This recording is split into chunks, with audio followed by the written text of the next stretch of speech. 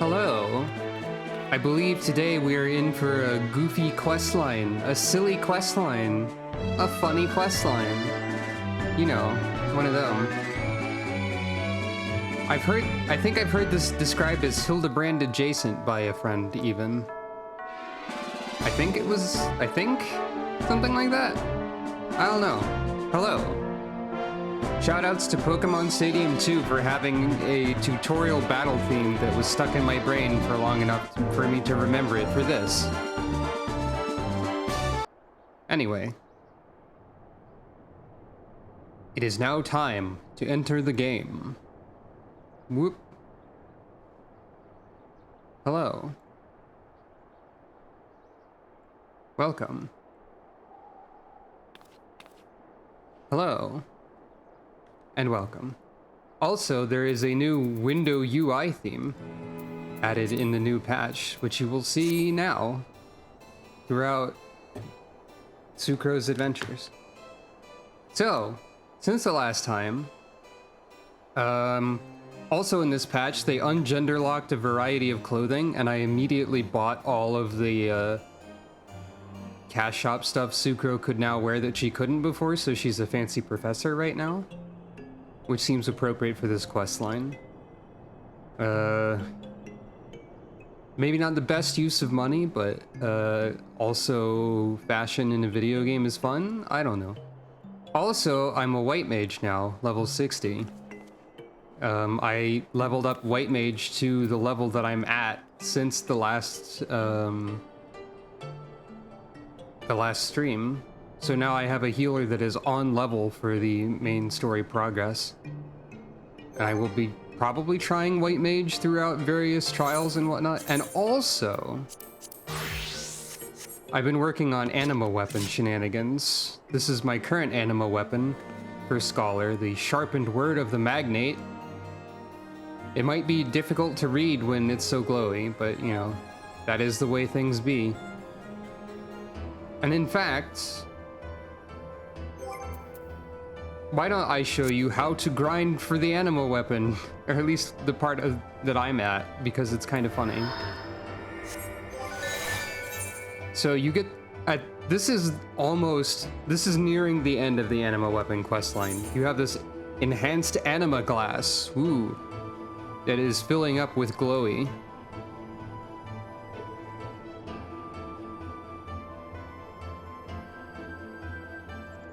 And what this means is that you need to clear certain duties a bajillion times. Apparently the fastest way to do this is with a full party of unsynced people doing Alexander Part 9 Savage over and over.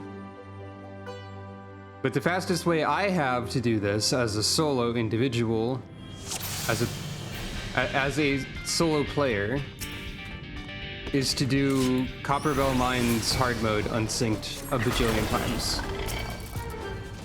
So let's run through that for a few minutes, just because it's funny.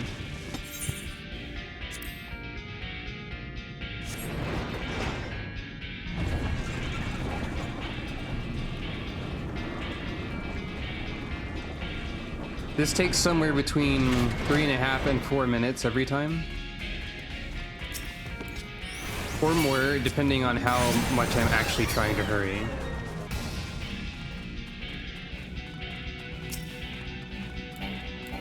According to my not very exact calculations,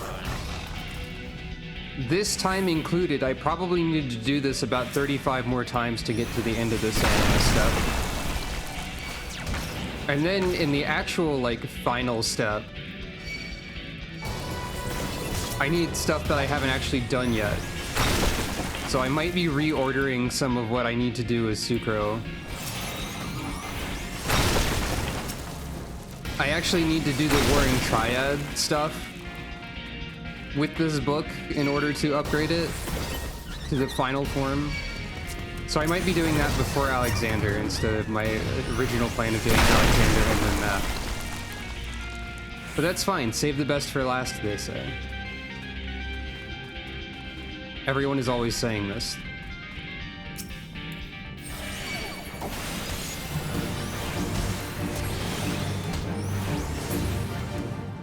Where is Burn, anyway? That's a great question.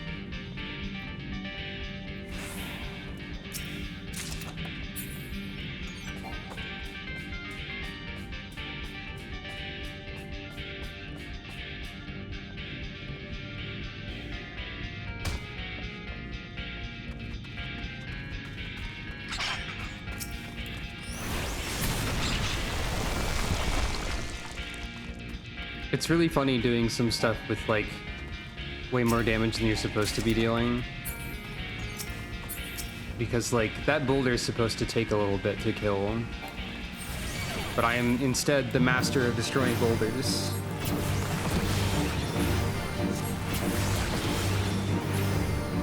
Also, this boss is supposed to have a gimmick, but I don't care about it. The other dungeon that you can choose to do if you are trying to level anima quickly without a party is Brayflock's hard mode. But I've decided I prefer this one.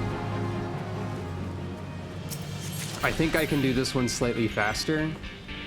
Also, I think if you mess up deleting the final boss of Brayflock's, there's probably long invincibility periods for it. I don't want to really risk that, even though I don't know if I can mess that up.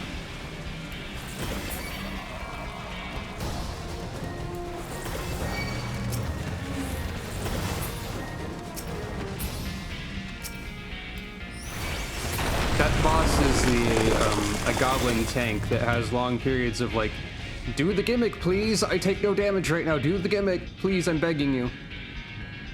Fight gimmick, please. But this one this dungeon you can just delete, so.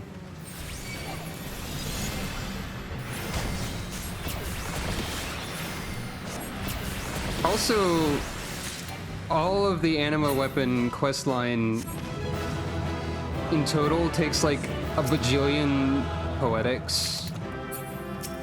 I could actually count the number. It's definitely like, it's probably close to 10 times as much as you can carry at once. And also, you can't buy all of the materials before you get to the steps that require them. But now that I've got one animal weapon, should I choose to make another one in the future, I can just buy all of the materials in advance and save a lot of time on most of the steps, which is kind of fun. I currently have 1,092 poetics, and 500 of that is going to be spent in the final step. I also have 2,000 astronomy that I won't be able to spend for a million years, and over 1,000 causality that I won't be able to spend for a million years. So that's something. But yeah. Guess we should get to the main point of the stream, huh? In just a minute. Oh yeah. But first, also, while I'm still stalling for time for no reason, there's also umbrellas. Umbrellas have been in the game for a bit, but there are new idle poses for umbrellas in this patch. Also, this umbrella costs like 1,000 gil on the market for some reason. It's super cheap, and it's also like really good because I just wanted a simple umbrella. Yeah, I really like this outfit. I can't think of any excuses to keep wearing it through story stuff. So it's going to be regulated to Scholasticate and possibly future Hildebrand. Oh no, a 20-minute ad. It is cute, and I feel like it fits Sucro, like personality-wise, character-wise. Speaking of cute, the umbrella dance emote is extremely good.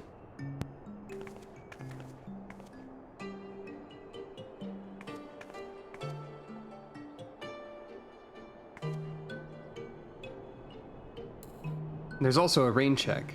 All you've missed is me showing what it's like to speedrun a dungeon for anima weapon, because I wanted to throw that in at the start. As just a little bonus thing, slash stalling for time while people appear.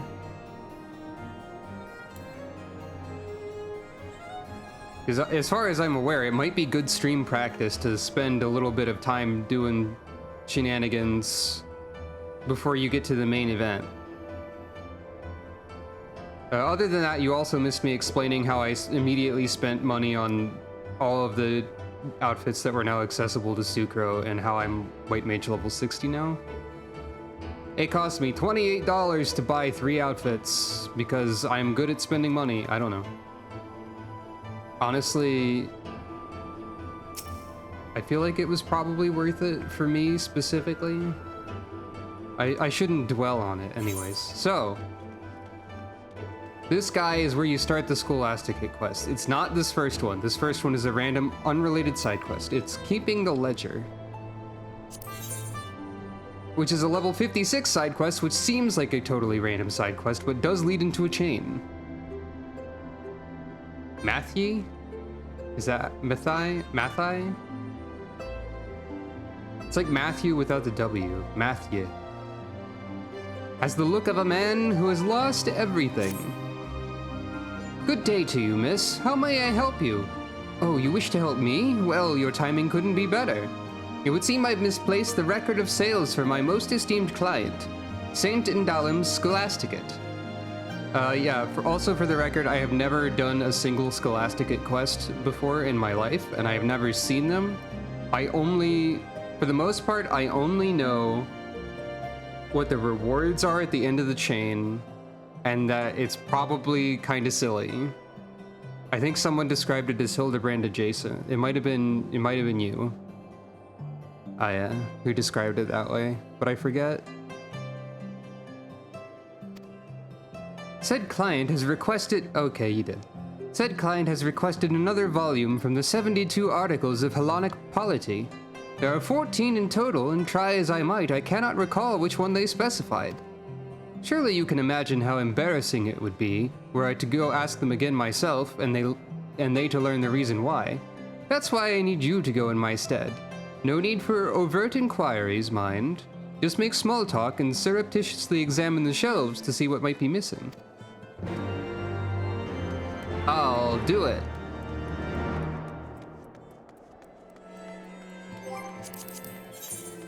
So yeah, Professor Sucro is on the case of looking at books.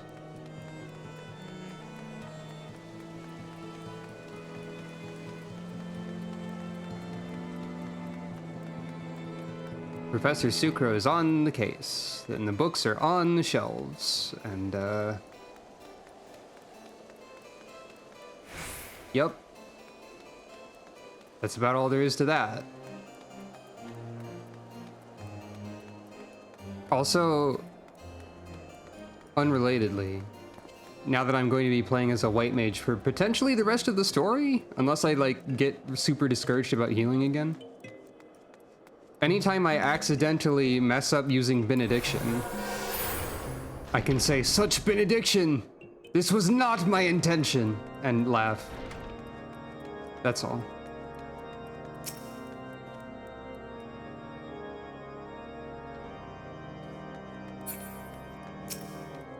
I have to speak with you. The 72 articles, I do recall borrowing a volume. Which one I cannot say. Would that I had time to read it. Truth be told, my so-called schoolmates have kept me rather preoccupied of late. Not a day goes by without them pulling some childish prank on my dear friend Theomonsen. I don't know how to say French names. Well, they try at least. I do what I can to see their plans come to naught. To know they will move on to become clergymen or even prelates. We live in a truly unjust world. Prelate, I think is how you say that? Probably.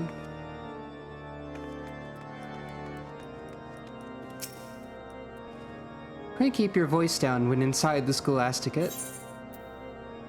Also, yeah, new UI option Clear Blue added to the patch. I think it looks pretty nice. You can see it in, for example, this menu. I am wearing the recommended gear for a white mage. Most of it is PvP, actually.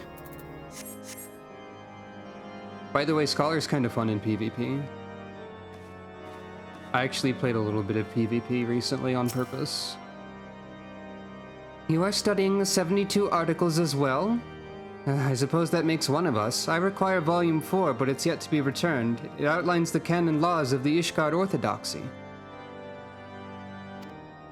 In truth, these books are all rather dense, especially after the 11th volume. You must memorize the teachings of the 4th to set a foundation for everything that follows. Lei was the last to borrow it as far as I know, but he's been so busy of late. Something about helping children being bullied. If he's truly so busy, I wish he would at least return the book to us. Do you think that line about studying the teachings of the 4th and everything after 11 being dense is a subtle joke about Final Fantasy itself? Because 4 is like what one could describe as the first quote-unquote modern Final Fantasy in a lot of ways. 1 through 3 were experimenting. 4 sort of like started setting the formula in place more. And then like 12 and onwards had a lot of content hours, I think. I think even 10 isn't super long compared to like 12 from what I know. That's totally a little joke about Final Fantasy, isn't it? Orthodox doctrine. I'm gonna poke it. Volume 10 is lying on the table.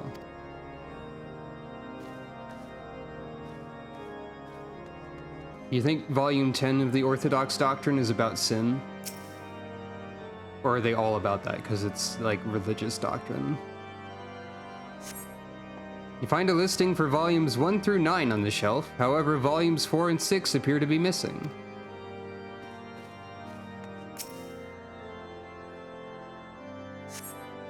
You find volume 6 on the shelf.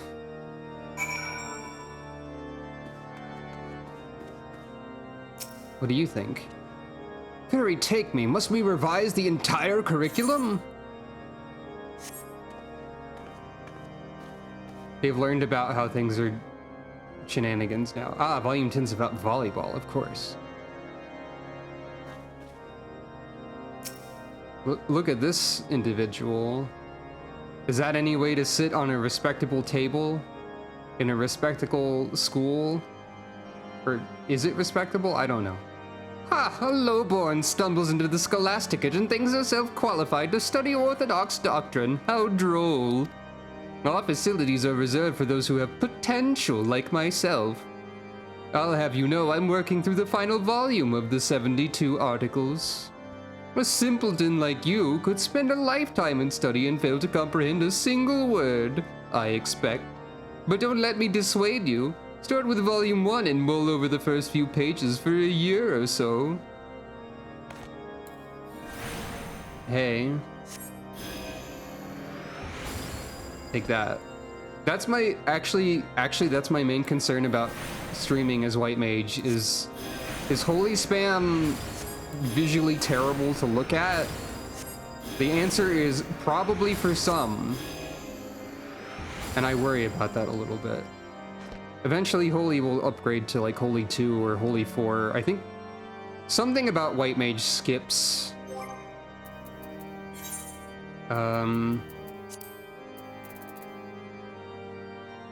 Yeah, there's like Stone 4, Glare. Glare 3? Who the fuck cares about Glare 2? Am I right? And then Holy 3. If I look at traits. Upgrades Holy to Holy 3. Yep. Oh, shoot. I don't have the chat cover on. Whoop. I just noticed that.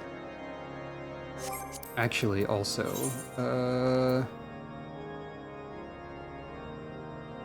I don't know where the tooltip for the action help is over here. I'll move that up to where item help also is. I've just now realized recently that I can move those so that stuff like this is viewable on the screen instead of being covered up. So now you can see the enhanced anima glass. Oh, you actually can't look at that unless you have the anima weapon equipped. Or if I hover over this, you can see that over there. A lore-bending battle bike. Speak with the seminarians, it says. They don't appear to be in here. Hey, what's your... Blackboard's completely erased. At the moment. Looking through little binoculars in order to scan the bookshelves. Over there. Oh, I didn't speak to you. Oh, pardon me. The 72 articles? Why, yes, I've been poring over volumes 12 and 13. The subject matter is quite dense, hardly something that could be handled in a single sitting. This is totally a joke about Final Fantasy, the more I hear about it. If you have need, I could bear to part with him for a short while. Explaining. No? I see. In that case, I shall continue my studies.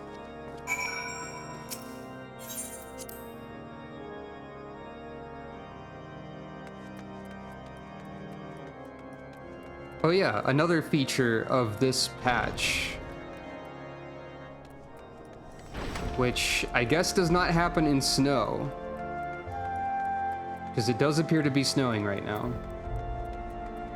is that you can set, if you go to your fashion accessories menu and you have an umbrella, you can enable or disable auto umbrella, which causes the umbrella to be automatically drawn when you're outdoors in the rain.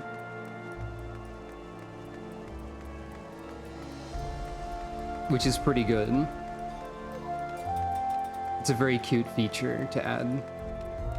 In my opinion, they should have a fashion accessories design contest or something so that I can submit the Ether Pool umbrella. It transforms into the Kinna umbrella when it's raining. Give us Ether Pool fashion accessories for fun, because it's funny. Back from the Scholasticate? Good, so which volume are they missing? Oh no. Volume 1, 4, 6, 8, 11, 13, or 14. I actually did not process what was missing. All of these are missing in some capacity. I don't think anyone mentioned 14.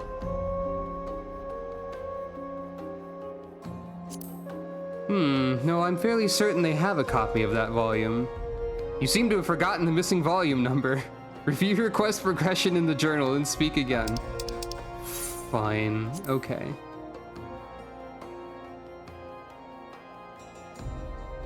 Puzzles.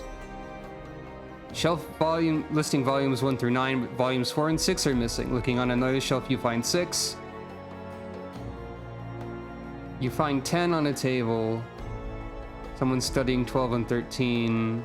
Someone is studying 14. Someone's borrowed 1, but they forgot which. But they borrowed 4. So what we're actually missing is 11? Because like, so 4 is accounted for, 6 is accounted for. 10, 12, 13 are accounted for. 1 through 9 are accounted for. 14 is... we're missing 11.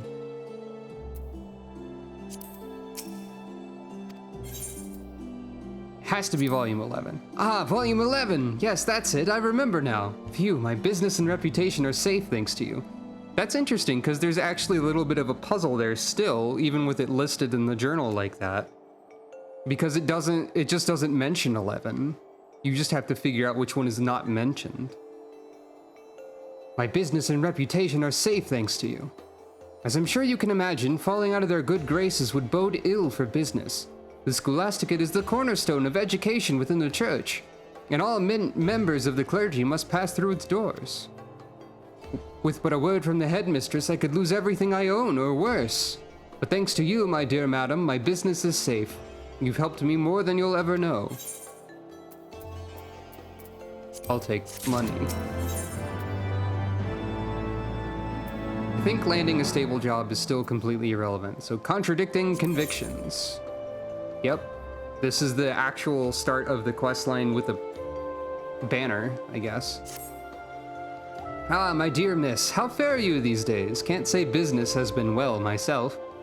As you are aware, the church is in a bit of turmoil and it's taking a toll on my profits. Unrest is understandable, yet there are many who are using the confusion to take out their anger on my best customers. Now, I'm not one to get mixed up in politics, but the students of the Scholasticate pay good gill for tomes and feathered quills. One made a request that I'm wont to oblige in order to keep the coin flowing. On behalf of her peers, she told me some disagreeable folk have been following seminarians back to the cathedral, hurling all manner of insults. Easily singled out by their uniforms, they don't feel comfortable walking out in the open these days, and that includes around the crozier. If you're inclined to keep an eye out for those who would try to harass the students, I'd ask you to make a round near the road to St. Raymonad's Cathedral. If you see anyone starting trouble, do what adventurers do best. You know, break it up, keep the peace, look intimidating. I'll do my best. Sucro is great at being intimidating. Parentheses, lie.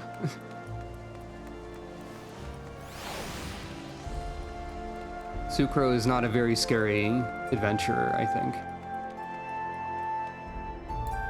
Check out my tactic for intimidation.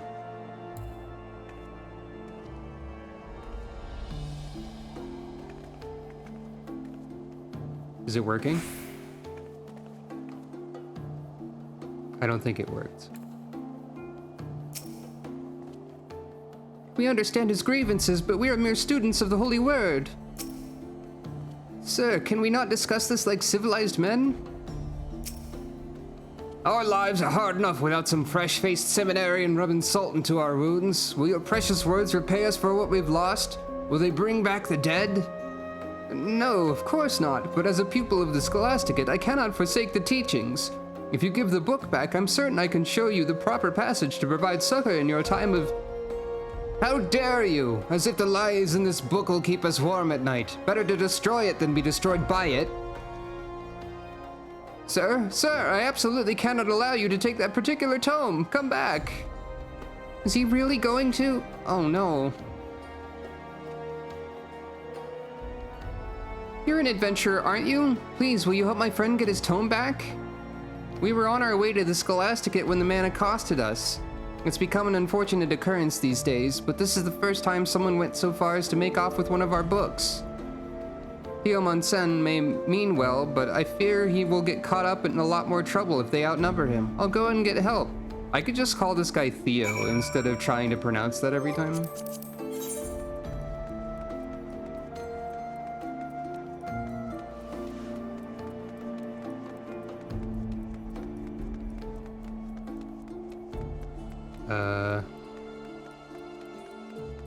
I'm always confused by these area transition markers in Ishgard. I guess this is below. Aw, shucks. But there isn't below. I'll just use the Ethernet.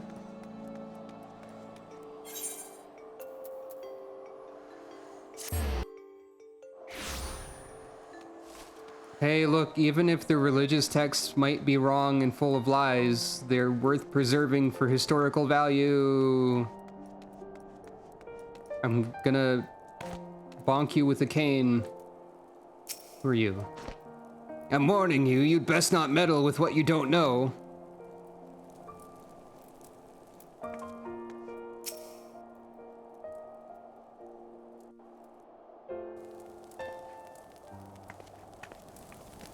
Hello.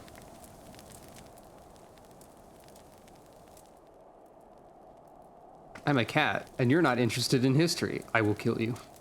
Well, what do we have here? Any ideas on what to do with these two, Ben? Ben, is that you? My goodness, what are the chances of meeting at a time like this? Please, I would appreciate it if you would ask your friend to produce the tome he's taken from me. Well, well, Theo, it's been a while. Book. careful now. I was in the mood for some light reading, but if you or your friend so much as take a step, your precious tome goes up in smoke. Ah, the Parables of Saint Daniphin. I know this title. It's the one we were read as children. I recall Father Choiseau gave you his own copy before you left the broom for your higher learning. Then you know how much it means to me. I made a promise to him to keep its lessons dear to my heart, and I've kept it with me ever since. All the more reason to burn it, to scatter the ashes and your dreams along with them.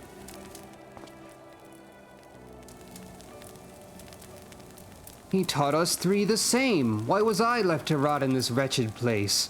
Why not you or Lay? Lay? What made you two so bloody special? Maybe your willingness to burn a book? I don't know. Put the book down, Ben, or I'll see you burned as well. Of all the people, you'd best watch yourselves. The world is changing and we won't listen to your lies anymore. I'll make sure of that.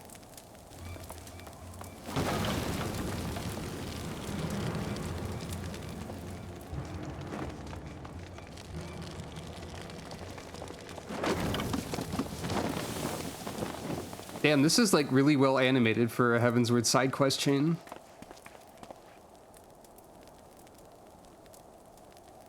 Me when seeing a book being saved from a fire. Damn, this is animated. Sacrilegious bastard, it's been badly charred. I'm sorry, but I'm afraid you won't get much out of it now.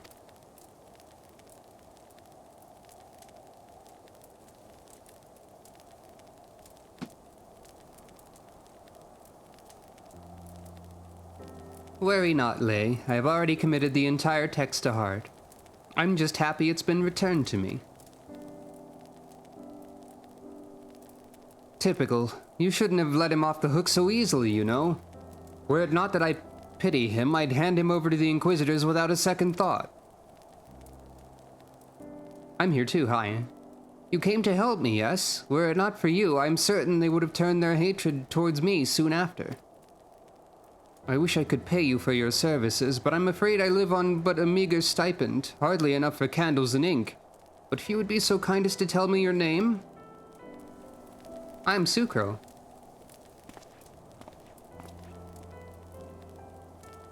Pay respects. Madam Funk, I'm sincerely grateful to you for your protection. I may not have much in the way of coin, but if you're ever in need of spiritual enlightenment, then you need look no further than the cathedral. Helone's blessings be upon you. It's still good, yeah. Especially with my Professor Funk outfit that I've got going on. Hey, I guess this is how it's Hildebrand adjacent. There's a mysterious shadowy figure.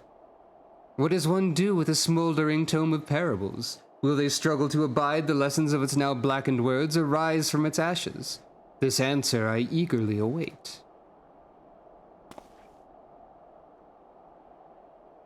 It's really funny when they have to depict the shadowy figure, but also have to depict them grinning.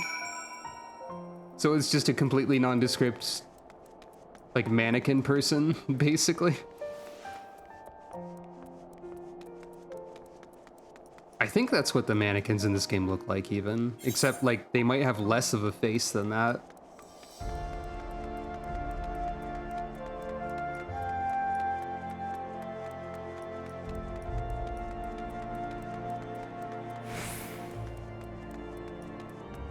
Oh, really?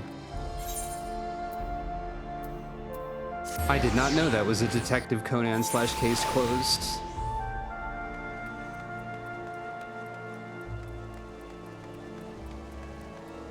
I think I've even seen some of that, but it was so many years ago that I don't remember that particular feature. Hey, does my weapon need repair? Yes, thank you. Part of me wonders why weapon and armor repair is still in the game. Is it a necessary system? I guess it's like a small gill sink that might play some sort of role in the economy somehow. Oh, thank goodness, it's just an adventure. I beg your pardon, but with all the violence in the streets, I find myself all too wary of those who approach me.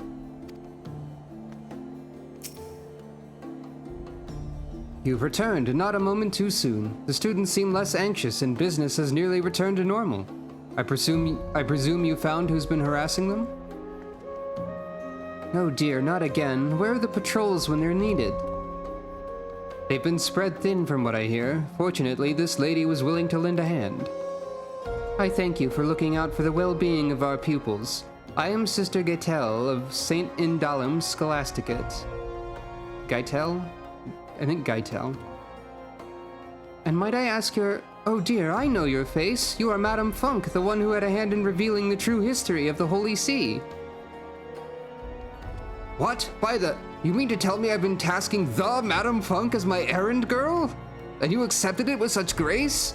Halone herself could not have arranged such a curious encounter.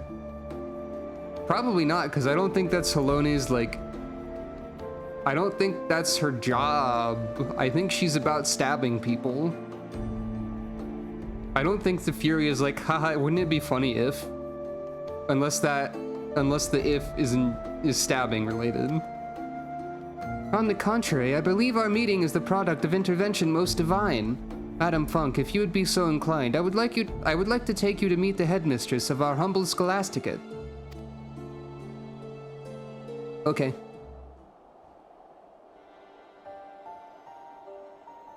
By your deeds was light shed on certain inconsistencies in Ishgard's history, and to a lesser extent the Church's teachings. Needless to say, the resulting controversy has strained the relationship between the people and the clergy.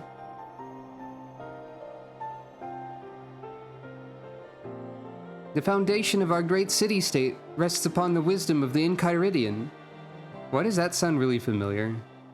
Alas, the low-born in particular have suffered greatly as a result of erroneous interpretations. Some have even begun to wonder if all our precepts have been thus distorted. Enchiridion, that sounds really familiar. Like that name has been used elsewhere for something. Shows up. It might be Adventure Time that I'm remembering, because that's probably the most recent use of it I have seen personally. We of the Scholasticate are wont to reflect upon these revelations deeper than most. Although we live as scholars, we had grown complacent, accepting a single interpretation set forth by the Archbishop and his predecessors.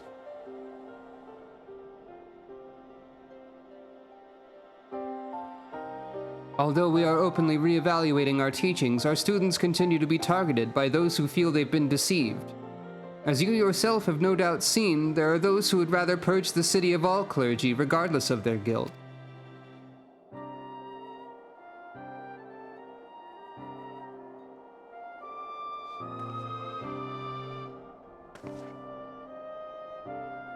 But with you on our side, surely those miscreants would think twice before harming our students. Pray come and visit our halls.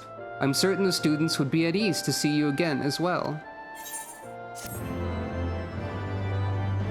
I've come to the conclusion through the various classes I've been playing and also various, like, I guess how she works in the story, that Sucro is very interested in history.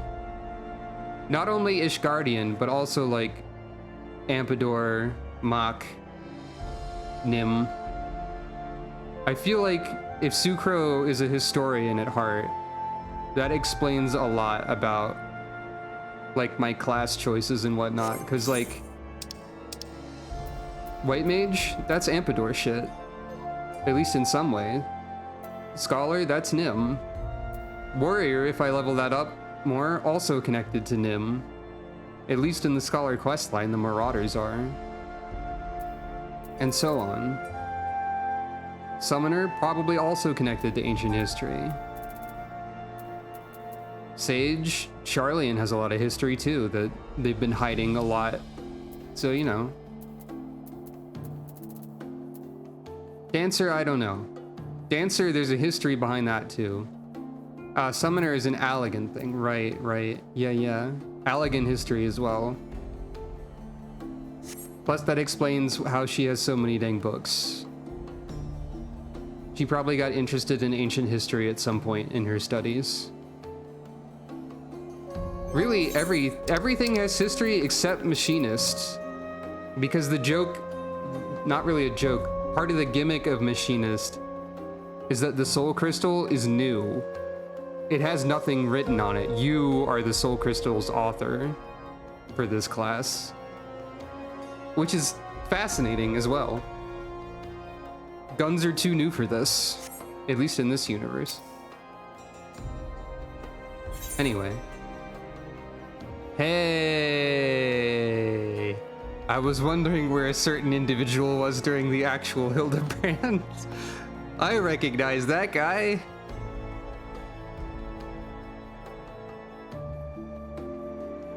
Gaitel looks at you with bright eyes. I must take my leave and return to the cathedral. Mathieu, it has been a pleasure. Madame Funk, I sincerely hope you shall consider my offer to meet with the headmistress. Halone's blessings be upon you both.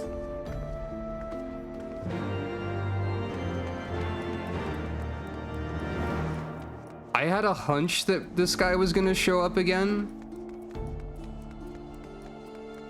And it might have been from some sort of vague memory that I had of something. Somebody just failed a desynthesis or something as I ran past them. Rip to that person. I saw an explosion in it and them shaking their head.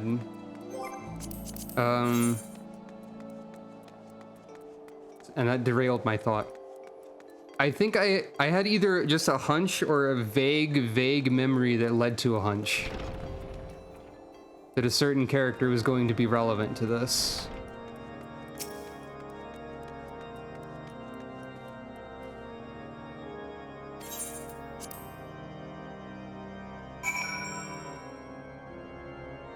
So that's fun.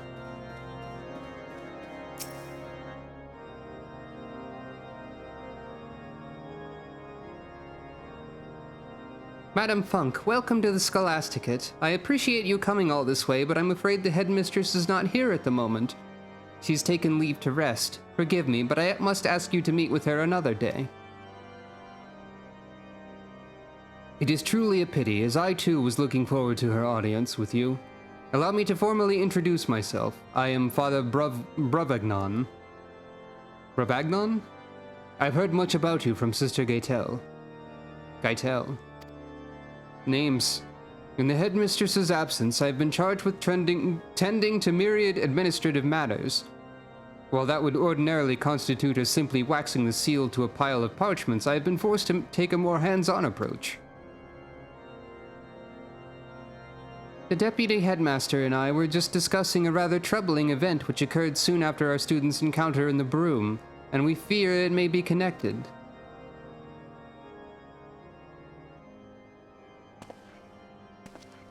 Ominous. Madame Funk, are you familiar with the statue of Saint Valeriant? The one in the center of the forum? House Zamayo's stonemasons have been working on chiseling a new head, and one of our students has been tasked with overseeing their work. Unfortunately, this student has since reported that the piece has vanished from the artisan's workshop. Given that it has little monetary value, Father Bravagnon and I cannot help but wonder if...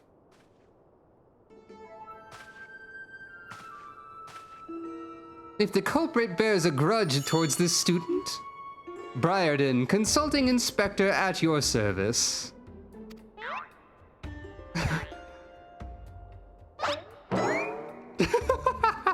The Hildebrand noises are here. Fantastic. Sucro? What brings you here of all places? Ah, don't tell me you were the hero that the students have been murmuring about. I cannot say I'm surprised. You are acquainted with my nephew, Madame Funk. Yeah, that's really good. Yes, mine uncle. You could say our paths have crossed more than once. Sucro's so short compared to him. An idea occurs to me. Sucro is an adventurer of exceptional skill in combat and deduction both. Pray allow me to appoint her as my assistant, no, associate. in my work here at the Scholasticate. A prolonged association is like to raise more than a few eyebrows, if not invite criticism. While I understand your concern, I'm willing to trust Briarden. Wait, I've always been saying Briarden, but it's Briardian. There's an extra I in there. Briardian's judgment. Madame Funk has shown nothing but compassion towards our students. At least permit me her company in ascertaining this piece's whereabouts. You may judge the value of our association afterwards. Is this the voice I did for Briardian like a million years ago? Probably. I think I probably just went as much all in on like that sort of accent as I could. And since then, that accent has been used for other people as well. I can't help it, a lot of the people in this game just have that accent. Very well, but notice to speak of this to the headmistress. I will allow Madame Funk to accompany you, but only for the duration of the investigation. And for the love of the Fury, be discreet. Nod. Excellent. Come, Sucro. Our first course of action will be to question the student responsible for overseeing the statue's restoration. Nod.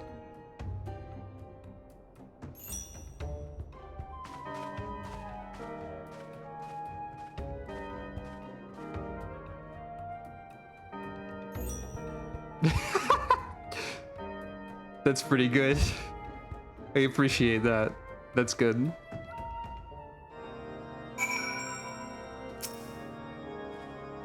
Your friendship with Briarden might be a blessing in disguise. I hope you will find the missing piece soon. I pray the Fury will give you the speed to solve this conundrum before the headmistress returns.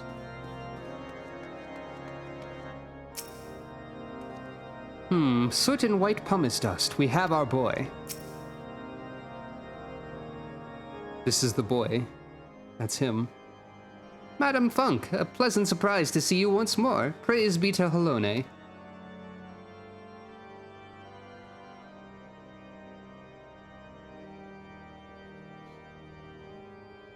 So you are asking after the statue piece. I made sure to lock the workshop door, so I don't understand how it could have been taken. But worry not, I take full responsibility and will personally see it returned. That won't be necessary. Inspector Briardian at your service. I'm told that you were recently harassed by several ruffians in the Broom, and I suspect they may be responsible for this theft. What can you tell me about these men? Nothing, Inspector. I had never seen them before in my life. And besides, why would they want to steal a statue piece? It makes no sense. In any event, as I said, the responsibility is mine and mine alone. Now, if you would excuse me. Admirable sense of responsibility notwithstanding, he's clearly hiding something. Notwithstanding. Where's the shine? Sucro, I think we may find our answers in Foundation. While I make inquiries in the Broom, I ask that you keep an eye on the Forum. Many miscreants are wont to delight in their misdeeds, and this one may be drawn to the statue. Nod.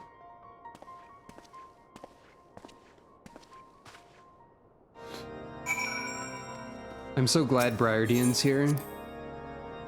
I honestly missed him during the Heavensward Hildebrand stuff. Though I understand he wasn't in that, like, probably because he has no real place in that story. And we did get... I forgot his name already, the Inquisitor guy who filled the same role as Briardian, in a way.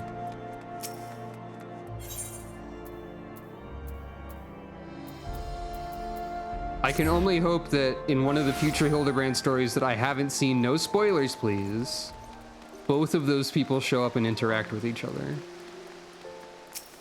Well, gee, it looks like something's happening here.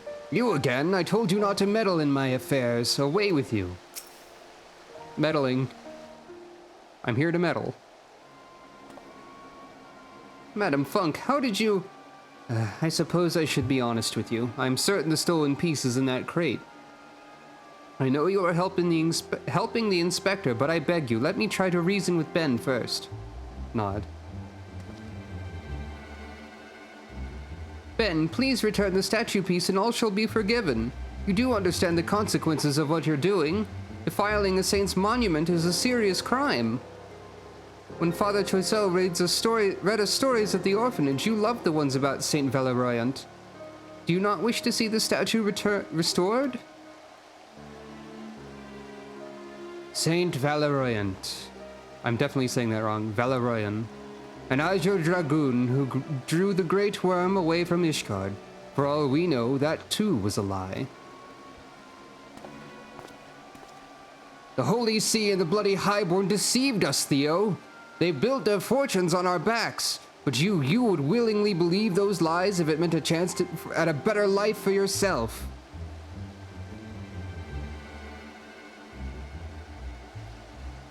I knew you were the one behind this. You've been following Theo and me ever since we met in the broom.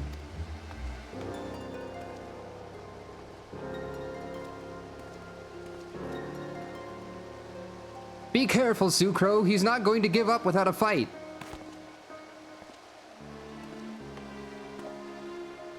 Wait, all of you! I still believe Ben will do what's right! There you go again, turning up your nose and spewing shite as if you're one of them. Don't you see? I am doing what's right. I'm ridding us of these false heroes. Bah, keep your bloody head in your library and lessons filled with lies. Believe them if you want, you're just as bad as the rest. I'm telling you, they still have historical value even if they're false. Come back. He is right to be angry. I dreamt of teaching our people to walk in Halone's grace. But when the scripture itself has been called into question, how am I to find my own way? Find my own way. Whatever should I do? Forge your own path.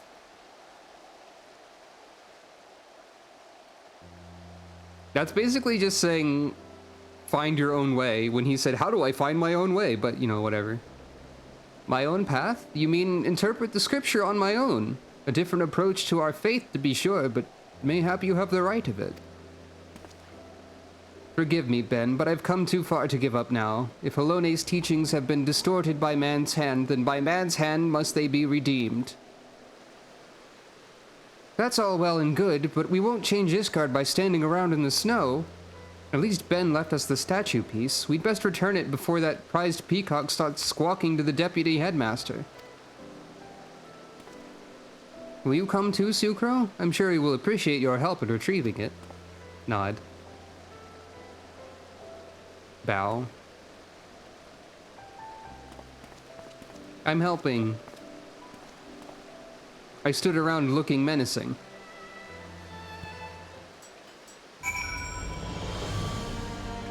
And then said vaguely something which apparently amounted to interpret the scriptures in your own way.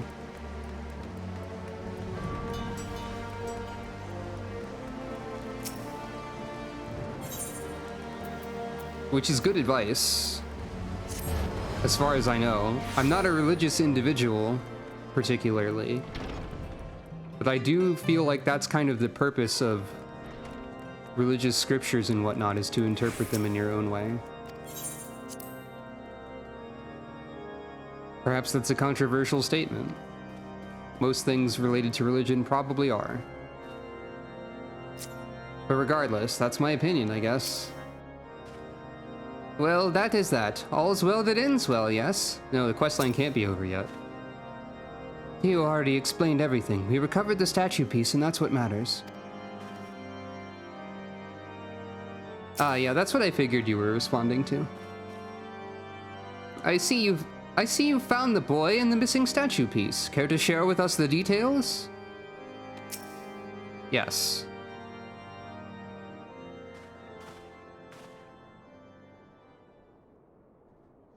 Bowing. Madam Funk, I see you've returned as well. Lay and Theo have just finished explaining to me what happened. I thank you for your help in resolving this matter swiftly.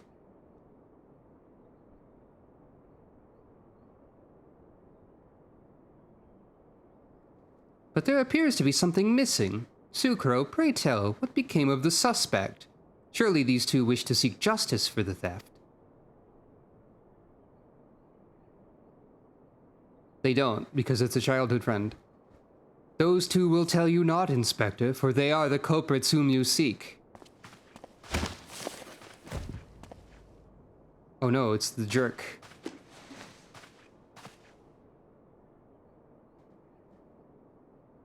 A jerk? The jerk? Multiple jerks. Allow me to shed some light on this troubling situation. As a son of House Zemail, it pained me to learn that our artisan's precious work had been spirited away. So I saw fit to conduct my own investigation.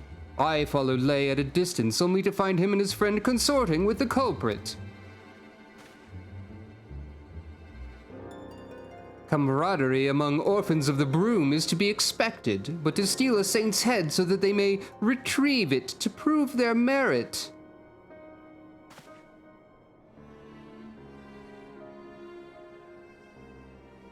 And such desperation that they would desecrate a tome in this manner. You would expect a seminarian to treat any holy text with the utmost care, even if they are but children's stories. Piss off, you priggish whoreson. Tsukura was there. She'll tell you you're wrong. Enough. You will all conduct yourselves with decorum as befits seminarians. Lay, we will discuss penance for your foul language soon.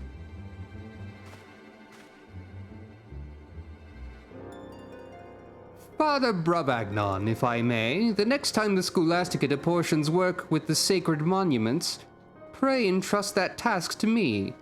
I am certain the artisans of my house would be at ease knowing their work was in cleaner, more dependable hands. I'm a fucker. I suck. And as for my ignoble peers, if the comprehension of advanced scripture is still beyond you such that you require a tattered tome of children's lessons, then allow me to procure for you a new copy with mine own coin. You need not thank me. House Zemail prides itself on charity to the deprived. On its charity. Wow, that guy sucks. That guy also sucks. My tome, if you would. Oh.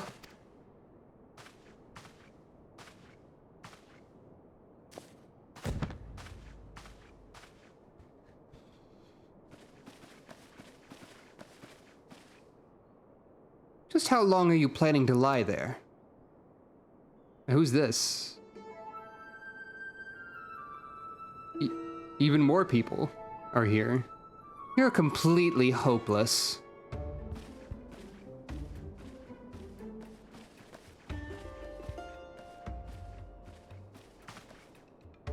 He was only lying there for like 30 seconds. Aw. Thank you, Blazy. Blazy? Something like that. Oh no! This is such a school anime questline right now. Oh. Extremely school anime. Tsukura's here too.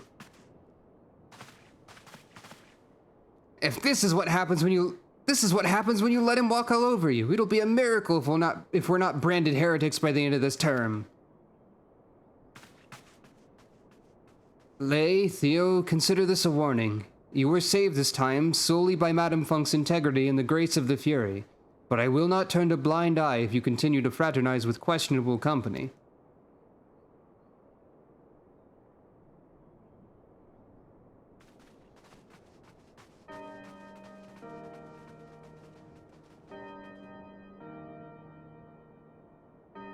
Ah, the insurmountable wall between the highborn and lowborn. I wonder, did our ancestors build it brick by brick, or was it fate which drove us apart? And where shall we go from here?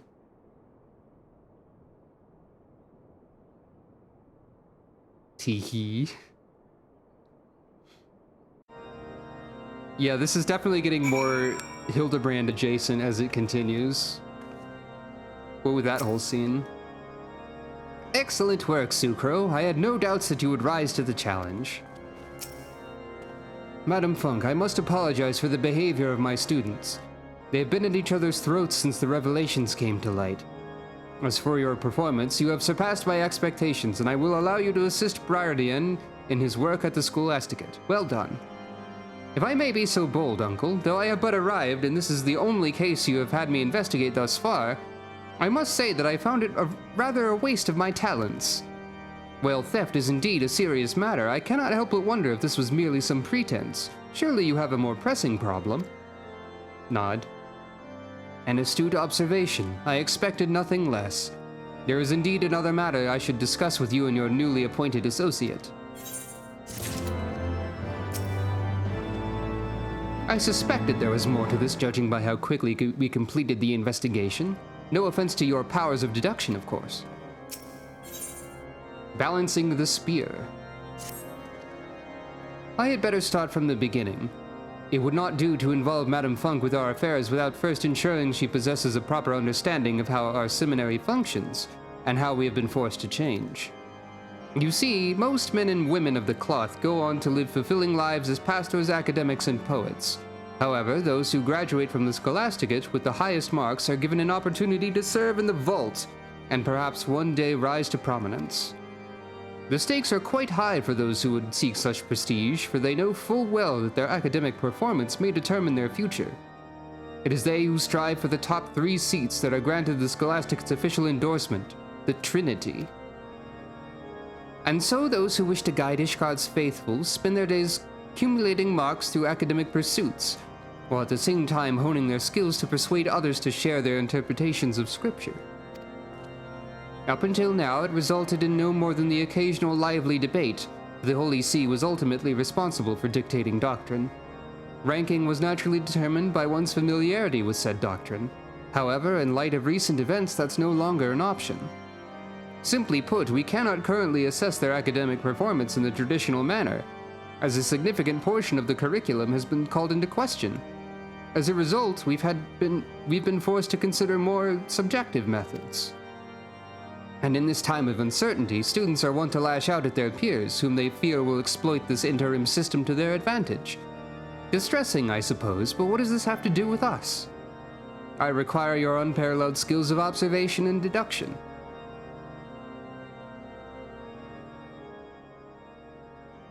The only way to put an end to this bickering between students is to ensure beyond a shadow of a doubt that our interim evaluations are conducted in a fair and equitable manner. I ask you to stand as an observer.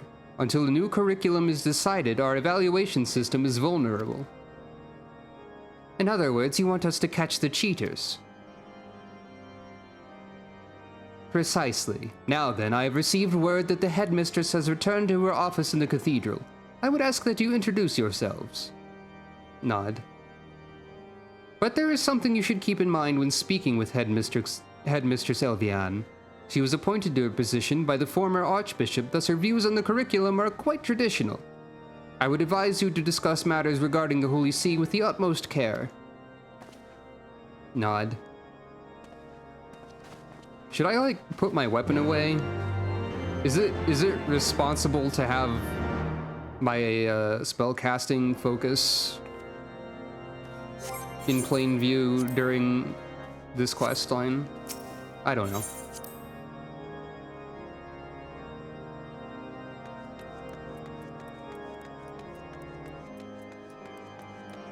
Alright, Scholasticate Deacon time. Whoop.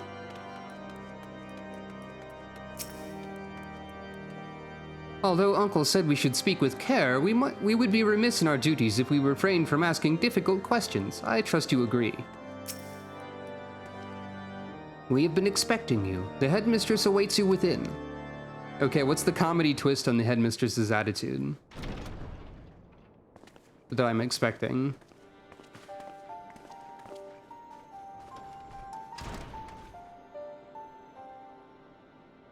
Headmistress Elviane, may I have the pleasure to introduce the individuals who shall be in charge of keeping order at the Scholasticate. This is Consulting Inspector Briardian and his associate, Sucro Funk. Sucro Funk, I must say, Father Bravagnon, your selections are rather appropriate. Ahem, we thank you both for your service in our time of need. I have the same old lady face as a character from a different questline, but don't pay attention to that.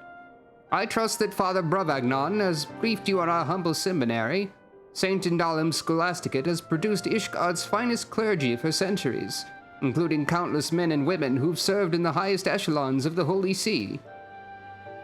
It's a very similar face, if not exactly the same. All of whom were spared a brutal death on the battlefield in service to a misguided war they perpetuated, or so some might be given to say. Indeed, some might, and they would not be entirely mistaken, for while we were wholly unaware of the deception perpetuated by the archbishops, we did unwittingly sustain it to our sorrow. The idea that we willingly subjected them to false precepts is, of course, preposterous, a contrived fantasy. Nevertheless, some fervently believe it true, and these self-same individuals have come to view our instructors and students as targets for their misguided anger. It is of paramount importance that we restore faith in the teachings, yet how are we to regain the trust of the common man when our own seminarians are embroiled in childish quarrels?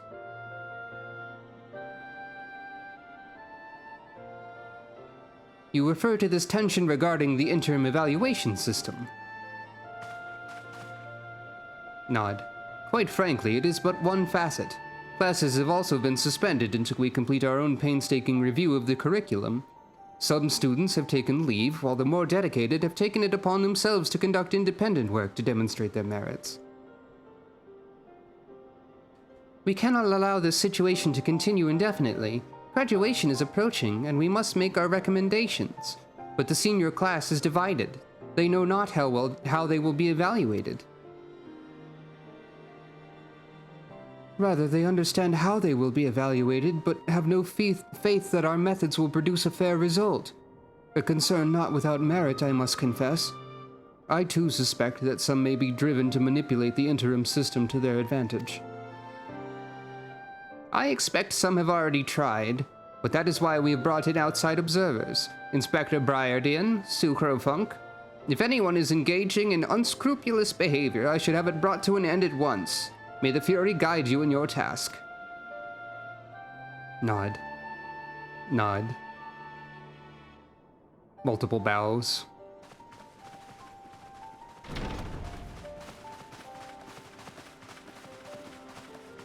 Am I the shadowy figure that lurks in the shadows? Who can say? That's just an offhand random guess, but it could be. So the headmistress also thinks some of the students have attempted to cheat. Surely one who desires to join the clergy would not be foolish enough to stoop to such behavior. The Fury knows all and sees all. That's correct. Sucro is dressed as a fancy professor today for Scholasticate questline.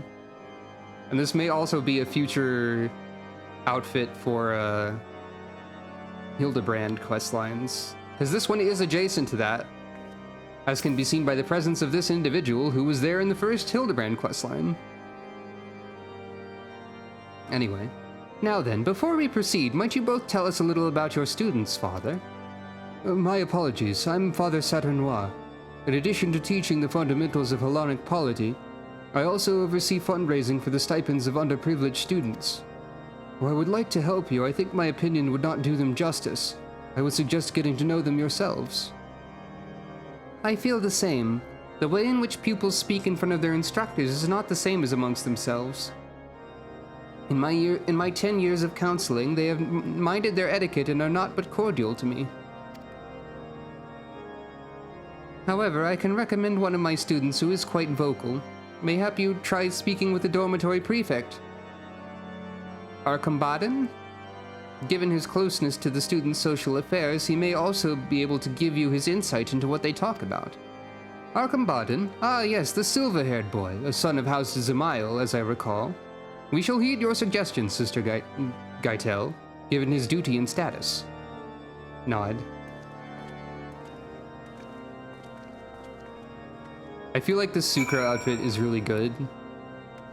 But I can't think of any excuse for her to wear it for, like, main story stuff. So I'm just gonna wear it whenever it seems appropriate. Also, it cost money to buy and was only available to male characters before the patch.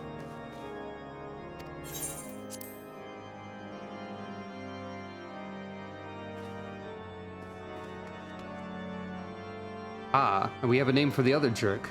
Le Brassoir. So Lay's lackey is helping the inspector now? While I have little interest in noble bloodlines, I'm not unfamiliar with the Count de Zemail's sons. Has no one ever told you that brandishing weapons is frowned upon in places of enlightenment? Look, I hid my weapon a second ago for the same concern, sir. That is, unless Lay has sent you to stir up more trouble. Rest assured that my associate inspector draws her armaments only to resolve troublesome situations, not create them. We merely came to ask of your well-being and your expectations for the future. Under the auspices of the headmistress, I'm sure. Very well. I, Le Brassoir de Bonfort of House Bonfort, in service to House Zemail, present to you Arcrambaden de Zemail. Arcrambaden. As prefects of the Scholasticate dormitory, we are responsible for keeping the peace between our fellow seminarians. And we are shit at it. Correct me if I'm wrong, but are you not the foreigner who went to rather great lengths to expose the Archbishop's falsehoods? Responsible for the re-evaluation of the entire curriculum? Nod. Quite the resolution, that. And for what? Every great nation's history is marred by the sins of the past. Alamigo, Ulda, Limsalominsa? Please, each was built on a foundation of lies and blood. Yes, but the real history is also lies and blood. And that's also important. History is important. Don't make me draw my weapon and, like, bonk you in the head with my white mage staff for 10 damage. I'll do it. Which is not to say we elites should not learn from these mistakes, but we who have served as shepherds of the people for 1,000 years have a duty to maintain order through the preservation of tradition. Would a Wainwright cast aside his father's best cart when it has but a broken wheel? Depends on multiple factors, I think. Because it could be more than a broken wheel. And also, like, Ship of Theseus stuff, if you replace all the parts of the cart, is it still the same cart? And, like, that might be a tangent, but... Indeed. Our Crombin and I have said as much to those who support a more radical approach. The last thing we need is young seminarians running about crying for reformation. I see. So you've both been quite active in convincing the other students to see things your way. How have you fared? 'Tis hardly a daunting task. Many seek comfort and consistency. Sister Gaitel has tasked us with bringing back the students who took leave. Why not let our results determine how persuasive we are? I thank you, gentlemen, for your cooperation and wish you the best of luck with your efforts. Now then, Sucro, if these students are bringing back their truant peers, there must be others who are doing the same. Let us split up and seek out the participants.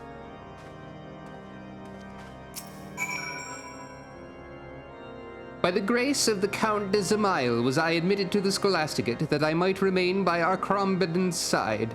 He is the sun which shines the light of truth throughout these halls, and I am but the moon which reflects his radiance. Alright then, jeez. If you say so. In addition to preserving the other students' welfare, we prefects also take it upon ourselves to conduct study sessions and volunteer activities, so that all may receive a rich and fulfilling education. Also, sometimes we are assholes. So that all may receive a rich and fulfilling education.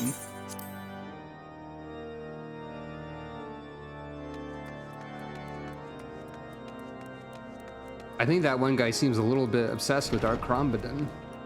Just a hunch. Okay. I need to go down here.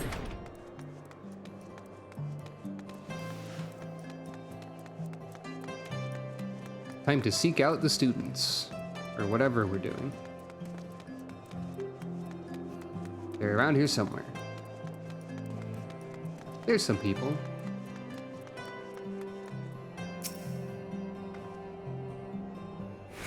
Can't you talk with him another time? I finally got his attention and I'd rather you not interrupt. You too came to hear Kramavoy speak? The wisdom of a scholar with the soul of a poet. When he recites scripture, I just... we have the... I see then. So that is the school anime character trope that you fit into, is it? Whatever that is. A new exotic flower graces us with her presence today. Well met, my dear.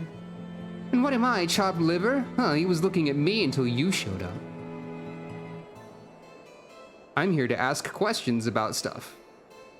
Ah, I see. So you're helping Inspector Briardian. A pleasure to meet you. I'm Kramavoy de... Maintigny, but you may address me simply by my first name. So what brings you to the Pillars? Could it be you are to observe how we go about convincing truant seminarians to return? Then by all means, let me show you how it's done. Nod.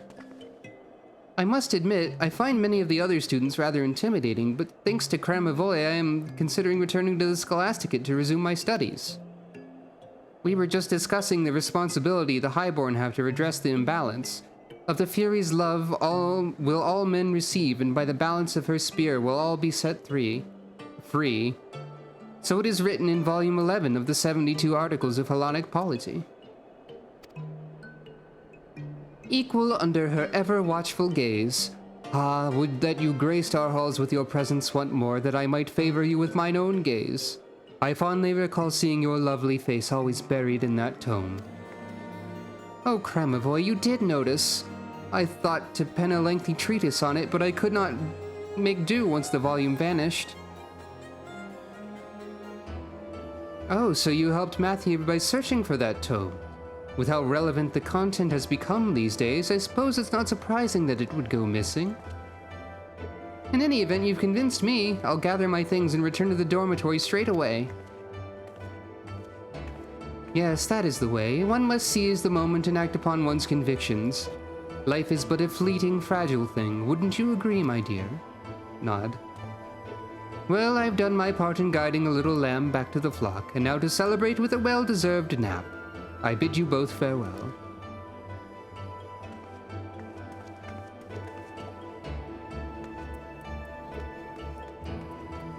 Alright then. I mean, that all seems fairly reasonable.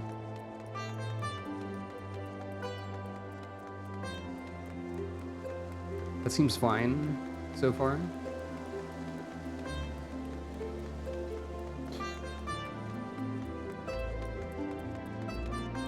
I'm not entirely sure what I'm looking for. Oh hey, it's Theo. And Lay. Sucro, it's good to see you. Fighting the good fight lately? Oh, hello, Sucro. Lay and I were just about to visit our friends in Foundation and try to convince them to return to their studies. It's been difficult since we aren't exactly held in high regard right now. The dormitory prefects have made sure of that. We must do all in our power to motivate our friends to come back to the Scholasticate. Then we can strive for high marks together. Right, and then we can convince our peers that we are just as worthy as any highborn in the clergy, that they will welcome us with open arms and all will be well in Ishgard. If our Krombadin and his cronies receive the Scholasticate's endorsement, no one will ever listen to us. We can't let them take the Trinity. I would rather not think of it that way, Lay. Let us just focus on bringing back as many people as we can. Well, that's how the Highborn are thinking about it. The more vocal we become, the more they'll see us as a threat. That's why we have to stick together.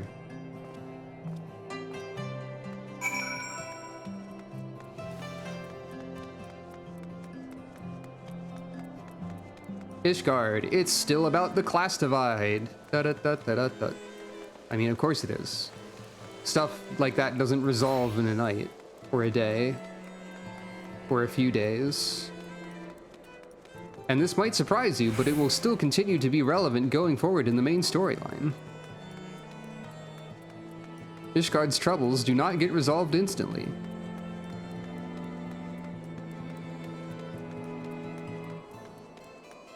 That probably will not surprise you, actually.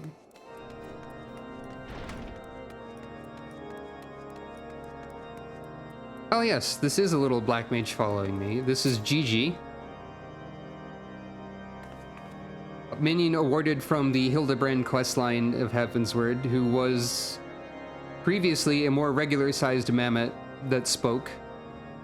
Gigi is a direct Final Fantasy IX reference, and his actual name is also Vivi, to make it even more direct. But after that questline, Gigi shrinks down a little bit and follows you while, like, recharging. What does the minion guide have to say here? Vitality levels are dangerously low due to a power drainage necessary to save the lives of his companions. Yeah, he used like a super magic spell. Gigi knows the secrets of time magic. Anyway.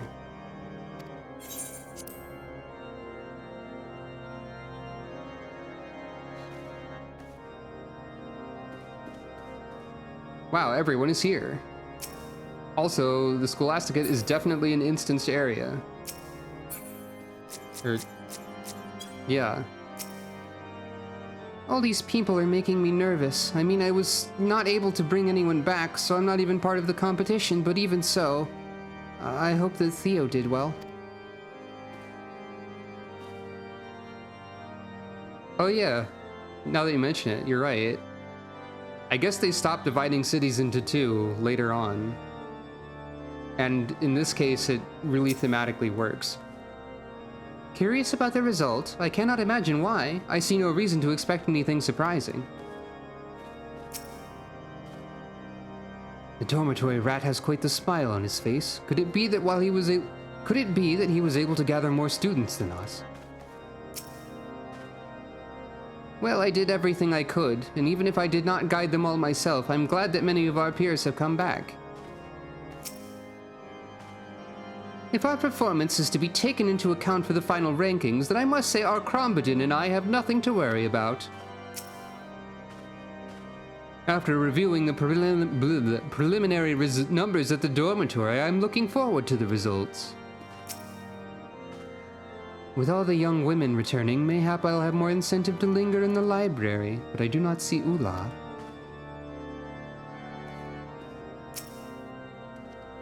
It would seem that our Krombadin and Lebrasora had quite the advantage, given their experience with managing the dormitory. That makes sense. We shall announce the results anon. Right then, let us see how competitive these students truly are.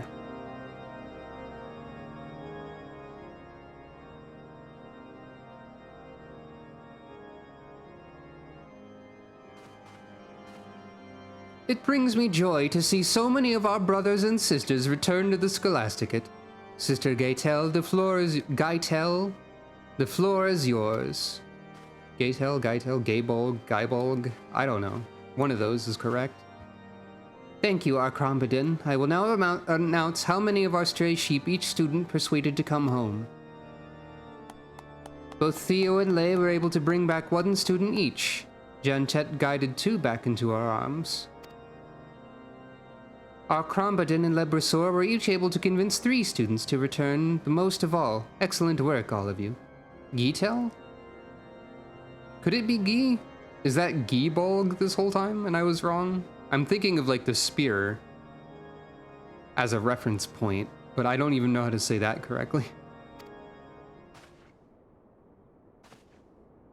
Wait a minute.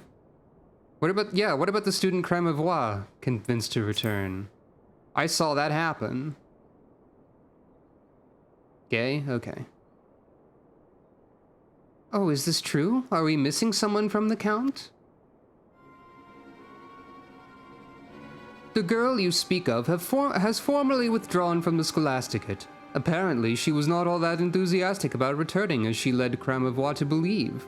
Mayhap she chose to play along so that he would cease his harassment. Perhaps it was for the best. She rarely engaged her fellow students, instead choosing to sit alone and read the articles of Hellenic polity. Given the recent revelations, I suspect she became disillusioned with the faith. Strange you would say that, Lebrosor. When I last spoke with her, Ula was quite interested in Volume 11's Equal Under Her Ever-Watchful Gaze passage. The one that you and your master would sooner pretend did not exist. If she were the victim of harassment, I rather expect it was at your hands. Are you implying that we had something to do with it because we did not share her views? What rot! You dishonor yourself and your house with such baseless accusations. Rather you would if aught remained of your house to dishonor. It's French in this case. I yield, good sir, I yield. I lack the qualities the Honorable Lord Arcrombodin possesses, which enable him to deliver such observations. Well, if Ula has withdrawn, then I must mourn her departure by walking through the dormitory halls reciting excerpts from Volume 11.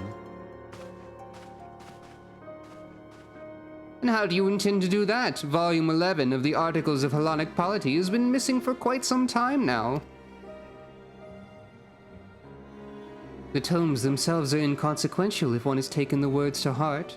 How fortunate we are that the wisdom of our forebears is not so easily forgotten. Would you not agree?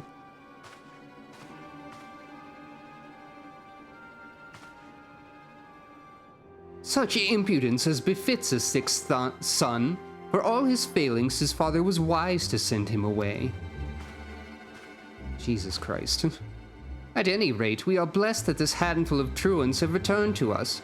Truly, it is the Fury's will that we overcome these trials and tribulations, and move forward with a singular vision for the future. Gaebjorg? Well, is that Gaelic or French? I am not good with pronouncing things.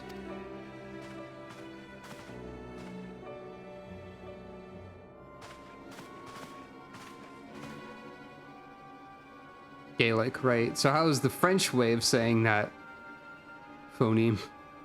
A student with a keen interest in a controversial precept who withdraws without explanation. This seems rather odd to me as well. Mayhap he is worthy of our attention. I agree, Briardian. This seems fucked up and incorrect. The 5 pupils who brought back the truants are no doubt vying for the highest marks, but it would seem the dormitory prefects came out on top this time.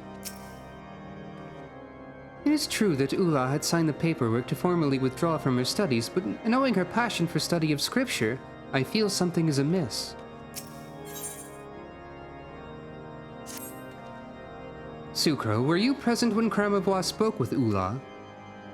Yes, I was.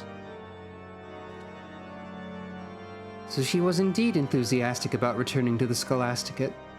Then why did she decide to withdraw? Cramavois all but accused Arcrombodin of having a hand in it, as well as the disappearance of this Volume 11. Not more than slander spoken in anger, perhaps, but the situation does merit further investigation. We look forward to your results, Inspector. Mistress Funk, if I might have a word with you in private, pray meet with me near the plaza in front of St. Raymonad's Cathedral. Nod. Whatever her reasons, it is our loss. Ula was an excellent student. I have no interest in this short-sighted squabble over seat rankings. It's only natural people would try to take advantage of an unfortunate situation. Find a way to atone for the distortions of truth and guide the people back to the faith in a peaceful manner. This is what I will focus my efforts on. Thank you, Janchet, for your good opinions. And your not being a shithead. Of which there seem to be multiple. Multiple shitheads are present.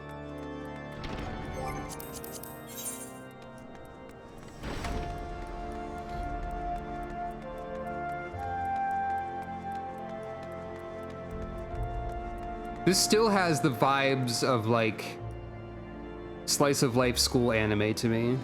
Especially with the way that one girl reacted to Theo, but, like, in general, this is the sort of plot that they would add to a slice of life to keep it from, well, a plot that would sort of like run through a slice of life anime or slice of life adjacent anime that would then be relevant like more and more towards the ending and like the major parts of the story.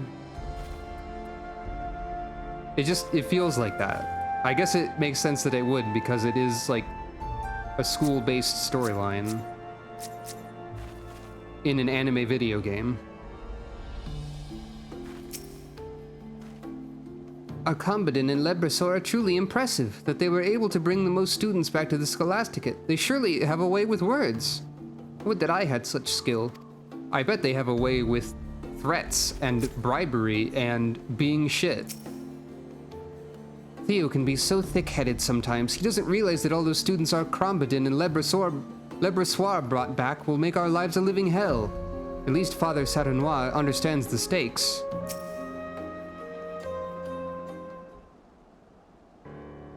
Oh, I didn't expect it to not be like this, for sure. Thank you for coming, Mistress Funk. You are already acquainted with my two best students, Theo and Lay? Nod.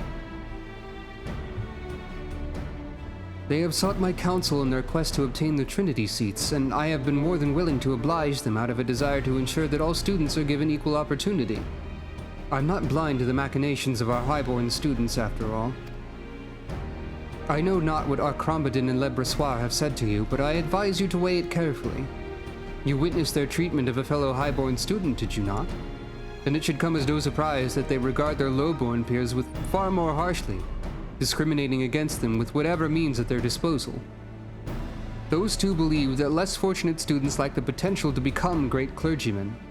But if Theo and Lay can obtain the highest marks and secure their places within the Trinity through their hard work and virtue, then these misguided beliefs would be proved wrong. While that may be true, they would continue ignoring them. They would immediately say that their beliefs are still correct, and that somebody else did something evil and bad because they're shit. Even if we were to succeed, what difference would it make? Those who disagree will not be so easily swayed, and those who sympathize will be reluctant to speak out for fear of reprisals. Yeah, exactly. Then you must find allies who are fearless, who do not flinch in the face of threats. Mistress Funk, have you come across any who fit that description? It's me! But also, what about Crème of Bois? He seems helpful.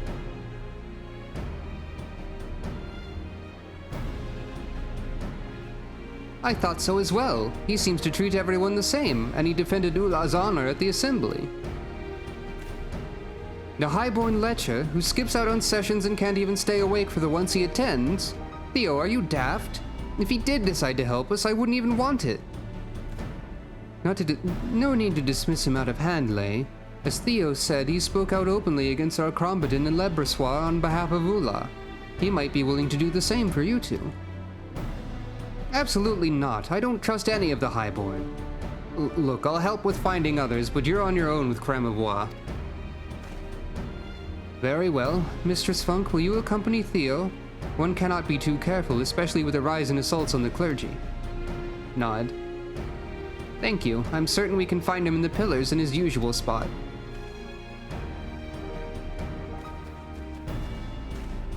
This is either going to be... Crème of Bois is a surprisingly reliable individual when he needs to be, or Crème of Bois only cares about girl and will not help these two at all.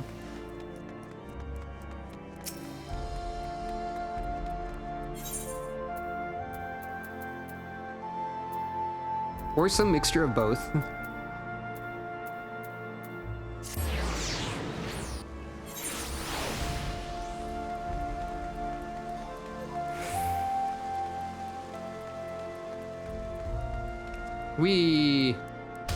Ow. It's you again. And I was so close. I'm not going to get anywhere at this rate. Well, I appreciate a scholarly debate as much as anyone. Your bespectacled friend does not seem to understand that this is neither the time nor the place. I thought he'd be more receptive to my appeal, but instead he seems rather annoyed. Can't you and Freckles see we're busy? Leave us be. Freckles, you certainly have a way with words, my dear. She is quite right, you know. We have more pressing matters to attend to. Cremavois, please, will you not help our cause? I believe us to be like-minded individuals. Those who desire a new path for the church, one based on principles of... Ah, so earnest and forthright. How adorable. I can hardly resist pinching those soft, supple cheeks. Oh, for the love of... Come, darling, let us go somewhere that will afford us privacy. An offer I dare not refuse. Good luck with whatever it is you're about, Freckles. It was, he doesn't care about anything but girl. I knew it. And yeah, I've liked this so far. When I've said it feels like an anime, like a school-based sort of slice of life anime or whatever, that is a neutral statement. That is not like a, I dislike this or anything like that. He's gone. No, I cannot give up. The future of the church depends on us. I was not given an opportunity to explain in full, so I will not leave his side until he hears me out. Theo, I don't think this is a good idea. Theo, I think privacy is important.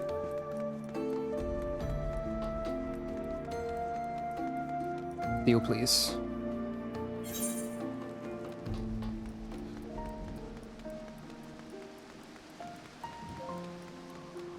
Wait, what's this?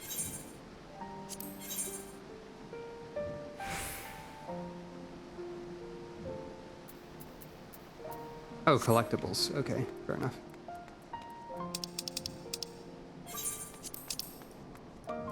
Oh, you were right there. Maybe? Oh, you're like below?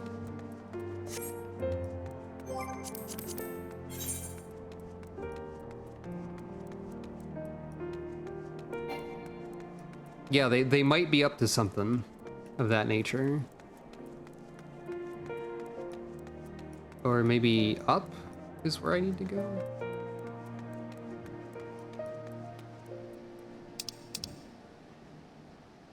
Is there a building that you can go inside here? Oh, you're just up there.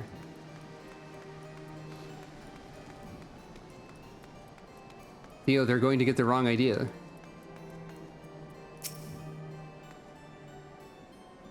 This is not what you think.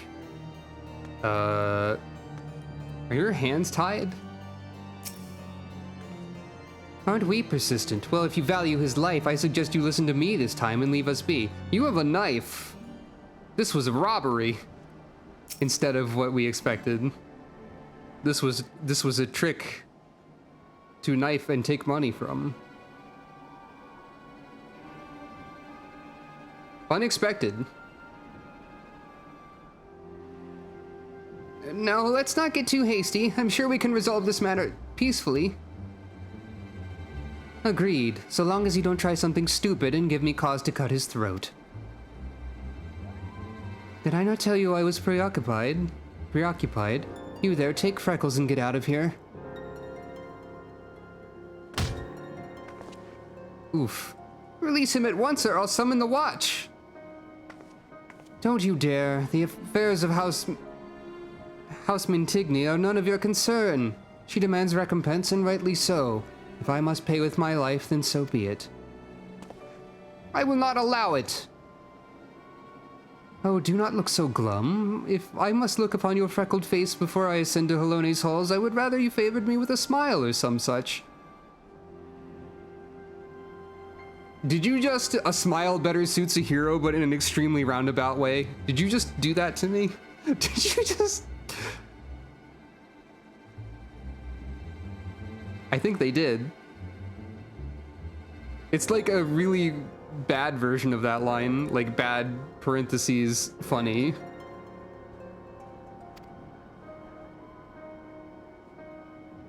Father's sins are mine alone to bear now, mine alone to answer for. Mayhap in death our house shall at last be redeemed. Oh. If you say so.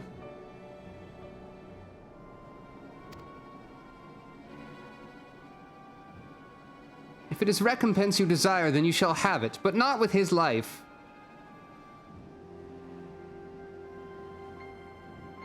The Fury forgives not those who kill their fellow man for wanton purpose. Permit him to address your grievances with coin, and you may have your justice without sin. Furthermore, I offer myself to you as a hostage in his place, that he might be free to secure sufficient ransom. Have you gone mad? I told you this is none of your... I will not abandon such a pious soul, one who shares my desire to make the world a better place. We are not so different, Cremevois. We have the chance to make amends for the sins of our fathers. To make Ishgard whole again. I cannot do it without you. I don't think she's that sort of person with a knife. I think she's just a person with a knife who wants to kill somebody.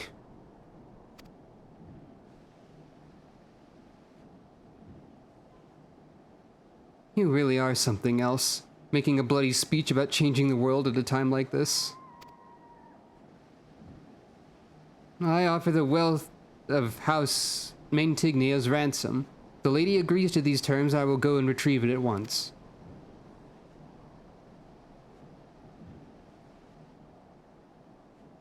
I'll take her silence as a yes. Now then, come, I've always wanted to tie someone up. What? Hey.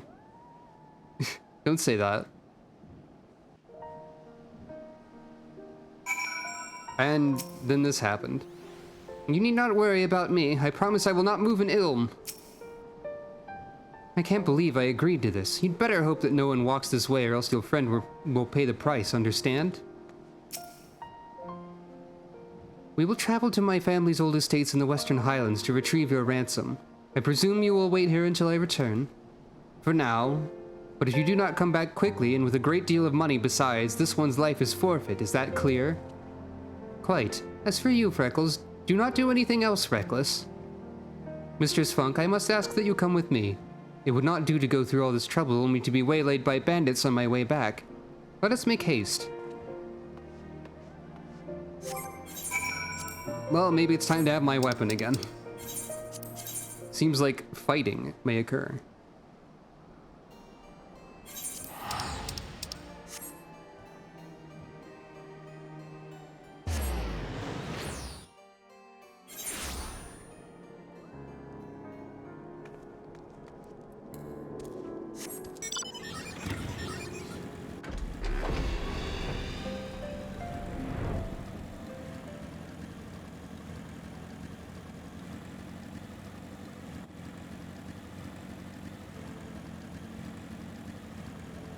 Yep, pretty much. I'm a healer.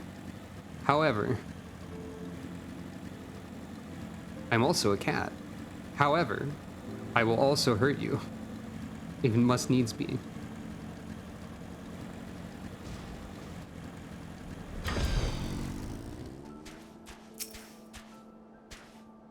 Forgive me, my family's fortune is buried not far from here, but I would rather retrieve it alone. Pray remain here a moment and keep watch for bandits and wild beasts. Okay.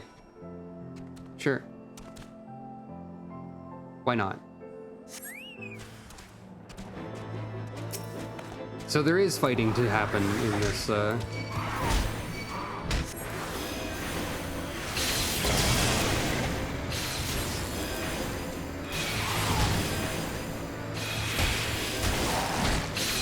Welcome to White Mage, everybody.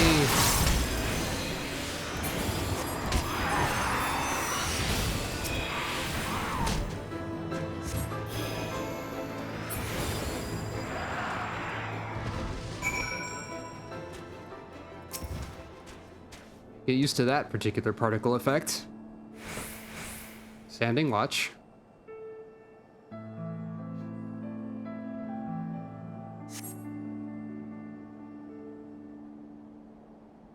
Hands on hips. Waiting impatiently. Precisely. I have what we came for. Now then, let us pray that Freckles is still alive and well.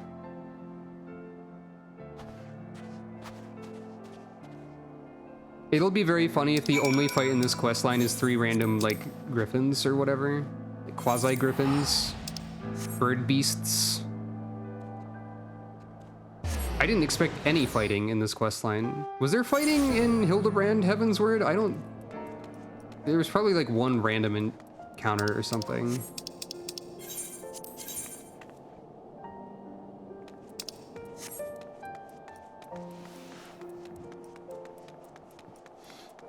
Okay. There was definitely fighting in the first Hildebrand stuff, because, like, there were trials attached to it.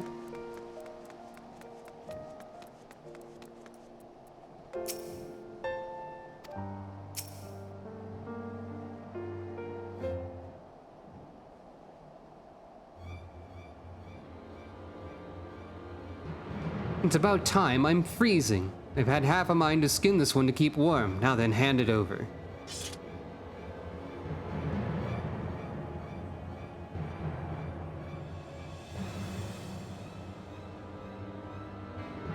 Here you are, the entire fortune that was bequeathed unto me.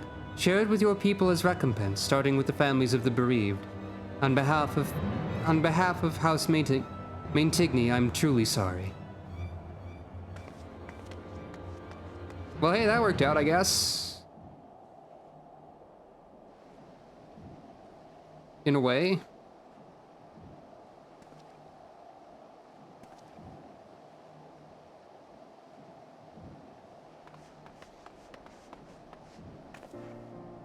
Theo, Fury forfend, what have you gotten yourself into this time? I swear, if I leave you alone for but a moment...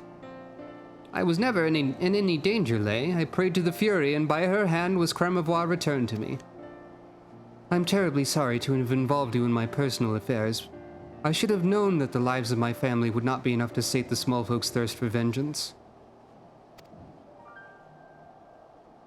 Think nothing of it. I too lost my father, so if you ever have need to speak about it, you can confide in me as a friend.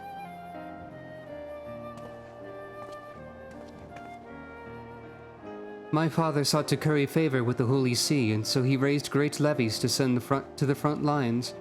Honor was his prize, but it was bought with the blood of his subjects, and eventually his own.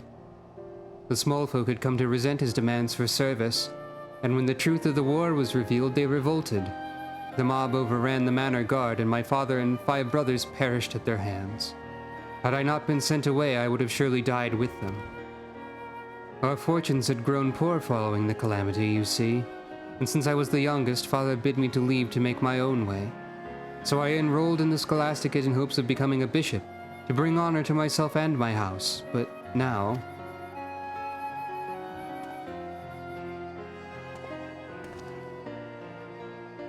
No, there's no use dwelling on what could have been. We must look to the future and do what we can to make Ishgard whole again. Every moment is sacred, and you helped me to see that. Theo, consider me your friend and ally.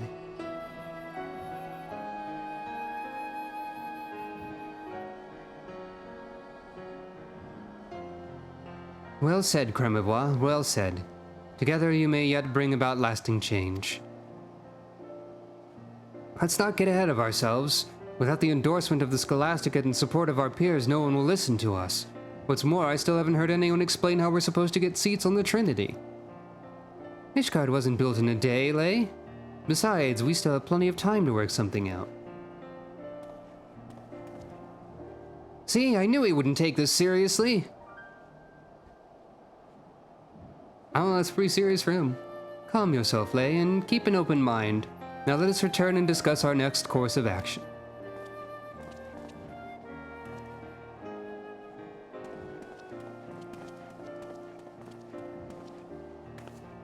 Oh, I nearly forgot. Inspector Briardian was looking for you at the cathedral.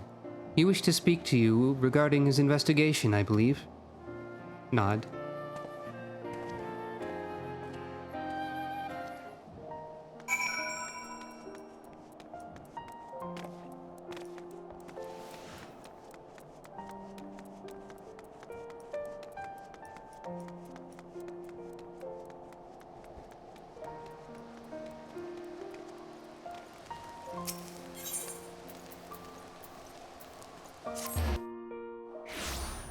It's really funny that this loads so fast now that the teleport sound doesn't get to finish.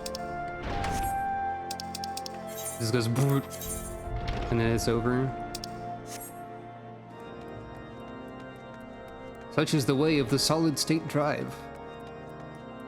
Did I ever, like, take a close look at the stained glass? It's not really depicting anything specific, but it is neat. Stained glass is pretty neat, I think.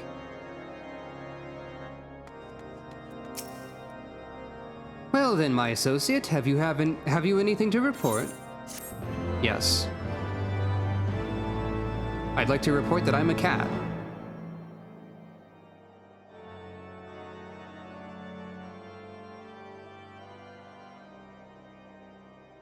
I am still a cat.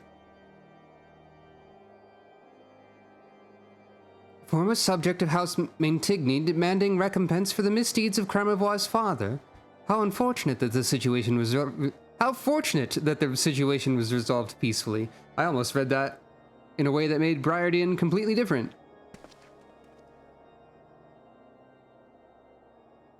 My investigation has been less productive, unfortunately. I thought to speak with Ula, the student who withdrew from the Scholasticate, but I cannot find her anywhere.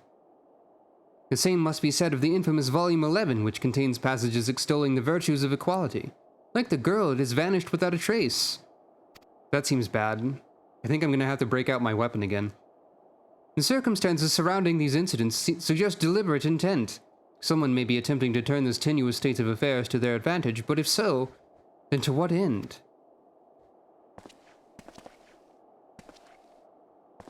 It's the nobility attempting to keep the common people down, as it always is. For 1,000 years, a sickness has ravaged our city. It has festered within the hearts and minds of our citizens and their clergy, in our clergy especially. Treating it will be a long and arduous process, but an altogether necessary one. Our role in that process is clear: to diagnose the root of the Scholasticate's ailments.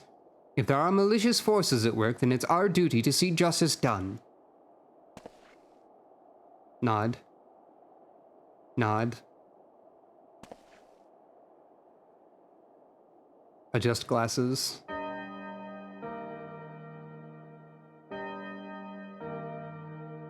In a time of unrest, when the light of truth was lost to the righteous, the children looked to one another for guidance that they might walk in her grace.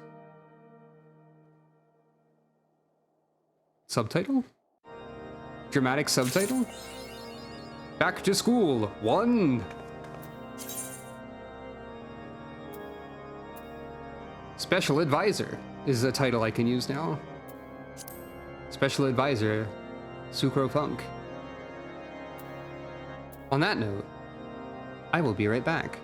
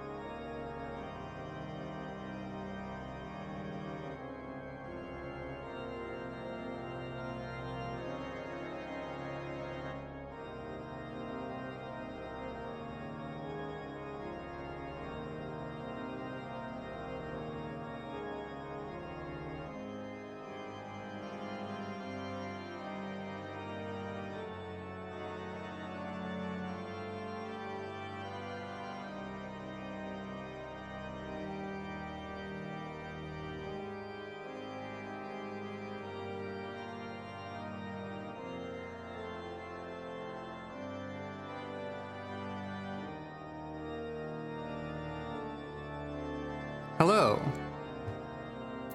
Yes, that is exactly how Sucro's name came to be. Not so much a joke from Mario RPG, but like the name of a move from Mario RPG, which happens to be one of my favorite games ever made. And then I realized, oh, that name fits the naming convention of the Mikote in Final Fantasy XIV. Wouldn't it be funny if? And now Sucro is extremely important to me, and she's great. I love Sucro. She's a cat. Did you know this?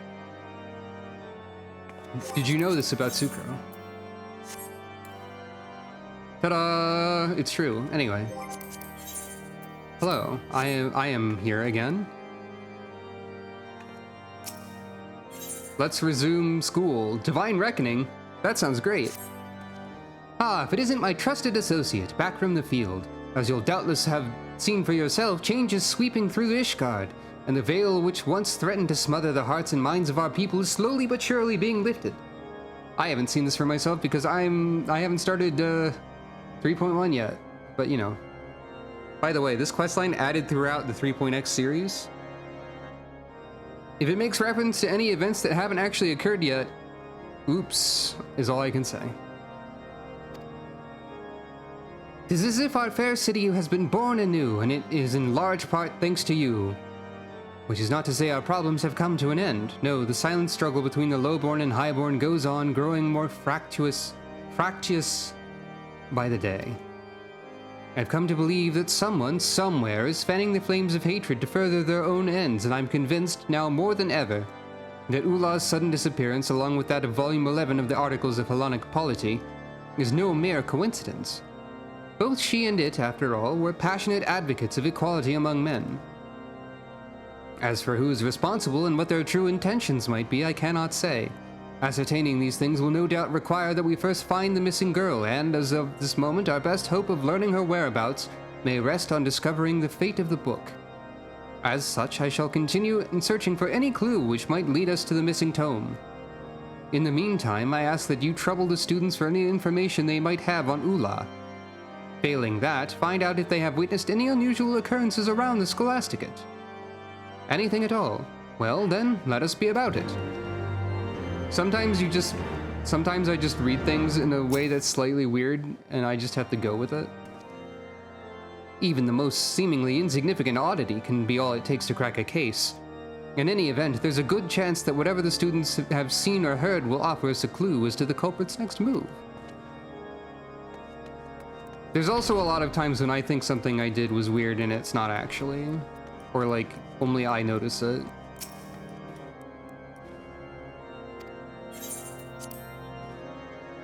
Anyways, though. What does everyone have to say? Blazier has been so distracted lately, I'm lucky if I can get a simple good morning from her. Ever since Ula left, she's been rushing about the city like a madwoman, looking for any information she can find on the girl, that she might have an excuse to talk to Theo.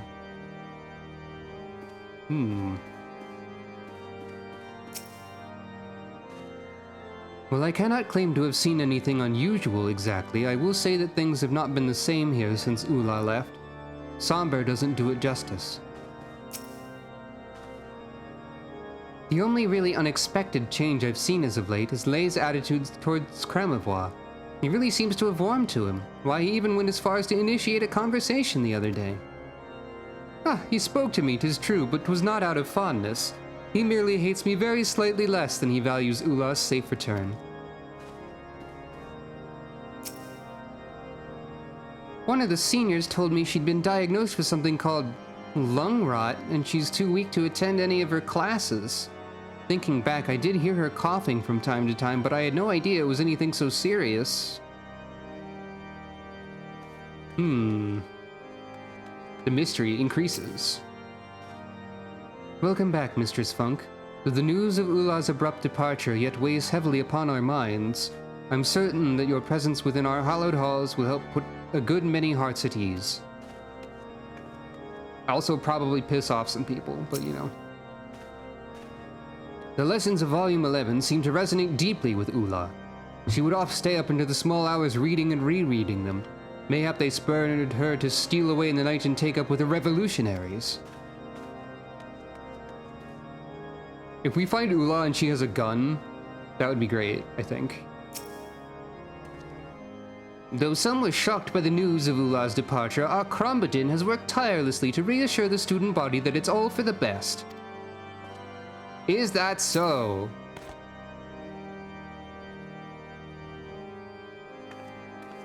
Hey, our Krombadin, did you know that Asias has 5 less seconds of cooldown? And also, it harms enemies while healing allies? Let me demonstrate to you! Unfortunately, you're an NPC, so you count as neither. How many times must I say this? Ula was not coerced into leaving, nor was she abducted, nor did she die from a fictitious disease. She quit the Scholasticate of her own free will for reasons known only to her and the Fury. Really, is it so difficult to understand? Yes, because you're lying. I don't trust you at all, ever. Welcome back, Mistress Funk. What a pleasant surprise it is to see you. How might I be of service to you this day? Looking for Ula. Nobody has seen her. Also, Theo is looking for Theo, I guess? A secret third thing, the non-player character. Theo, in wake of Ula's withdrawal, he and Lei have devoted their every waking moment to the task of uncovering her whereabouts. They are quite adamant that the girl must be found and persuaded to resume her studies here. As a matter of fact, they approached me earlier today to beg leave to travel to Gorgain Mills, claiming that a trip there would yield the information they needed to accomplish their aim. No sooner had I granted their request than they rushed off. Such compassion and eagerness to serve others is a rarity even among the clergy. I cannot tell you how proud I am of what fine young men they've become. Why do they want to go to the heretic house? I mean, heretics... Heresy is kind of a bullshit concept, especially... I don't want to say especially anything. I was going to say especially in Ishgard, but like just in general, heresy is kind of bullshit as a concept. But in the context of Final Fantasy XIV, especially in Ishgard, it's a bullshit nonsense concept, I think is what I'm trying to get across here. The main point is, heresy is just saying, oh no, they don't believe what I believe. I'm gonna do violence, and that's bad. Don't do that.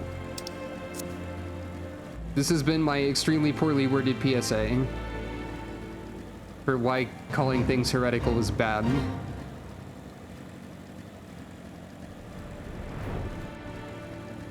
Where am I going? I was going to the house on the map instead of over here. Yeah, that's probably a more sensible way to say some of what I was trying to say. Sometimes I just start talking about something and then I have to like try and make what I'm talking about make any sense because it just sounds like it doesn't. But also I just doubt myself a lot, I guess. So if I start talking about anything that's like a serious or important matter, I then have to like reinforce it with more words to make absolutely sure that what I'm saying isn't terrible. Because I'm always worried about that. Oh, graveyard. I didn't know there was a graveyard over here.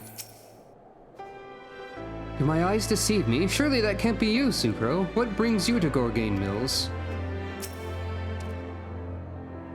I don't know. I'm here because you're here. Sucro, is it really you? That we should be reunited thus amidst the snowy peaks of Kurthus is... Why, it's nothing short of a miracle. I sense the hand of the divine at work. Halone has answered our prayers. Theo, Sucro has no idea what you're talking about. By all means explain, but do it slowly and from the beginning. My apologies. Excitement got the better of me. Sucro, this is the resting place of Father Choiseau, the man who found room in his heart for 2 waifs from the street, granting them the opportunity to rise above their station in life.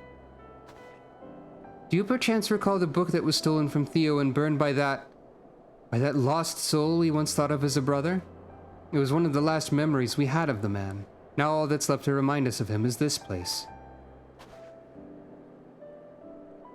Indeed, and while we often come here to seek solace and guidance in his blessed presence, today our purpose is more practical. With our search for Ulad and impasse, we'd hoped he might grant us inspiration.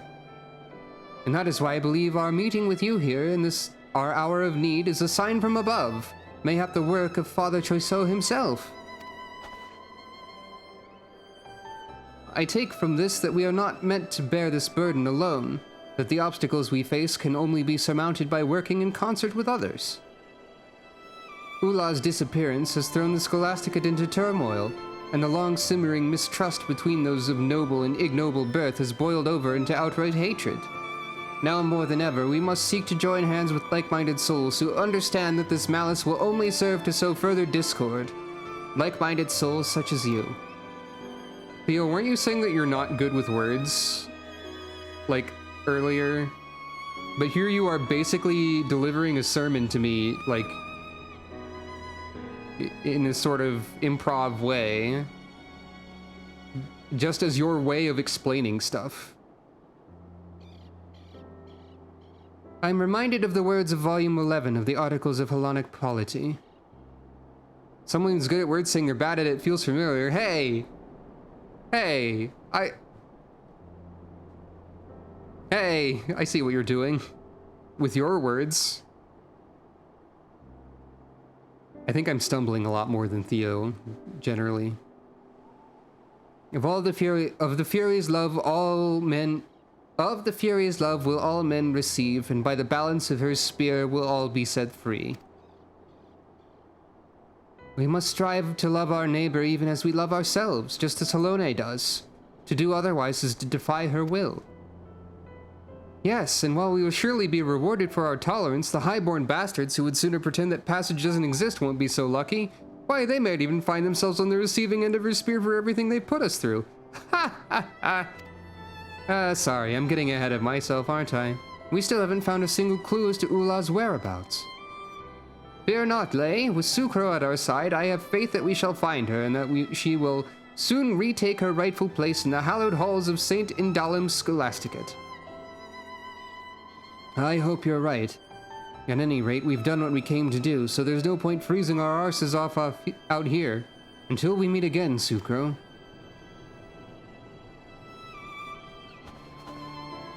I find it interesting also that I chose to play this storyline immediately after watching a complete playthrough of the more modern, incorrect words, more recent video game Pentiment, which is all about, like, the church and like its effects on a town and how different people interpret it differently, and like people's faith and all that stuff. And hey, this is kind of like that.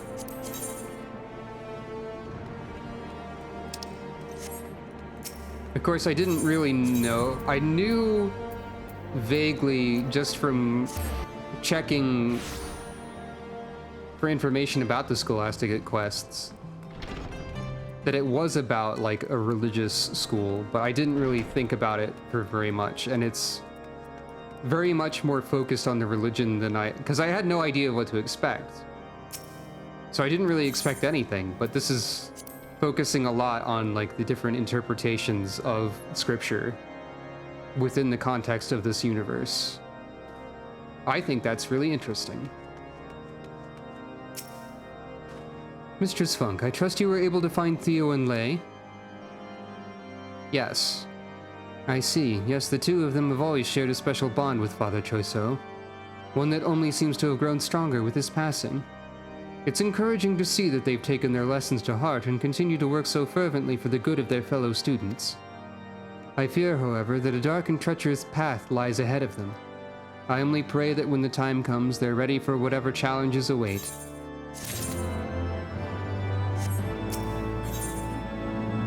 Through the grapevine.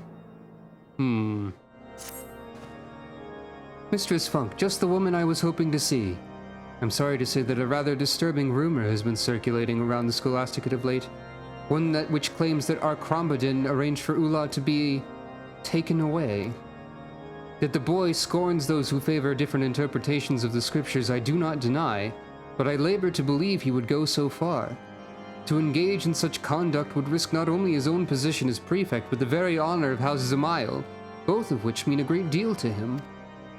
Regretfully, no one seems to know whence these ridiculous rumors came. They could have been concocted by anyone, for any number of reasons. In any event, with many still unsure what to make of Ulah's sudden withdrawal, these wild accusations have only served to deepen the divide between our seminarians. At this rate, I fear others may decide that they no longer wish to remain at the Scholasticate, and so I'd be most grateful if you would consent to investigate this matter. Should you oblige my request, I suggest you begin by speaking with Le Bressoir. I'm told he has spent the past few days looking into Ulah's activities prior to her departure, likely with the intent to absolve our Krombatin of suspicion.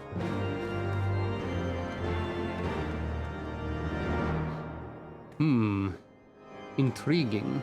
Does anyone else have anything to say about this? 'Tis a true pity, when the Scholasticate isn't known for its warm and inviting atmosphere. While the Scholasticate isn't known for its warm and inviting atmosphere, never has it been so austere. If Blazy were here, things would be a tad more bearable, but she has a very little time for me of late. It pains me greatly to see the nonchalance most of the students here have displayed regarding Ulah's disappearance. It seems they're too busy to feel concern for anyone but themselves. A very impious attitude to take, if you ask me. As pupils of the seminary, it's our burden to put in others' needs before our own.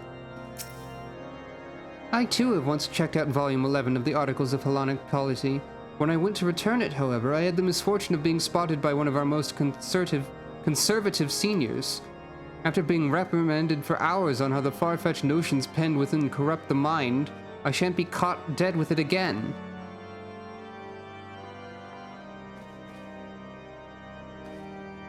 Classic behavior of throw out the part of the scripture that you disagree with, and then claim it's bad, without thinking about that logically in any way. What do you mean it's part of the Holy Scripture? Not anymore it isn't, because I don't like it. Fury take me. Must we revise the entire curriculum? I'm still wondering about this.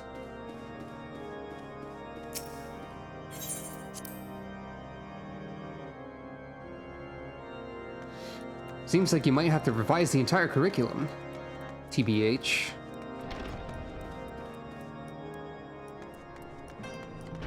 Well, probably not the entire curriculum. I mean, I feel like a lot of the core... It's a question of interpreting them again. A lot of the core principles within the scripture are probably still something you can apply to, you know, stuff. Just address the parts that are, like, lying, or, like, be like, this story has since proven to be untrue, but it's still relevant to us because of XYZ reasons. I feel like I'm trying to speak with some authority on these subjects when I don't really have any, seeing as I'm not a particularly religious individual myself.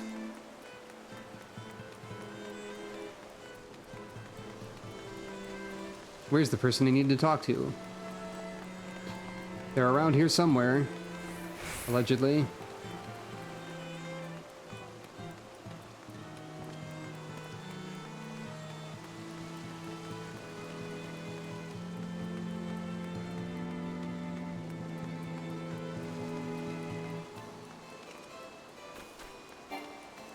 They're not in the gazebo.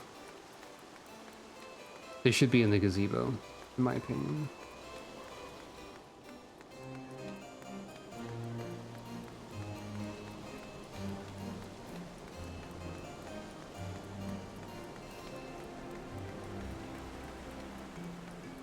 This is...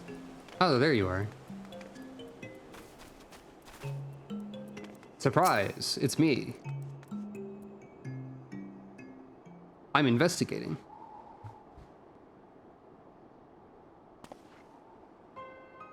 Let me guess, you caught wind of the rumors and thought you'd come and investigate, yes?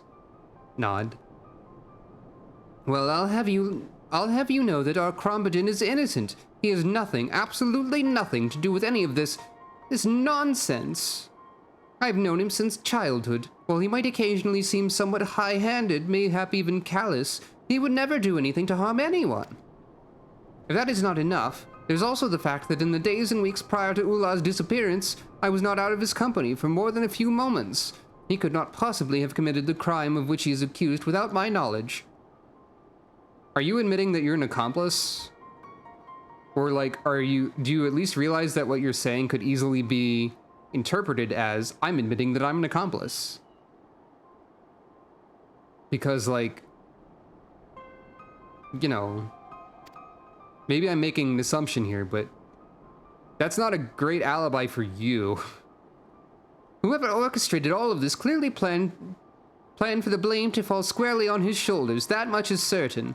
Yet numerous as the enemies of House Zamael are, I struggle to think who would resort to something so underhanded. Unless it was the girl herself, don't you see? What better way to besmirch the good name of one of Ishgard's foremost houses and win over your peers than to vanish and later spread rumors that he is somehow responsible, and then go and plant... No. That is to say, oh, by the Fury, I pray I'm not making a mistake. But first, I would have you swear to tell none but the Inspector what I'm about to reveal. Nod?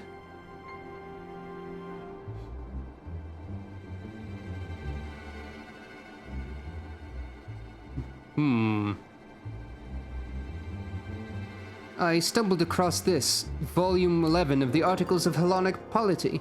It had been conspicuously placed in Arcrombidon's dormitory room, with Ulah's favorite bookmark tucked between its pages. I need hardly tell you what would happen if people were to learn of this. 'Tis but a mercy that I chanced upon it and not one more credulous. However, now that we've deduced who the perpetrator is, it should be simple enough to restore Arcrombidon's reputation. All we need to do is prove her and her revolutionary friends are responsible. Were I a braver and more foolish man, I would march down to the broom and demand answers. But you, a hero blessed with the strength of 100, need not fear for your well-being there as I do. You are my only hope. Please, I beg of you, take the book and use it to find the girl and prove those foul rumors false.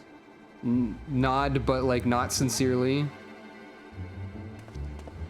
Bow, but he completely thinks I'm sincere.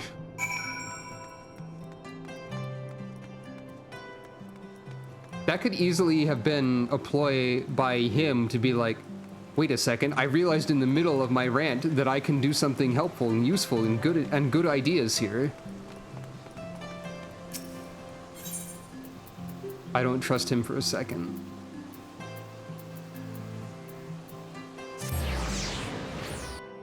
I might be biased against rich people, but I also don't trust him for a second. He's done nothing to prove himself trustworthy.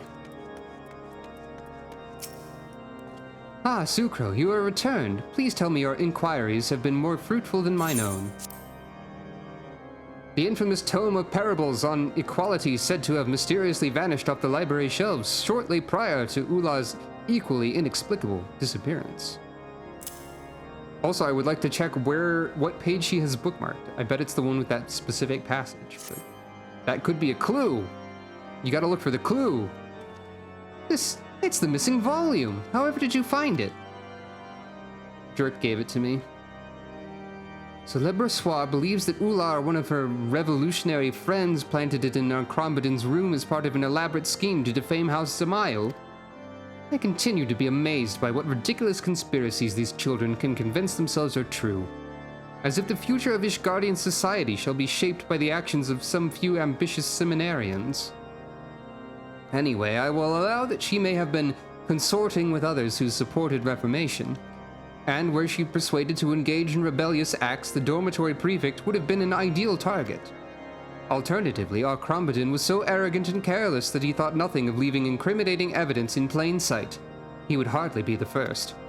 Needless to say, speculation will avail us naught at this juncture. First, I must see what I can learn from this book. Sorry, I think I just made some noise with my foot, interacting with an object that is below my desk. In the meantime, I would have you go and speak with the people of the Broom. See what they know, if anything, about Ulah, where she might have gone, whom she might have visited, and so forth. Failing that, keep your ears open for news of unusual happenings. One can never be too well informed. Bryden, I go through a lot of effort to keep my ears open. You wouldn't believe how many hats there are that just cover them up. It's a crime. I have very strong opinions about this. Do not cover up the cat ears. What is even the point of a hat that covers the cat ears, I ask you?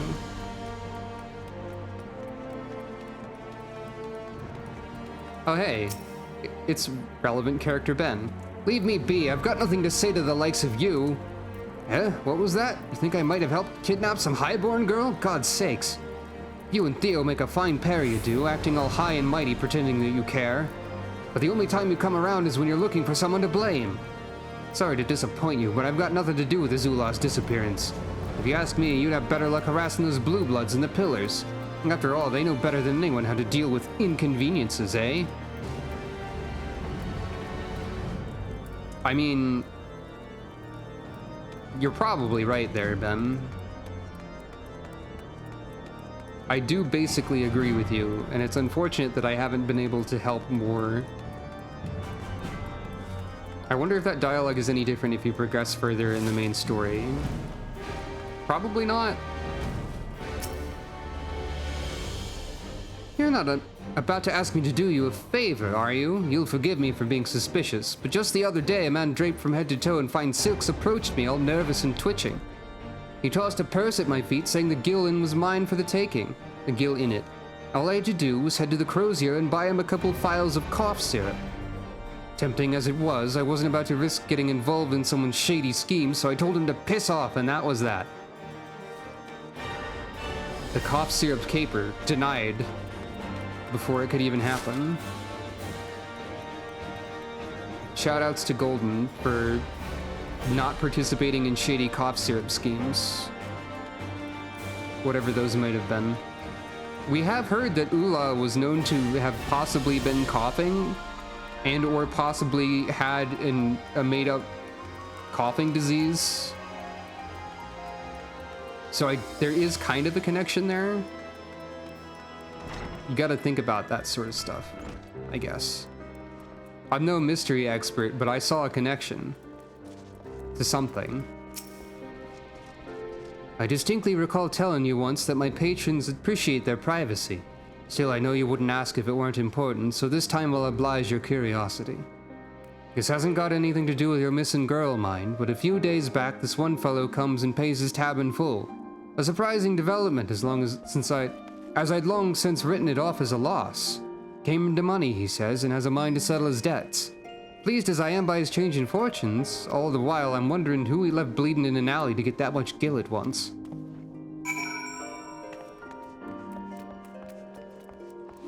Someone else did the cough syrup caper. Quick, we have to go get records of who purchased stuff at the pharmacy recently. I know how mystery solving works. We have to go see who bought cough syrup. And then question them about it. Guardian, it's the cough syrup. Guardian. Birder. We just start calling you Briar. That would be shorter for yelling about cough syrup. Excellent timing, Sucro. I have findings to share.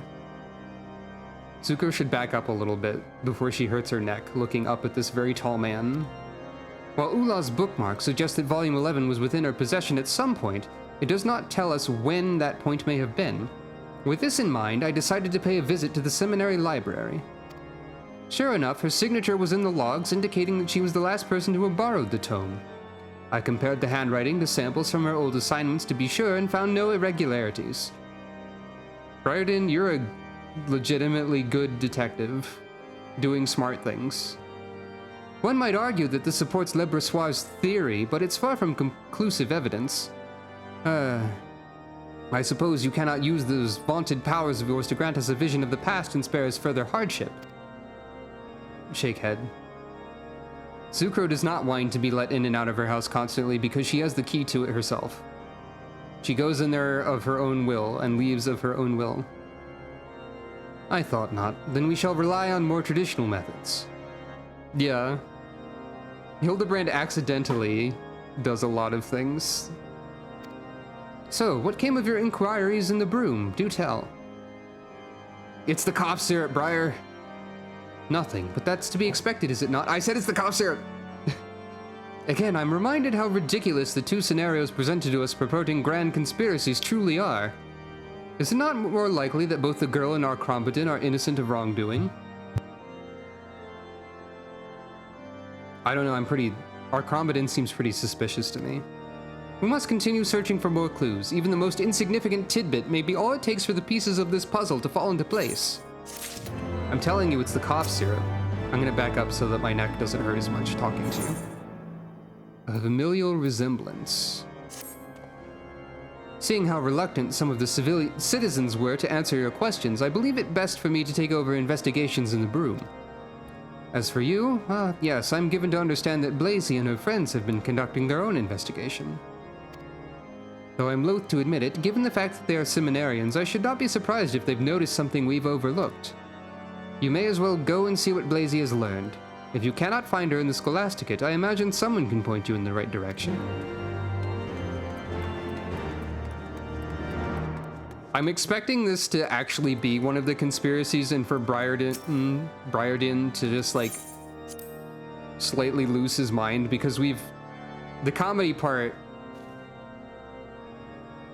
maybe it was only a shout out to Hildebrand and his introduction being Hildebrand noises, but, like, I feel like the comedy of Briarden requires this to be an outlandish conspiracy in the end, despite his insistences.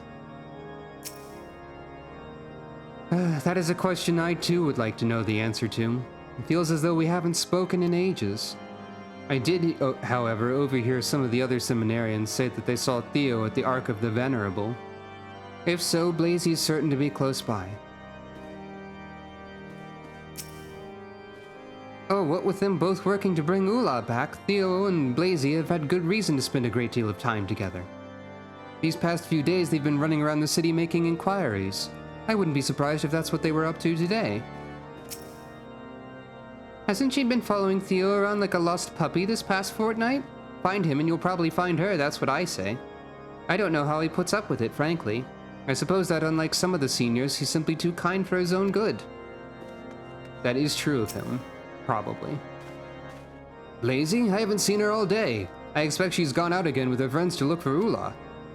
I still don't understand why they bother. The girl's probably off gallivanting about with heretics and revolutionaries. Even if they find her, I doubt she'll want to return.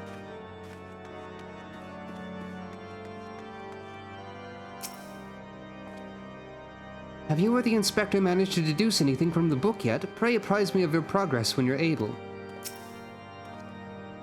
Of course I don't know where she is. While I may be in charge of the dormitory, it's not my responsibility to hold the seminarians' hands or wipe their arses.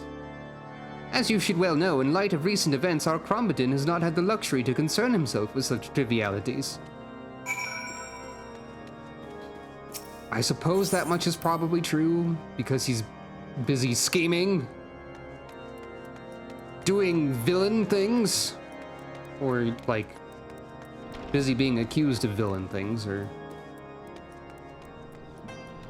something.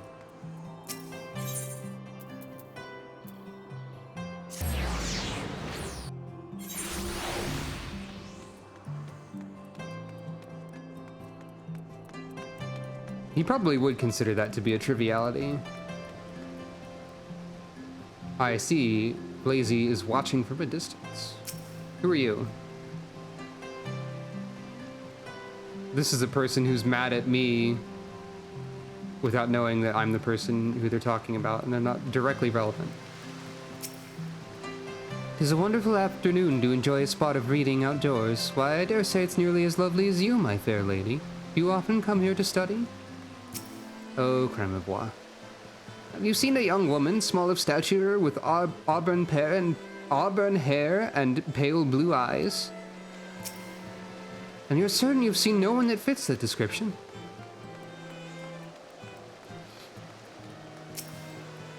Hello, I'm going to startle you in a comedic fashion, probably.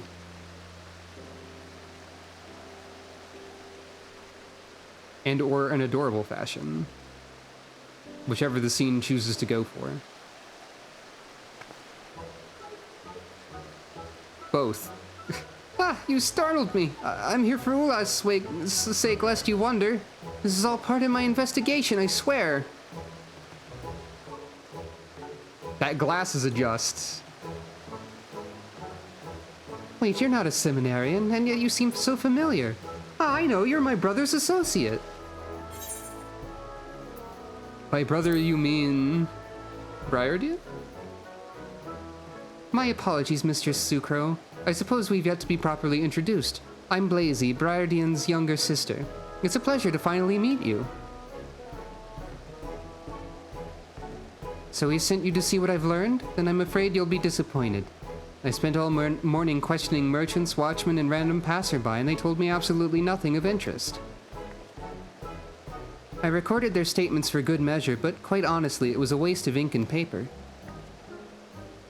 I bet there's an interesting thing about who bought cough syrup in that note. I'm onto you, cough syrup. Lazy, what are you doing here? Investigating. Theo, I fancy meeting you here. I was just taking a moment to review these testimonies I'd taken and thought to, but of course, you then thought to come and share your findings with us. Yes, that's it. Well, it might be a bit much. I wanted to make sure I did not omit a single word. You have no idea how surprisingly useful this is undoubtedly going to be. By the Fury, Blazy, this is over 100 films long. I cannot even begin to imagine the amount of effort it took to organize all this information. It's incredibly heartening to know there are others as dedicated as us to seeing Ula returned. Now, let's have a look, shall we? Look for the cough syrup records.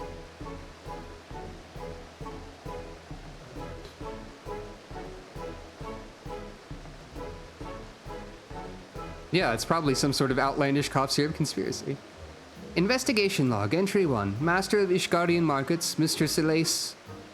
Problems? Well, with this recent run of bad weather, we've had plenty. Why, just the other day, my back started to give me trouble again, and I've had to hobble from place to place. She did say she took down every word. Investigation log, entry 2. House for Tom Stewart, Honorroy. I cannot guarantee that this news will be of great interest to you and yours, but a 12-point proposal for the reformation of the Inquisition have been recently tabled by Lord Autorial in the House of Lords. Not particularly relevant, but also probably somewhat interesting. Investigation log, entry 10, Weaponsmith Elbert. Ever since the blue bastard and his lapdog put an end to the war, profits have plummeted. I've had to sell my best stock for a fraction of its worth just to make ends meet. Oh no. Can't profit off of war. Shucks. Surprised no one's actually fallen asleep yet. It looks like Sucro's getting there. Investigation log, entry 21. Carvery.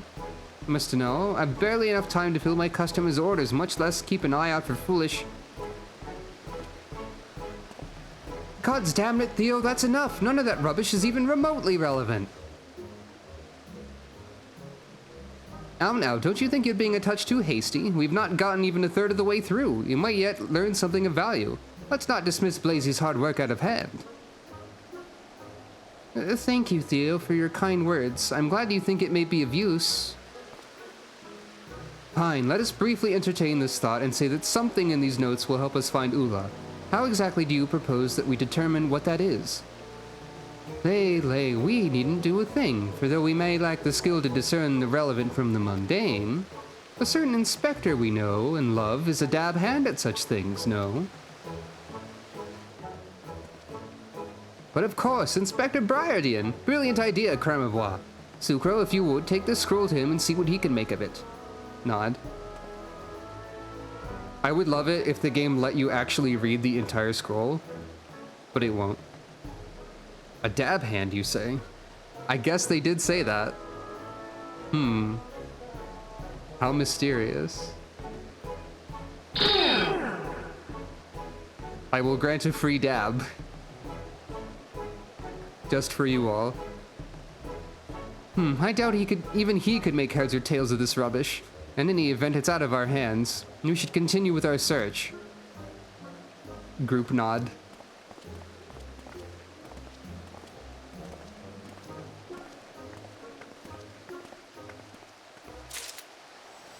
Let me read the entire scroll, I dare you. A scroll full of testimonies written in Blazy's meticulous hand outlining any dubious activities shopkeepers and citizens of the Jeweled Crozier have recently witnessed. I'm surprised that the item description isn't making fun of it. I remain convinced that this will have genuinely useful information in it.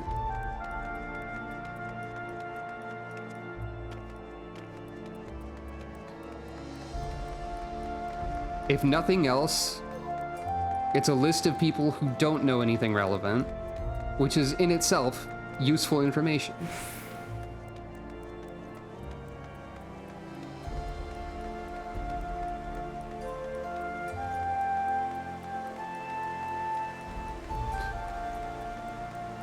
You must collect all of the information.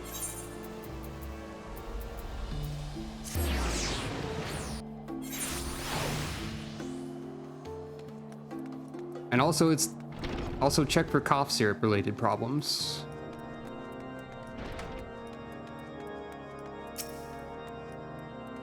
We meet again. Doubtless you have much to share. I know I do. Do you recall Gibberlon's patron who recently paid off his debts and the gentleman attempting to attain cough syrups? I fucking told you it was the cough syrup. Upon further investigation, it turns out they share one astoundingly similar facial feature. A pale, raised scar running from the top of their left cheekbone to their jaw. It so happens that this description also matches that of a notorious thug who was known to hang around outside taverns and harass patrons for coin, until an unexpected windfall saw his fortunes vastly improve. He's now rumored to make a living as a traveling merchant, though where he goes and what he sells none can say. We shall find out in due time, but enough of my discoveries. What have you learned? I have a list of extremely thorough notes from a variety of people.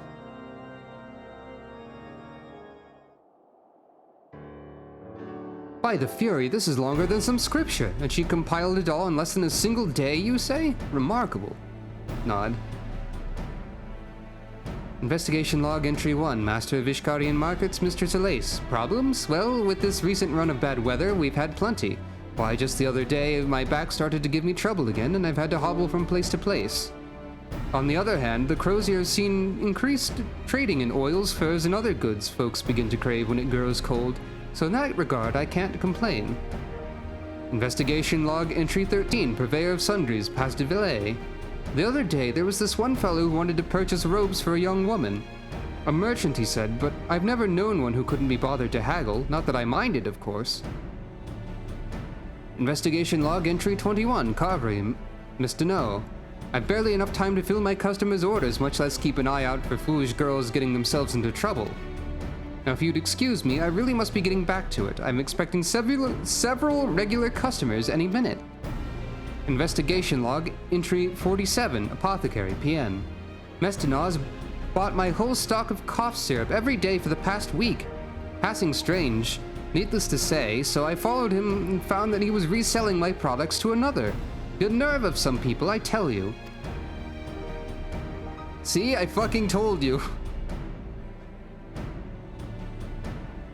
A gentleman procuring cough medicines through a third party. That story has a familiar ring to it, does it not? I can't really take all of the credit for, like, realizing that the cough syrup was extremely important, because the game kind of wanted you to realize that, I think. It kind of, like, mentioned it in a way that grabs your attention, or at least grabbed my attention. I don't know. A man with a questionable past, recently come into wealth and playing at being a merchant who so happens to travel with a young girl prone to fits of coughing. Are you thinking what I'm thinking, Sucro?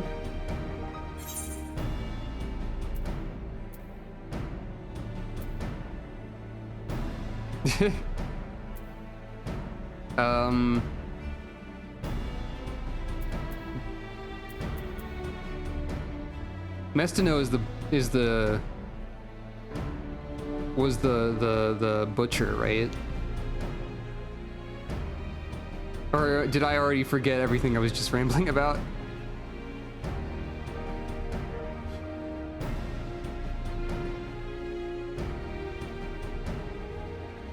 The medicine is key, but it's more like the person who bought it I think it was best to know.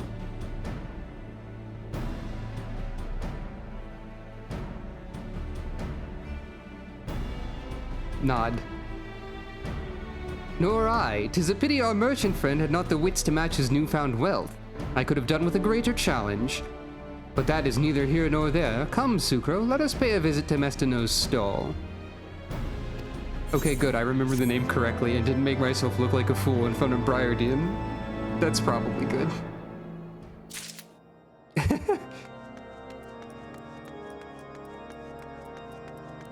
Pinky in the Brain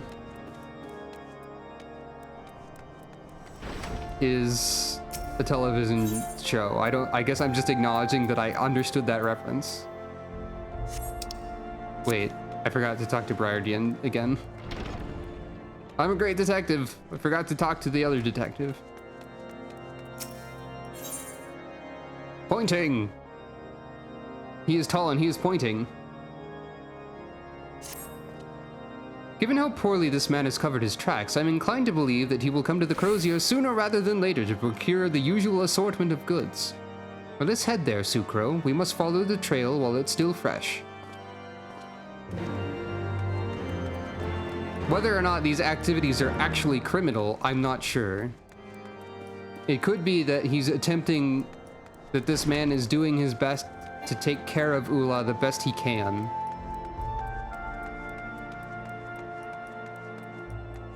And it's a misunderstanding in that way. But who can say for sure, really? Until we learn slightly more information.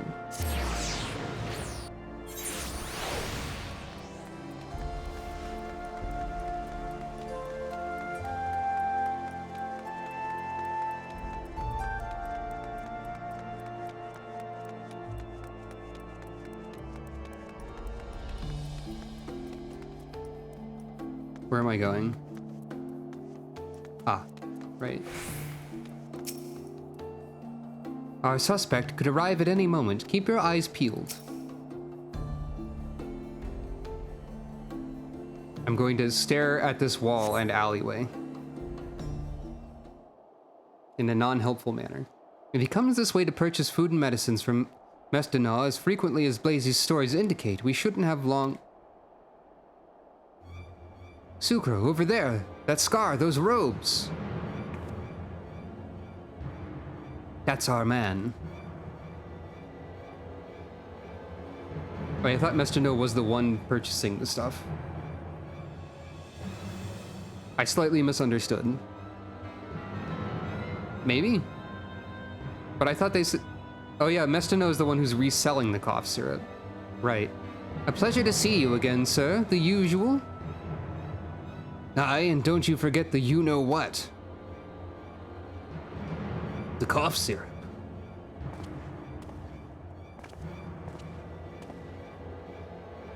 Hurry, Sucro, we mustn't let him out of our sight. Nod.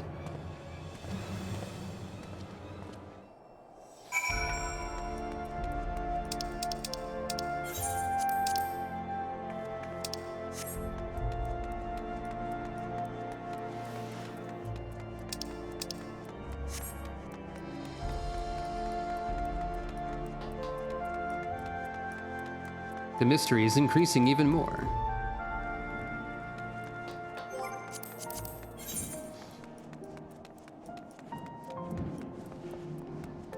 I'm expecting more shenanigans somewhere, because this is vaguely Hildebrand adjacent.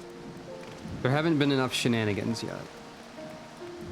But maybe this is actually relatively more serious. Because it's only Briardian, not Hildebrand. The introduction scene aside.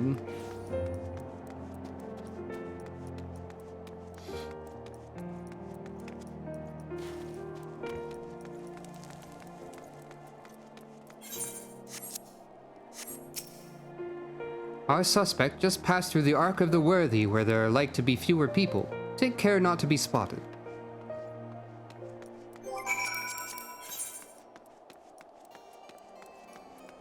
Into Kurth's Central Highlands, eh? Right, you have to, like, speak to someone to leave.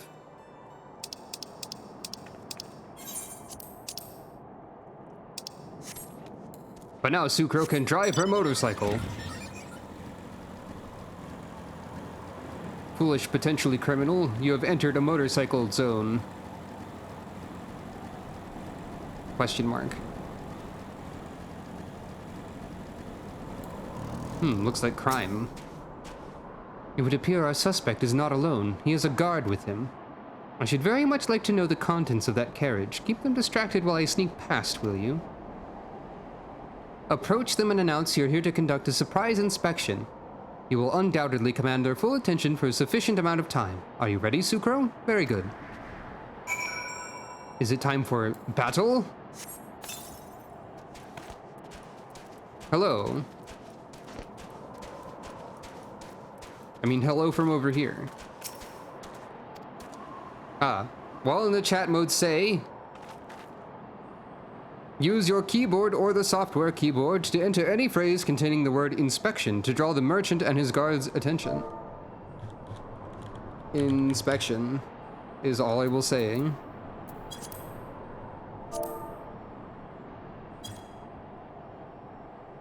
Sucro just walks up and says, inspection. Inspection? What in the seven hells are you on about? You're no temple knight. You've no right, unless... I trust the goods have been properly secured and the carriage is ready for a quick getaway if necessary? Nod.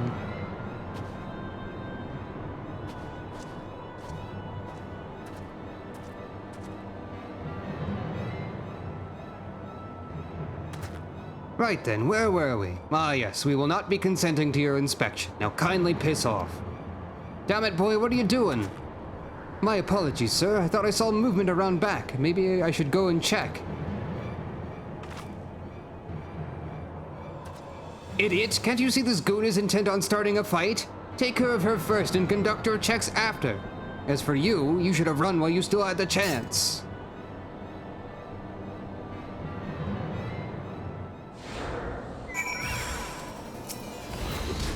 Oh.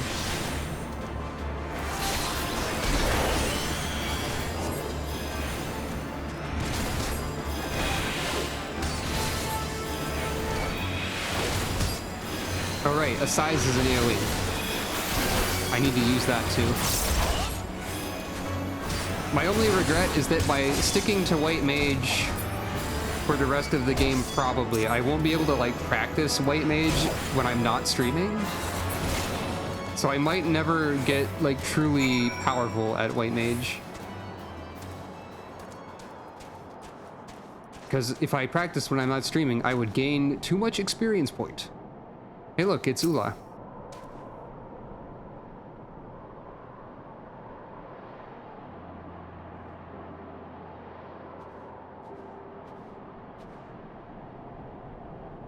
Sucro, it was as we suspected. The thug and his guard have been holding Ula hostage in the back of this carriage ever since she vanished.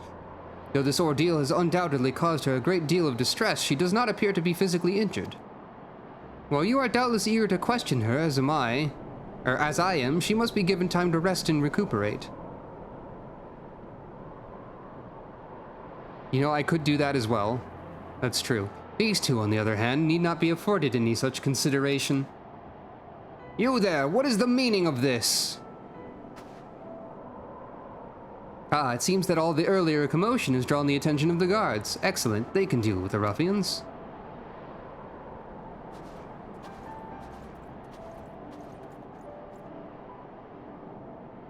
Explaining. Nod.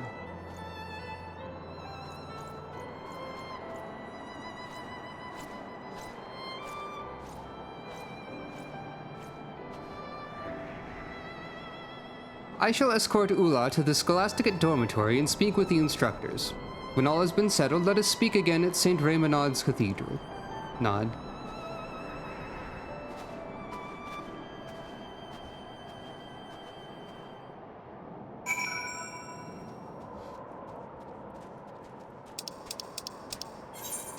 Was this carriage prop like always here and they just very smartly reused it for that? That seems probable. I'm teleporting 5 feet again.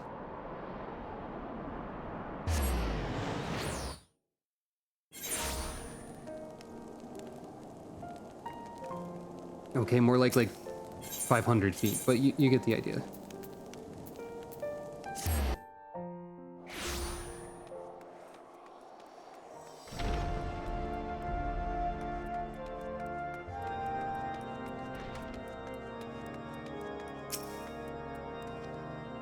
You should be glad to hear that Ula will be fine. Sister Gaetel is with her now, tending to her needs as we speak. Yay! I am glad to hear this. Cutscene. Speaking. I expect she will be strong enough to answer our questions. Until then, however, we must make do with the information the Temple Knights can extract from the kidnappers. Unfortunately, while the ruffians confess to abducting Ula in exchange for a large sum of gil, they've told us little else of value thus far. Apparently, their employer draped themselves in such thick furs that they could not even say if they were a man or a woman. They claim this cloaked figure offered no explanation as to why they wanted them to snatch the girl and keep her confined to the carriage indefinitely. And so they had no choice but to keep moving, to stay ahead of the Temple Knights and await further instructions.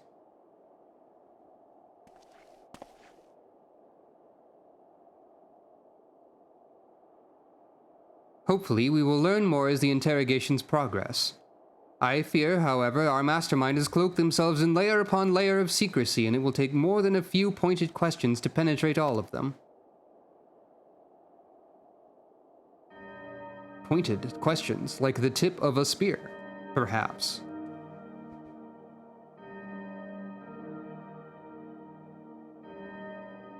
Meanwhile, but regardless of how well they've hidden their intentions and their identity, we will bring them to justice soon enough. Why are you looking at Theo when you say this?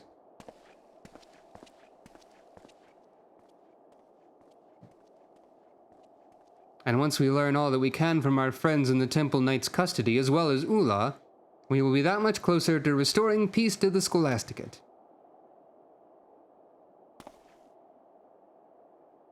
Evil smirk.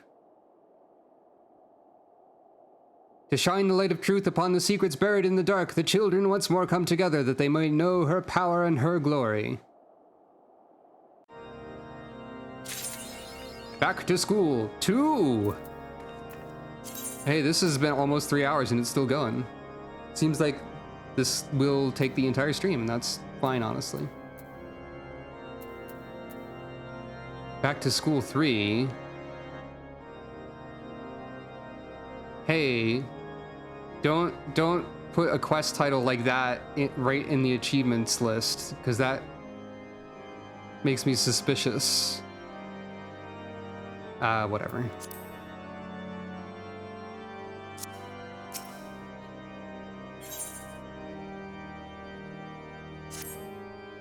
The student body's revenge.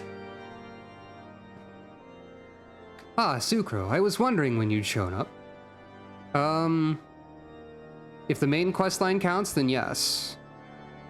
Also, Hildebrand questlines have taken more than one stream, or at least the original one did. The Heavensward one was one stream. But I'm sure plenty of questlines will take more than one stream. I was wondering when you'd show up. The Temple Knights have deemed Ula fit to recount the events of her kidnapping, and have taken her into the room just beyond for questioning, with Blazy to accompany for support.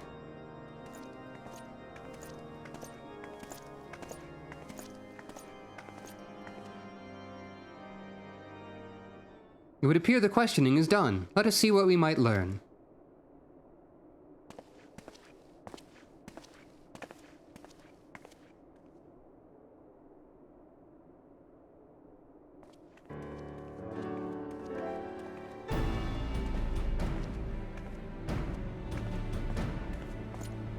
Hail, my good man. I'm Inspector Briardian, and this is my associate Sucro.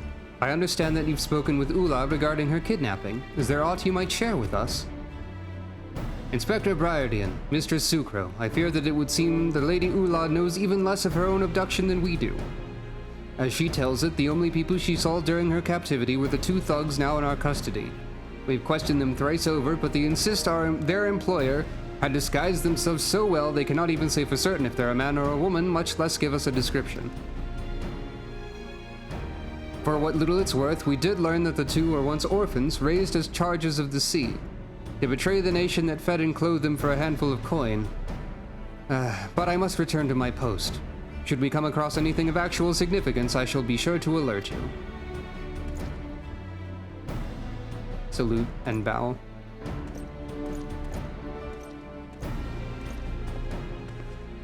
Lazy, are there any details our friend may have neglected to mention? I fear that Ula's testimony proved entirely unenlightening. There's another development, however, that has been troubling me. Rumors that Arcrombodin was behind the abduction are circulating around the Scholasticate once more. Again with these asinine allegations. And this time the students seem convinced more than ever of his guilt. No longer content to sit back and wait for events to take their course, they've been pushing for his expulsion. Theo has been doing his best to convince them to disregard the rumors, but it seems any mention of Arcrombodin only serves to fuel their rage. I must hurry back and help him. Bow. Thinking.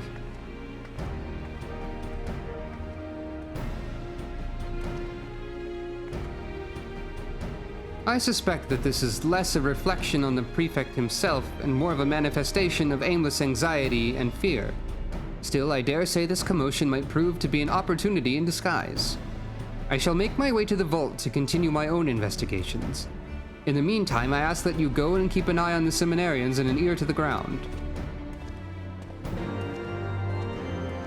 What are you investigating in the vault?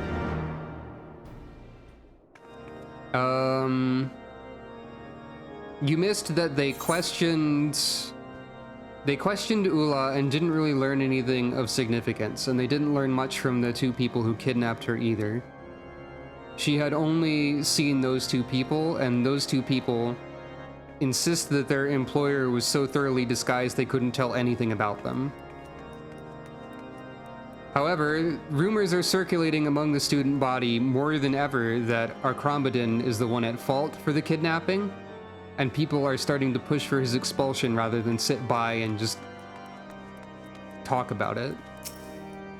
Briardian is going to investigate something in the vault for some reason, and I have been instructed to keep an ear on the ground and an eye out and see what investigate all the commotion to see if I can learn anything.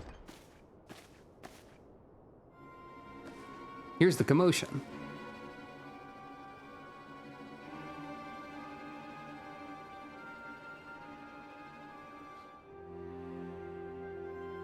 Theo's not having a good time. Theo is trying to, and what if those ruffians truly were in his employ? Are we to stand idly by until he betrays one of us as he did poor Ula? Theo is trying to convince everyone that not to jump to conclusions, mostly. His refusal to provide us with anything resembling a reasonable explanation speaks for itself. The boy is guilty, and I say we move to have him expelled from the Scholasticate, effective immediately. Theo, I demand that you take lead of this charge.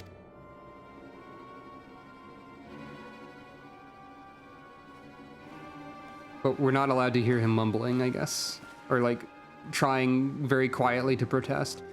Think the fury you've come, Sucrose. Since the headmistress called everyone away for an emergency meeting, it's been absolute chaos. They're so incensed they won't listen to a word Theo or I say. Perhaps if you were to speak with them, it would help to soothe their angry feelings. Sucro, we need you to use your special power of emote menu.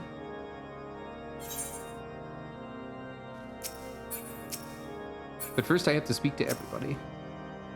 So what if we know proof that he had a hand in Ula's abduction? He's guilty of so much more than that. Just ask anyone who suffered under his reign of terror. There's no solid evidence against Arcrombodin, just these vague rumors that keep making the rounds. With all the resentment towards him, however, I guess that was all that was needed to indict him. I fear their anger will drive them to do something we'll forever regret. Please, can you try and talk some sense back into them? I'm sick of our Crombiton always pushing us around. If we don't take action now, what's to stop him from continuing to make our lives miserable or worse? The frustration and anxiety that's been building ever since Ula first went missing has finally come up to the surface, and for better or worse, it's all being directed at our Crombiton. One thing's for sure, if he didn't deserve it for this, he deserved it for something else. I think we should let the student body have him. Everyone, please, calm yourselves. Before we take any drastic measures, let us discuss the matter like rational men. Enough is enough! I refuse to tolerate his presence within these halls for even one more day. Well, what if I use an emote? On second thought, I dare say you have the right of it. Wow, that was easy. The prefect has the riches of House Zamael at his disposal, and powerful allies just waiting to spring to his aid. We must step back and consider our actions carefully, lest we find ourselves strung up by the necks.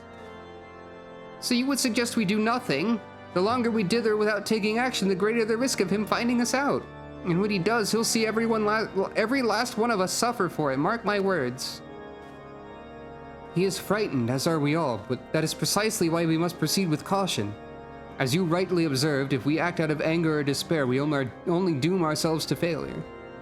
Please, ma'am, if you would rally his spirits as you have calmed mine own.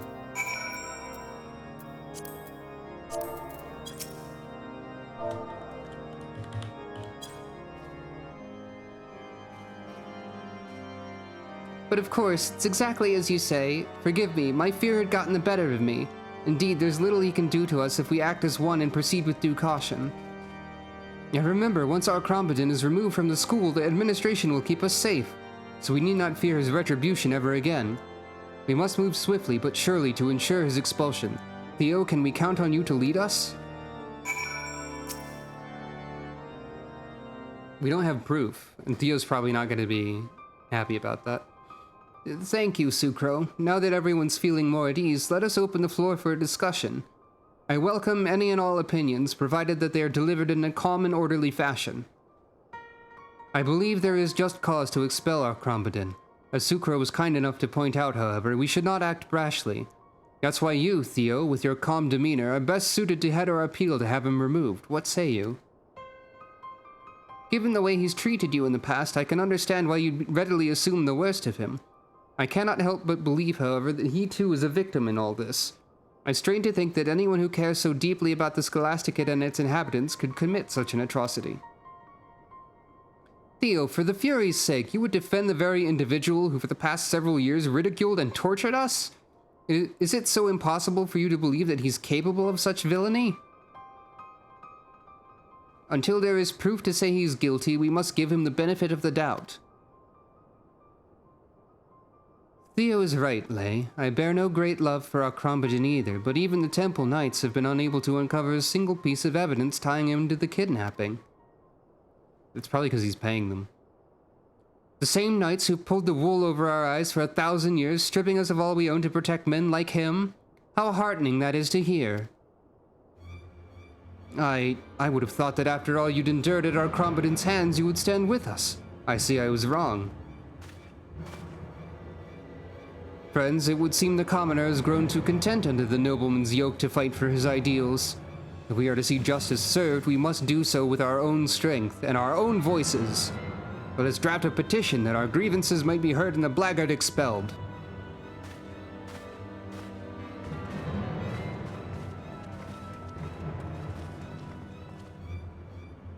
How can they be so blind? The villain who kidnapped Ula is playing us all for fools, stoking the flames of hatred that we might all be consumed by them.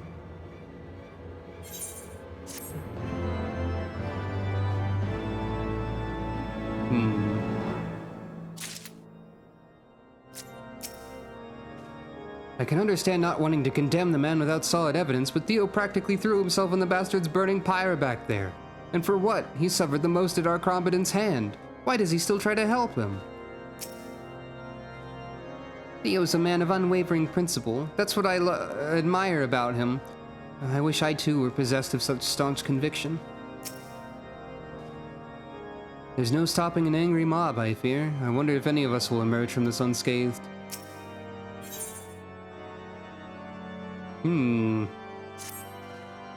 If only I could have done more to dissuade them. This blind persecution will only serve to further divide us, and our Crombiton's expulsion would be a tremendous loss for the Scholasticate. Why would no one listen to reason? Theo, there's still time to turn things around. I'm sure of it. I'll help you in any way I can. Thank you, Blazy, for your kind words. Indeed, it's not too late to reverse the course of today's events.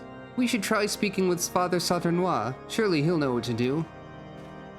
Incredible. Despite all that, he's still intent on saving our Crombiton. Sucro, there's no talking him out of it now. Considering how our last discussion ended, it would put me at ease if you would accompany us. I shall be staying behind. There are a few things I'd attend to here. My dear Blazy, if you would, I could do with an extra pair of hands. Nod. In that case, Lay, Sucro, let us make haste to the cathedral. The headmistress's meeting will not run forever, and we must catch Father Saturnois before the others do.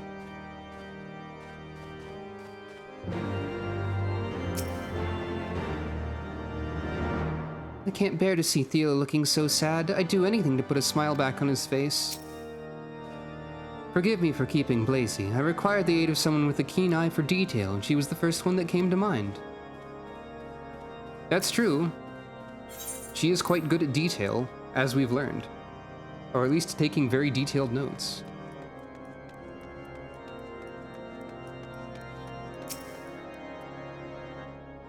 Father Saturnois, please, we need your help. Father Saturnois, we need to talk to you. It's about our Crombiton.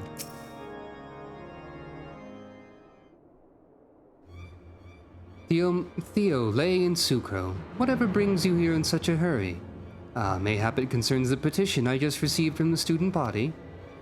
Not to worry. Rest assured I've reviewed the document and will be submitting it to the headmistress shortly, along with my own strong recommendation in favor of our Crombiton's immediate and irrevocable expulsion from the Scholasticate. Wait, Father, we are not here in support of the petition, but rather to argue against it. We cannot rightly expel our Crombiton for a crime that the evidence or lack thereof suggests he did not even commit. Quite true, and yet it's not because I believe him guilty that I've chosen to move forward with the proposal. Then why? Smirk. For too long has our church been corrupted by men and women who would see its foundation built upon sin instead of virtue. I mean to put an end to this vicious cycle. What are you saying? Theo, Lay, one of those. There's something you must know. When I was young, I too was taken under the wing of Father Choiseau. It was by his good graces that I gained admission into the Scholasticate, not unlike yourselves.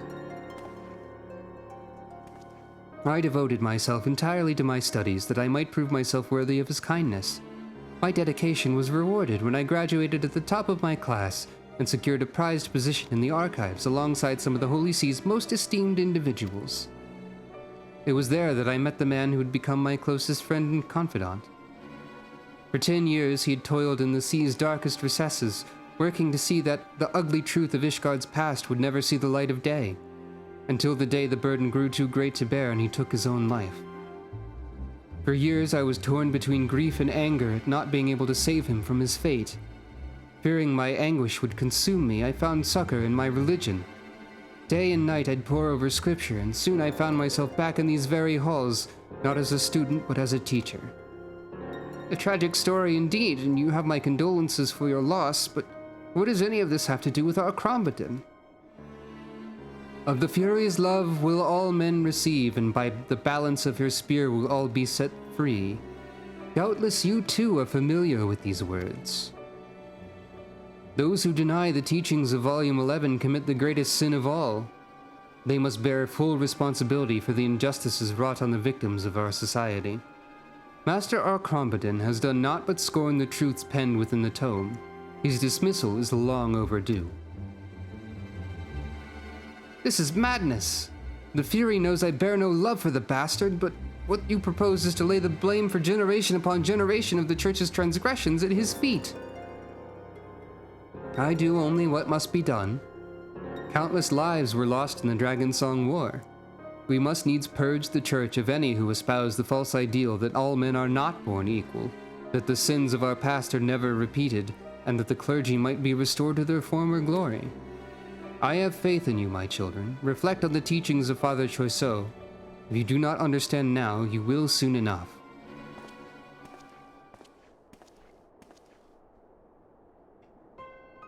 It is true that Father Choiseau was an ardent advocate of equality who strove always to adhere to the principles espoused in equal under her ever-watchful gaze.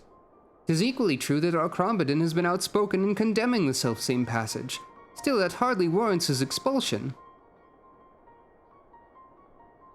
You must admit the man has a point. Making an example of the son of one of Ishgard's most prominent houses would send a message, and it might just be the fastest way to bring about the change he seeks. Whether or not that change would be for the better, however, is another matter entirely. It was one thing when it was just an angry mob of seminarians calling for our Crombadon's head. Now that Father Saturnois intends to lead the charge, it's another matter entirely. Whatever are we to do? We must speak with our Crombadon. That seems like a reasonable step. But of course, our Crombadon's nothing if not astute. He's sure to have an idea or two on how to extricate himself from this predicament. Come, let us make for the pillars.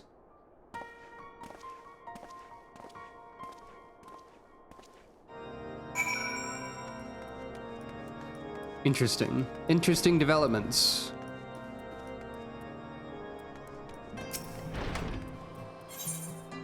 I wish that the achievement log did not show me the final quest name. That would have been good. But, you know. Still don't know exactly what it means yet. Over here.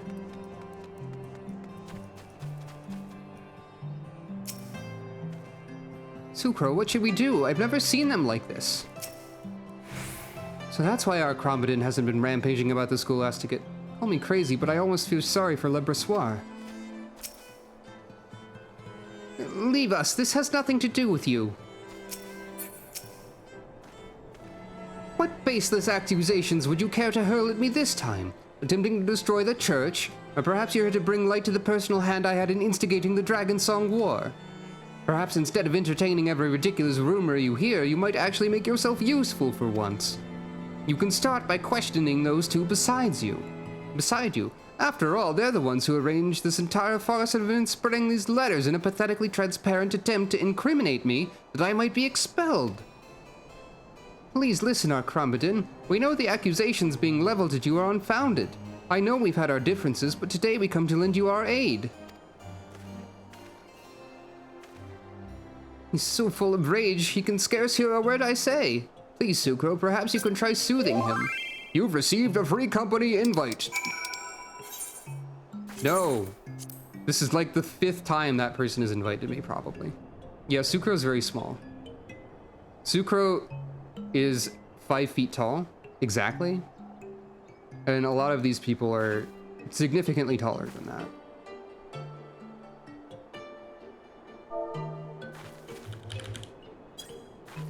Anyway, soothing.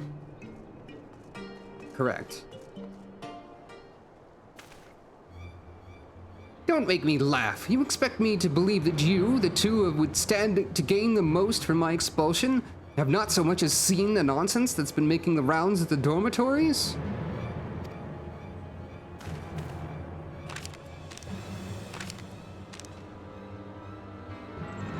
The truth revealed, our Crombadon did Zemail, a kidnapper. Trust me, were we to try and implicate you in a crime you didn't commit, we'd have done a far more thorough job than this. Indeed, these writings simply make an appeal to emotion, with not a single piece of concrete evidence to support the accusation. Fine, perhaps it wasn't you two after all. Still, you rest assured that when I get my hands on the commoner that did this, they'll rue the day they thought to meddle with the affairs of House Zemail. You best realize we commoners are not the ones on trial here, you are. I suggest you watch your tongue unless you'd prefer to lose the only allies you seem to have these days. Do not lose heart, Arcrombodin. Together we'll uncover the truth and see this baseless petition against you is withdrawn. Ah, why would I need your help? My innocence is beyond question, and the Fury herself will see my good name restored. I pray that she will. In the meantime, we too shall do our part. Fury's sake, Theo, leave it be. That aside, where did these papers even come from, and why didn't we receive one? If I had to guess, perhaps they were given only to those most inclined to believe the accusations. Foolishness at best. If anything, these letters will only give me the clues I need to identify the coward behind them. As a matter of fact, I believe I know precisely where to begin my search. Brilliant. We'd be more than happy to assist you in the investigation. Where would you have us go? Nod. And hand you the very knife you would put in my back? Do you think me daft? If the petition is approved and I'm expelled, that would put you right at the top of the class. How very convenient. Oh, Arcrombodin, don't you see? It's not for awards or accolades that I study the scripture as I do. I seek only to follow in the footsteps of Father Choiseul. It was he who granted me the chance to achieve the grand vision he had for our realm and bring relief to those in need of spiritual succor. Of the Fury's love will all men receive, and by the balance of her spear will all be set free. I would share the wisdom of these words with all of Ishgard. Volume 11 of the 72 Articles of Hellenic Polity. What is it with commoners and their obsession with that over-idealistic screed? Come, Arcrombodin, let us not waste any further time entertaining the idle musings of the riffraff. Look, we can manage just fine without your help, but if you do find anything, not that we expect you to, you'll report back to us if you know what's good for you. Understood?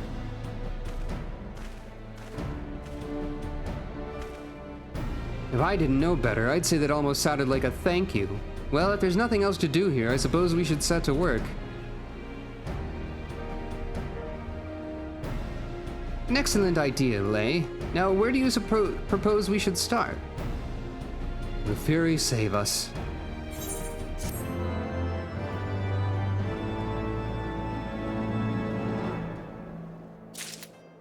Whoop.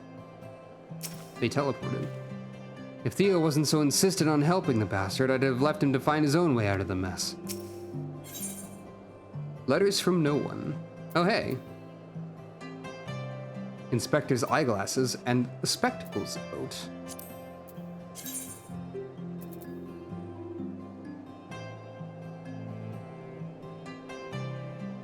That's the inspector's eyeglasses, all right. They can't be dyed? Interesting. I will probably stick with my own glasses. Theo deliberates on how best to proceed with the investigation. If we could only track down the author of the letters and convince them to recant those statements, the student body would have no choice but to withdraw their motion. But where would we even search? By searching for more of the same document. That seems reasonable. A brilliant plan, Sucro. By examining all the letters that have been distributed throughout the Scholasticate, we might very well find clues leading us to the culprit. It's settled then. Let's return to the Scholasticate and commence our search. They have another special feature.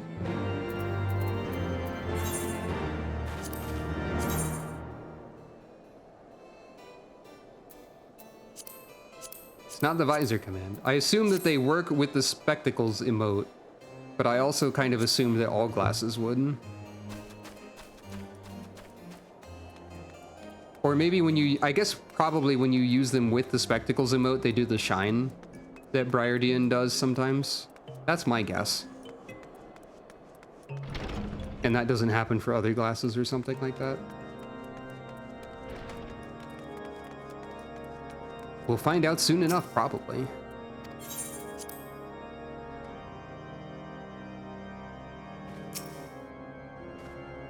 It would seem that more than a few of the students tossed the papers into the rubbish without so much as reading them. Thankfully, I was able to scavenge some of the ones that had been thrown away. Few of the seminarians were generous enough to lend us letters they received. Upon closer examination, it would appear that while the overarching message is the same, the precise arguments may differ from letter to letter. Whatever could this mean? It could mean suspicious letter. is on the ground. I did it.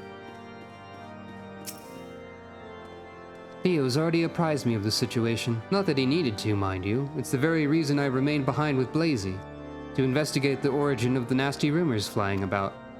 It didn't take long for us to connect the rumors to the letters and coax one of the seminarians to show us the document they'd received.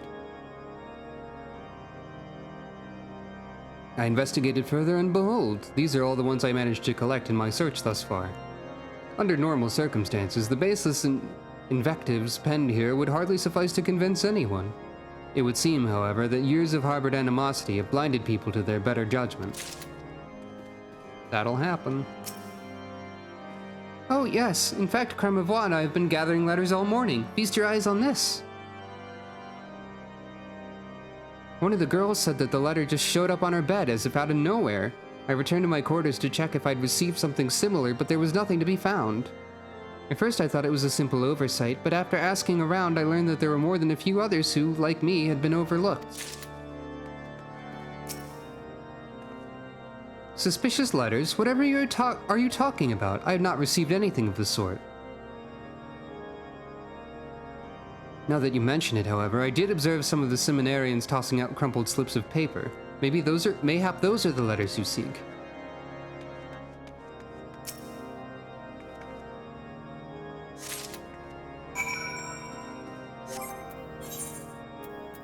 I have 4 of them. Ah, Sucro, did your search prove fruitful? Yes. Excellent, let us take a closer look and see what we can discern.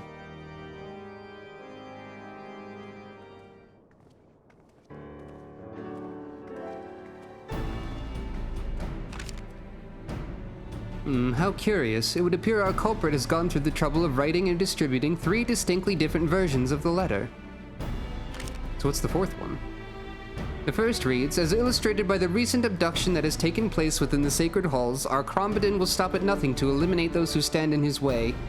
Such blatant disrespect of her teachings must not be tolerated. The second says, it is one thing to disagree with the opinions of your fellow seminarians, it's quite another to abuse one's influence to have your ideological opponents removed. Ula, a firm believer in the teachings of Volume 11 of the Articles of Hellenic Polity, and staunch advocate of equality, fell victim to our Crombidon's treachery. The villain cannot go unpunished. And last but not least, Ula's copy of Volume 11 was discovered in the prefect's room shortly after the girl's disappearance. This, more than anything, proves beyond a shadow of a doubt that our Crombidon is guilty. Well, the final letter at least offers an argument. It's hardly a compelling one. Correct me if I'm mistaken, but aren't there several copies of the Articles of Hellenic Polity sitting on our library shelves? While I can't speak to why our Crombidon would have one in the first place, the book found in his quarters could have been any of those. It had a bookmark in it. Blazy, when you spoke with Ula earlier, did she mention anything about Volume 11? I didn't think anything of it at the time, but while Ula was recovering in the infirmary, she asked that I retrieve her copy from her room. When I went to look for it, it wasn't there. Which could mean the tome was removed unbeknownst to her. Nod. So it would seem. After all, she testified that when the 2 thugs seized her at the marketplace, she had nothing on her person but a pocket of gil. Presumably, the book was still in her quarters then. It would be one thing if the book had disappeared with Ula, but for someone to sneak into her room and remove it after the fact, why, it's as if the culprit intended to use it to frame our Crombidon all along. Why, I'd bet my last gil you're right, and that's the reason none of us received a letter. We're the only people who'd be able to confirm with Ula that the book had been pilfered from her room. But who would go to such great lengths to frame our Crombidon? That's our Theo, always striving to help his fellow man, even if that man is all that stands between him and the top of the class. It's enough to leave a girl smitten, isn't it, Blazy? What are you talking about? I'm not smitten, I just admire him for his kind heart is all.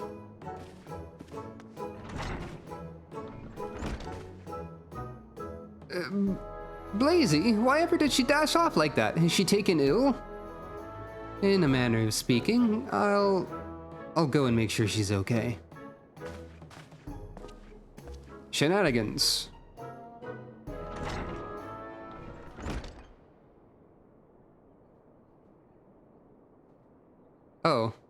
Nope. I don't think so. Oh dear. Well, whatever it is, I hope she recovers quickly. In the meantime, we need to put our heads together if we hope to get out of this mess. Sucro, what do you think? Why would anyone go to such lengths to implicate Alcrombodon? To throw others off the scent?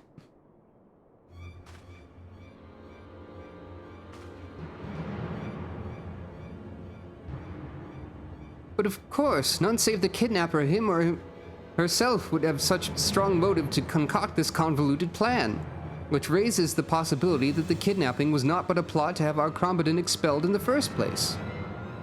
In other words, if we can track down the person behind these letters, we'll have ourselves the culprit behind Ulah's abduction. We must inform Inspector Briardian straight away. He's currently conducting an investigation at the vault, you say? Let us make our way there with all speed.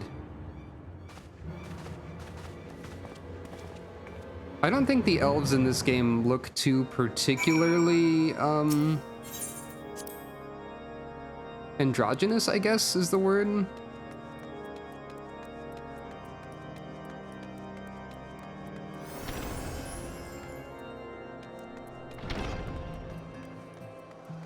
Some do.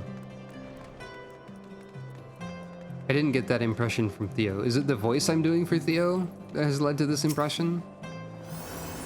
Ah, perfect vantage point. From here...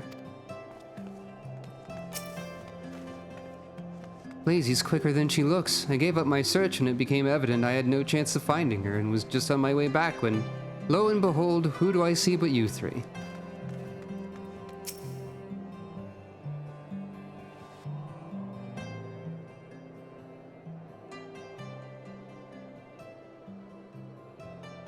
Dramatic panning camera shot.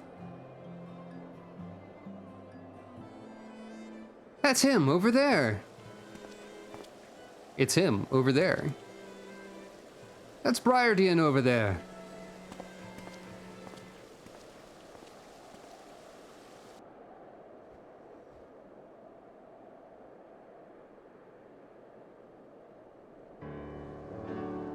Ah, it's you. What brings you all the way here? Do you have something to report? Explaining. Nod. I see. Show me these letters. I shall determine if they are as suspicious as you insist. This is everything we've been able to find.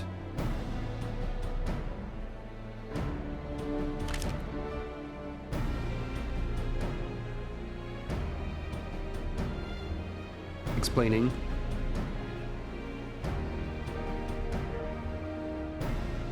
The author goes out of his way to mention that Ulah's copy of Volume 11 was found in Alcrombodon's room.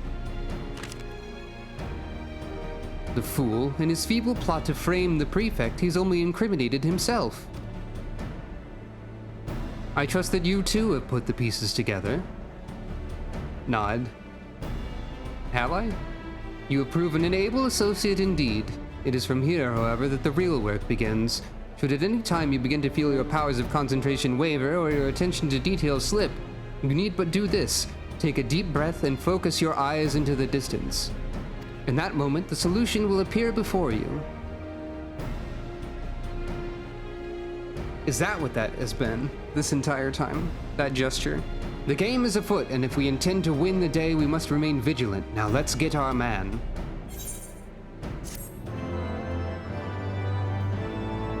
I'm going to assume that Saturn Noir is... You've learned the emote spectacles at fault here, because... it's really the only conclusion that there is. So far.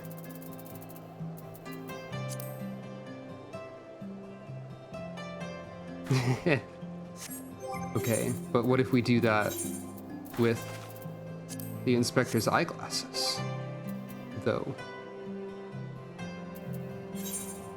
That's completely the wrong menu.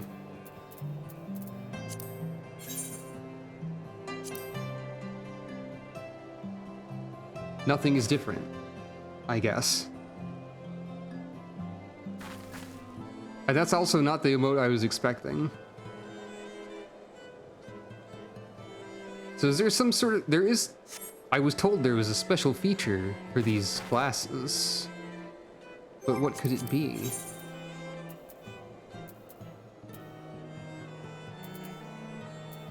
If you angle them just right.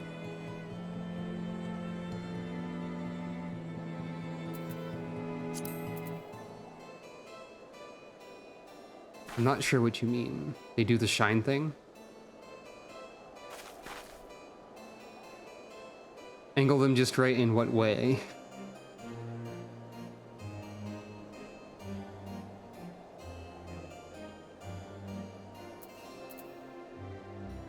And doesn't involve the emote.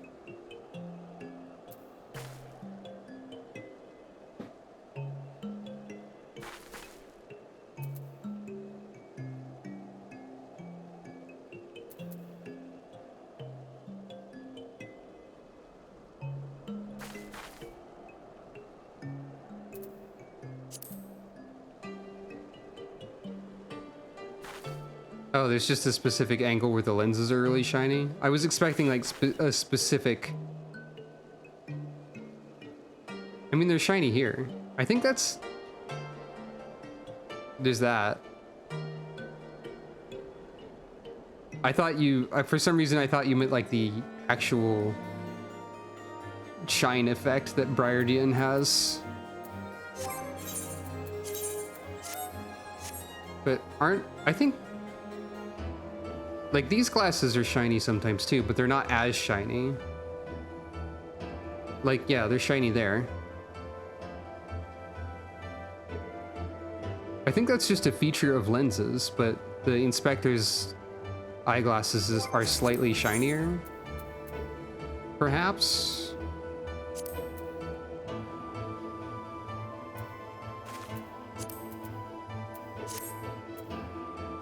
In any case. Inspector Briardian truly is amazing. Why, he's cracked the case with little more than scattered scraps of evidence, literally. Ah, I see. I can see the connection, but how does this help us deduce the identity of the perpetrator? I think I missed something. Who exactly are we going after? I've lost my Theo voice, I forgot it. Who exactly are we going after? Close enough. Yeah, see, given the title of this quest, I feel like it's probably clear who's the culprit.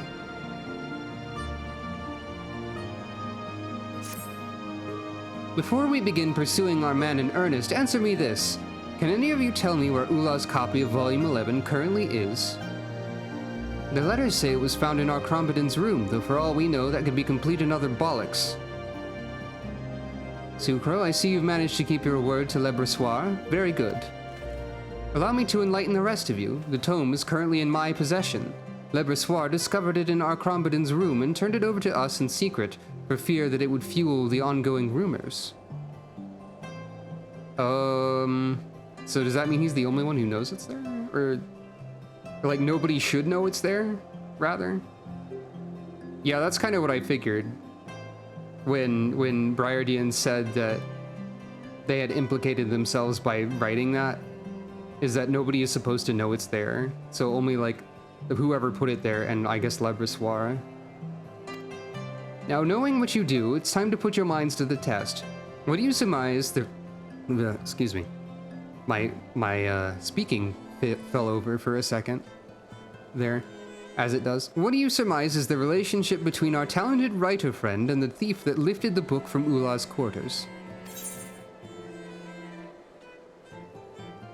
They're one and the same. They must be accomplices. They're not related in the slightest. Probably that they're one and the same. A sensible deduction. The planting of the book in our Crombidan's quarters and the subsequent distribution of these letters were both carried out to a common end. To implicate the prefect in Ulah's abduction and force his expulsion. It would stand to reason that the perpetrators are either working in tandem or, in fact, are one and the same. While that in itself does not reveal the identity of the culprit, it does lead us to our next question. Who would have been able to enter and exit Ulah's room unnoticed? The perpetrator was able to move quickly and not draw attention to themselves in the act. leading me to believe that our book snatcher had easy access to all rooms within the dormitory. How, you might ask? Keys. Something only 3 people currently possess. Father Saturnois and the prefects are Crombadin and Lebrossoir. So one of them is the culprit? But which could it be? It couldn't be. I know, it was our Crombadin. Think about it. It explains why he was so adamant in refusing our help. But what sense is there in stealing the book when the only thing it would have served to do is implicate him in a crime he may not have even committed? That leaves Lebrossoir, as the only person aside from the inspector and Sucre who came into contact with the book. I'd say he's the prime suspect. It certainly is suspicious, but what motive could he possibly have? There's only a way we could glean the answer. Sucro, I hear you possess a great gift, one which might be employed to reveal long-hidden truths about our nation. Might you not be able to use this power to shine some light on the matter at hand? I can't do that on purpose. It just kind of happens. So it's not yours to control. I guess that means we'll need to rely on our own wits to obtain the answers we seek. Fortunately, I have an idea of my own, but I'll need your help to see it through. Well then, Theo, let us put this idea of yours into action. Last I heard, our Crombadin and Lebrossoir have taken refuge in Zemile Manor. Let's make our way there post-haste. I'll leave it to you to see that the bumblings of those 3 do not interfere with the final stage of my investigation at the vault. But do not tarry long. With Father Saturnois throwing his full support behind the petition, our Crombadin has but a few bells before his name is permanently struck from the registry. I shall do what I can to see that the proceedings are delayed, but I cannot guarantee it will buy us all the time we need. Godspeed, Sucro. I'll see you all at the hearing. I'll see you at the hearing.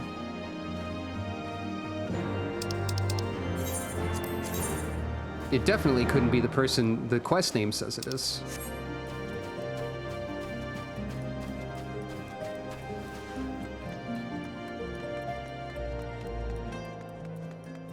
That would be ridiculous.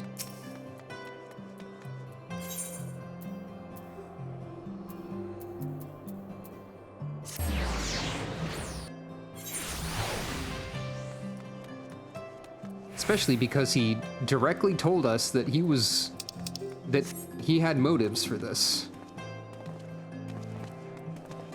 Which is always the best thing to do when you're doing crime, is to be like, well, actually, I have motives for this. Again? I wouldn't take this kind of treatment sitting down. Whatever Theo's brilliant plan is, I certainly hope he took this into account. Looks like they're at it again. What are we to do? As you can see, our Crombadin and I are discussing important matters at the moment. If you have something to report, pray return later. Yeah, exactly.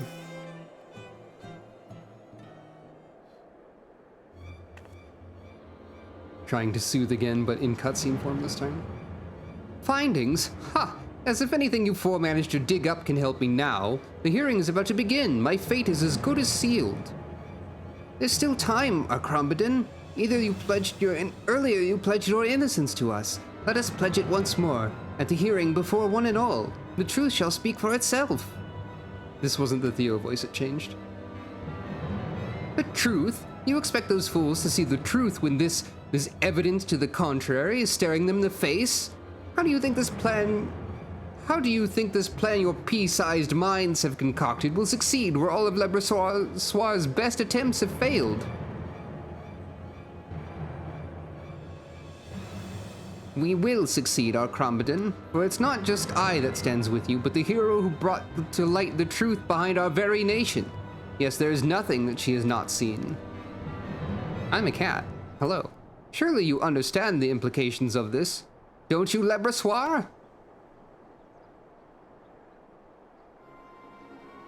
Sucro has the ability to peer into events of the past. Indeed, it was through her visions that Ishgard's true origins were brought to light. You need say no more. She's already used her vaunted power to see that I was the one behind it all. Yes, it was I that kidnapped Ula. It was I that snuck into her room and stole volume 11. And it was I that distributed the letters, all so that I might implicate our Crombadin. No, it wasn't. You're lying. You are speaking falsehoods. Sneer. How satisfying it is to finally be able to say it out loud. For so long have I had to plot my revenge in silence and mask my hatred of you with hollow praise and bashful smiles.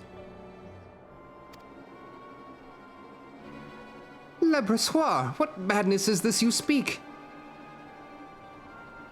You truly are oblivious, aren't you? Then allow me to enlighten you. After the transgressions your family has committed against mine, did you truly think I would remain loyal to you? For centuries, your house has humiliated us. It was something we'd come to accept, but then the wall between the nobility and the common class came tumbling down. We were met with the most harrowing truth of all, that our suffering had all been for naught.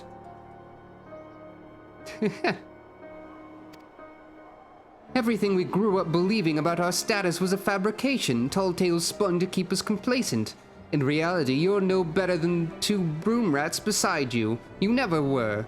It was a terrible realization, but one that also gave me hope. Hope that you could be taken down just as any other. That's when I began plotting. Ula's abduction, the letters and the rumors they spurred, all was part of my master plan, to bring shame and dishonor on you and your family as you have mine. I have staked everything, even my very freedom, but it was worth it to give you a taste of our pain. Bah ha ha! Okay, I'm not entirely sure he's lying.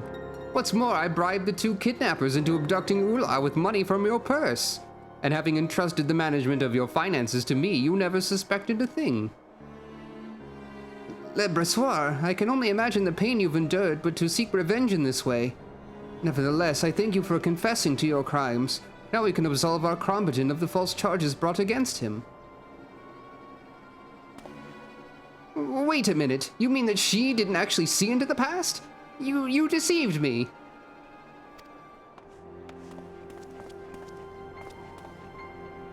If you recall, Theo never explicitly said that Sucro had a vision of what happened to Ula.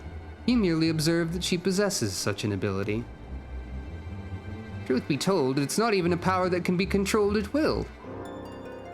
Now then, our Crombadin, I suppose that's all the proof of innocence you'll need.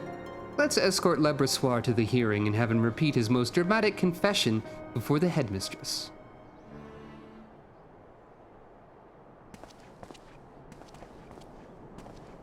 I'm going to guess that Saturnois is at least an accomplice, then? I never saw it. The hatred, I mean.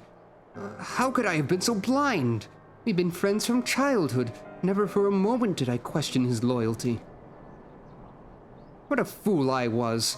However did I think I could stand at the forefront of our nation when I was so oblivious to that which was happening under my very nose?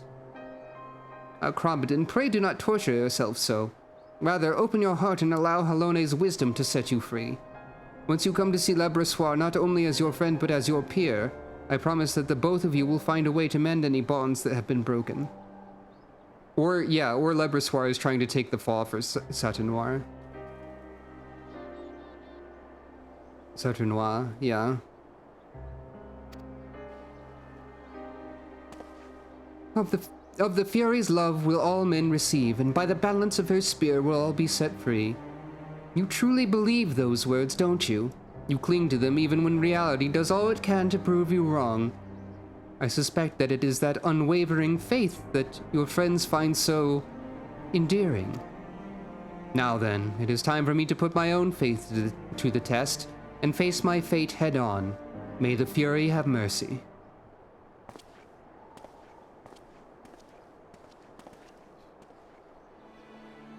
So what are we waiting around here for? We have a hearing to attend.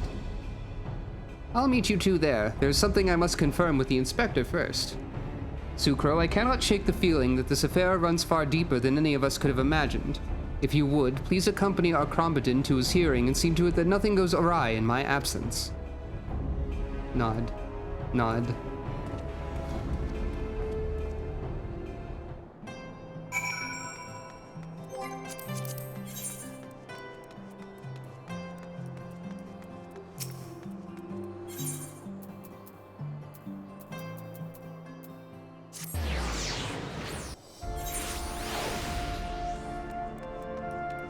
Some kind of crime is happening.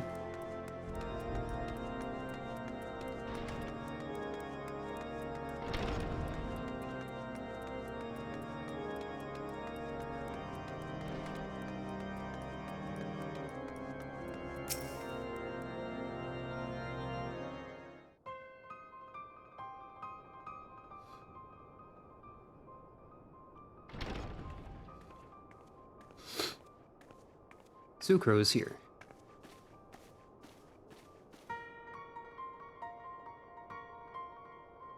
I must say, Master Lebrossois, that I'm extremely disappointed that anyone, much less a student of our upstanding establishment, would commit such atrocities. I'm truly at a loss for words.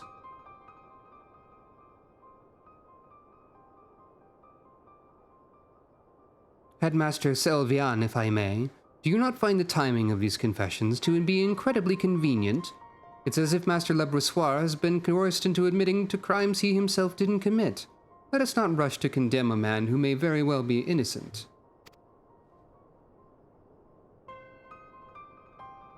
We must also keep in mind that this incident will have repercussions that extend beyond the Scholasticate.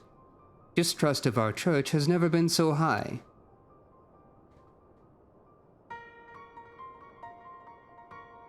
If we were to expel either one of our prefects, both of whom have strong ties to House Zamail, we will lose any credibility our establishment still has in the eyes of its citizens. To this end, I would propose an alternative plan. We will make a full disclosure of this scandal to the public, together with an announcement that St. Indalim's Scholasticate will be temporarily closed. It is past time we pushed for a full reformation of the school and its curriculum. Was that your plan all along? And there it is, the confession I've been waiting for! Probably Briardian? Yep. The confession I've been waiting for.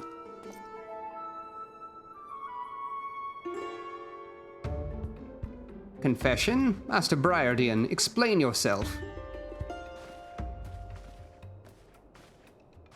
Insert Phoenix Wright pursuit here. From the start, I had my suspicions that someone was pulling strings behind the scenes. Someone who'd secured a high enough position within the clergy to manipulate the students and the system. I pored through records, closely examining any who fit this description. It was no easy task, but I finally found what I was searching for, and combined with the confession Theo obtained from Lebrossois, I was able to uncover the true culprit.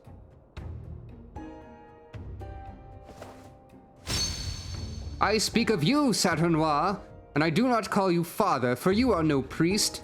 Documents submitting you into your current position were all forged.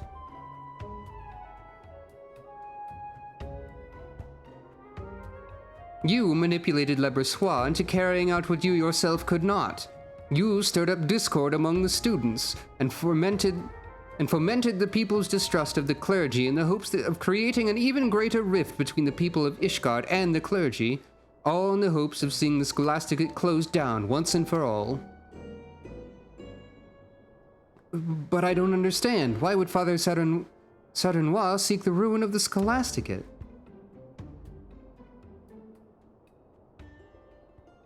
The answer to that would lie in his past. Over a decade ago, Saturnois graduated top of his class and was welcomed into the ranks of the Holy See. It was there he was assigned work as an expurgator. Expurgator? What are you talking about? In all my years serving the Holy See, I've never heard of such a post. I would be more surprised if you had. Her holy body of decency, a sector that is comprised of a few select individuals, is perhaps the best kept of Ishgard's many secrets. Its existence is known only to a handful of people besides the Archbishop himself.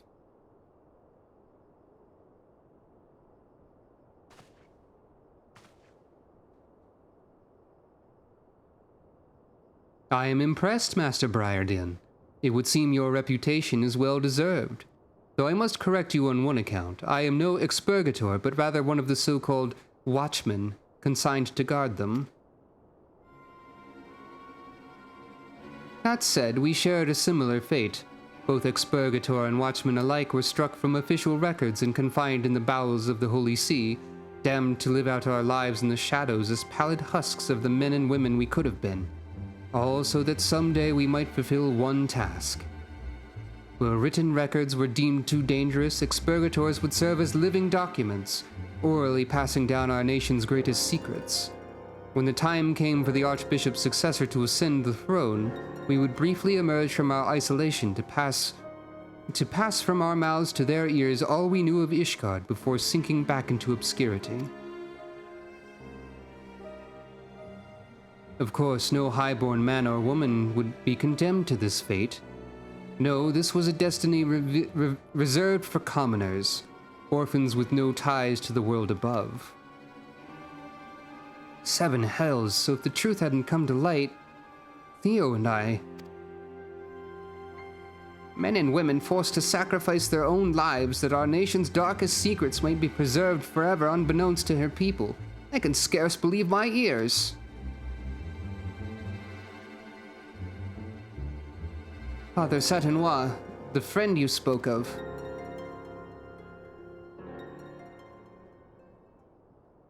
Yes, he was an expurgator.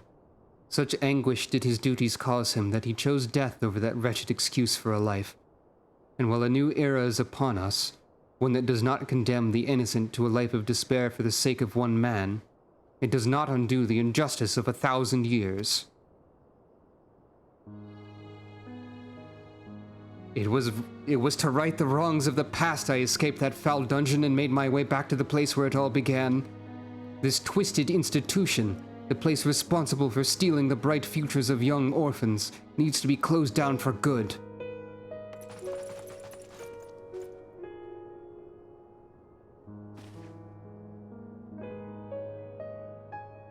Father Satinois, your actions are heinous, and I can in no way condone them.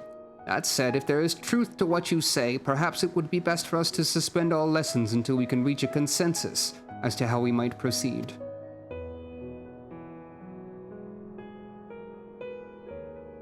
But Head Mr. Selvian, would not closing down the Scholasticate be akin to evading our responsibility as men and women of the clergy? It is our duty to speak the truth, not bury it. For too long have the people been fed naught but lies. It is time we took the initiative and gave them reason to put their faith in us once more.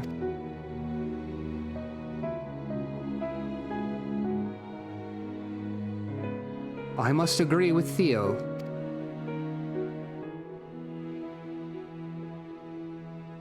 As I have learned firsthand, we must never take care to abuse our power and privilege, lest we hurt the people closest to us. To keep silent would be to repeat the mistakes of the past. The only way we can move forward is to take responsibility for our actions, and make an earnest effort to reach out to those we have wronged. While we may never receive forgiveness, we can at least attempt to atone for any anguish we may have caused those that did not deserve it. If it is true that all men are born equal, as I have heard so many in this room preach time and time again, then all are entitled to know the truth. Let us lead by example and freely share all that we have learned here today.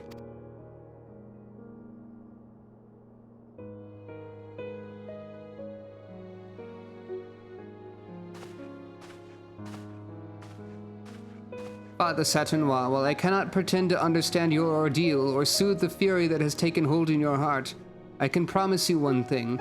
I swear on Father Choiseau's copy of the Parables of St. Daniphan that not you nor any of those who shared your fate will ever again be forgotten.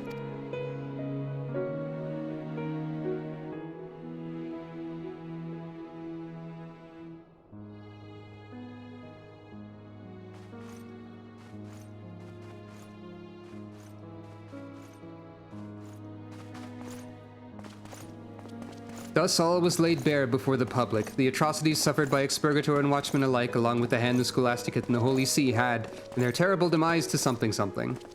Subtitle, with limited reading time. So it was that a new path was forged that day, one that ensued a renewed faith in the church and its teaching, where the citizens would come to learn that all men should be regarded as equal not only in the eyes of Haloni, but also by one another. Ah, I beat you to it that time, subtitle.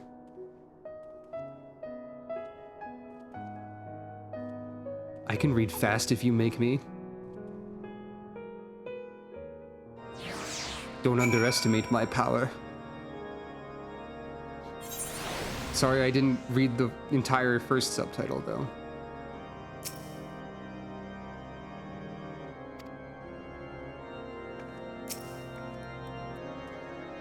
Theo is a born detective. He told me that he went to speak with the inspector because he thought it suspicious that Father Saturnois was pushing so hard to have our combatant expelled. Sure enough, it turned out that he was the one pulling the strings all along. Well, I'm glad this ordeal is finally behind us. I cannot help but feel as though we've lost one of our own. We share the same origins as Father Saturnois, and would have shared the same fate had it not been for you.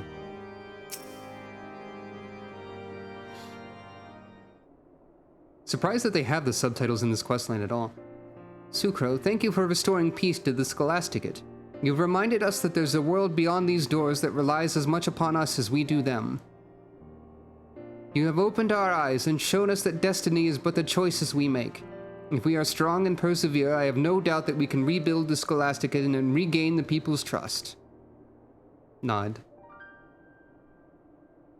Sucro, now that your work here is done, I suppose the time for farewells is upon us. Will you be departing Ishgard immediately? It's sad to say farewell, but let's send you and the inspector off in style. No, I have a lot of work left to do in Ishgard, actually.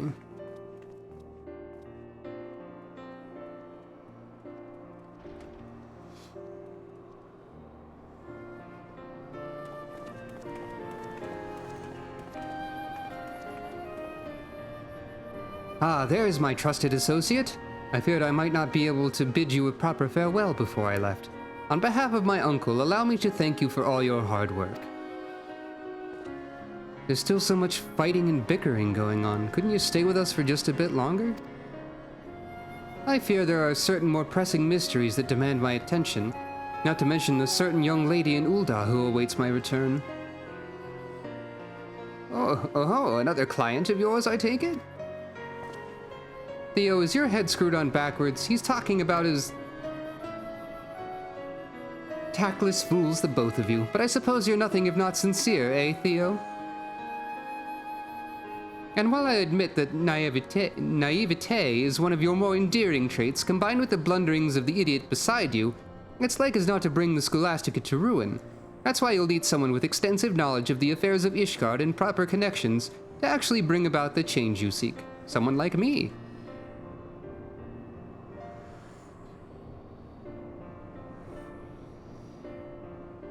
The words of a man looking to steal his way into our dear Theo's heart. Ha! Blazy Lay, it seems like you've got competition.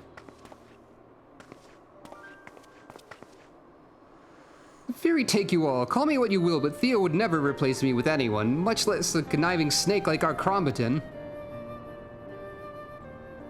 How refreshing it is to hear such playful banter among my friends. It would seem our worries are finally behind us. Before we celebrate, however, there's one last thing. Blazy, I'd like to thank you for your support. Were it not for your meticulous notes and sharp eyes, Ula would still be missing. Nod.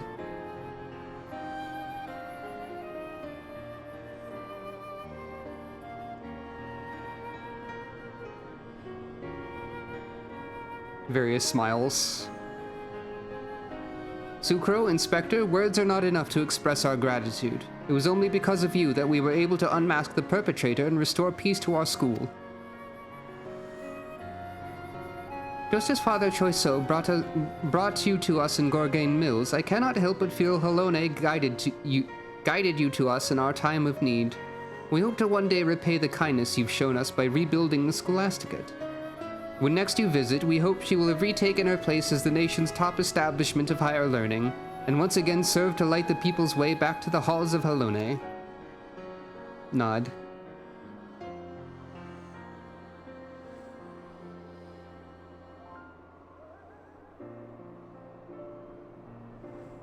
Our fair nation has seen her share of tragedy and turmoil, but I take heart in knowing that there are those such as yourself to watch over her, and see that she does not stray from her course. Till we meet again. There he goes. Bowing and waving. waving and nodding.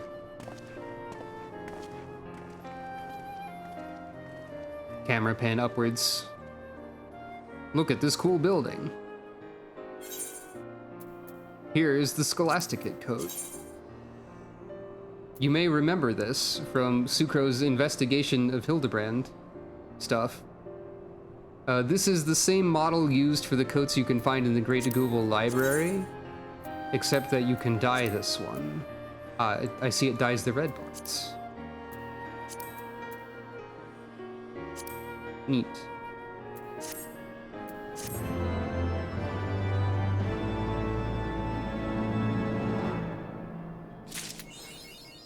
Back to school 3.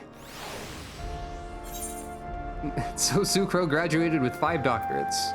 I don't know what they're in, but I'd believe it. We get the title of the Holy Body, which I think people tend to use for evil, so I'm never going to equip it. Yeah. That was the Scholasticate questline. The questline I had never done until this point. So it was fascinating to experience it for the first time.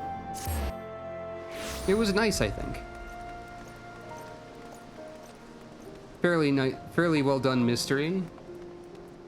A little bit, like, maybe not enough clues to deduce it yourself. I'm not entirely sure. Good characters, good story. I'm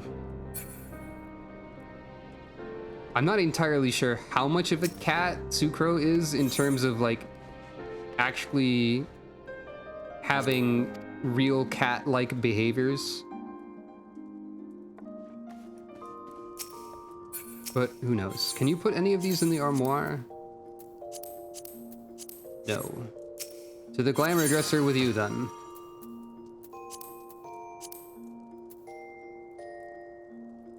That's weapons.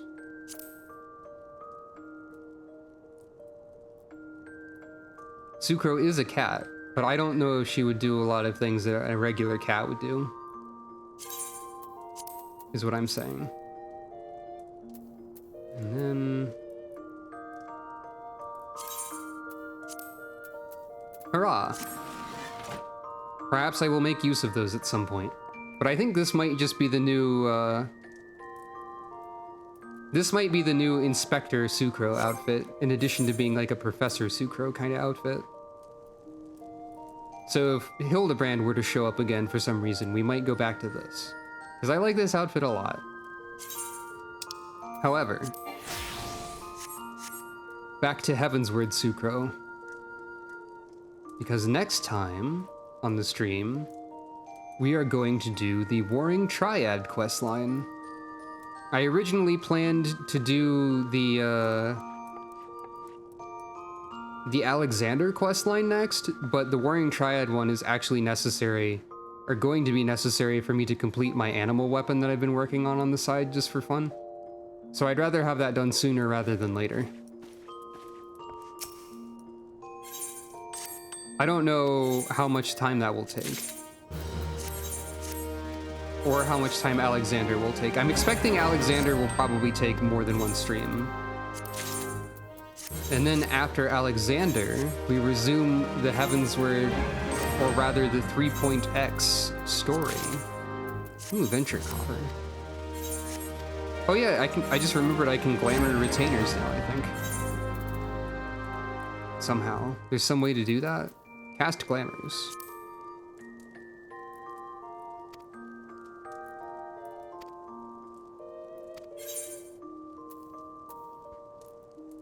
I can't cast from Glamour Plate, huh? I have to do this manually? I'll worry about that later. Oops, I forgot to accept this complete adventure.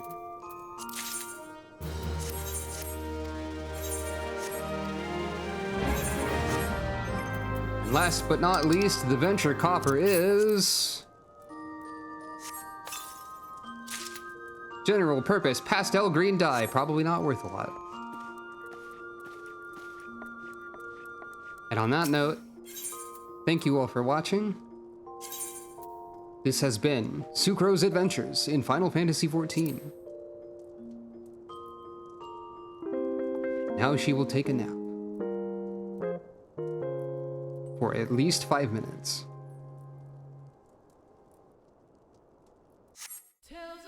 No, wrong.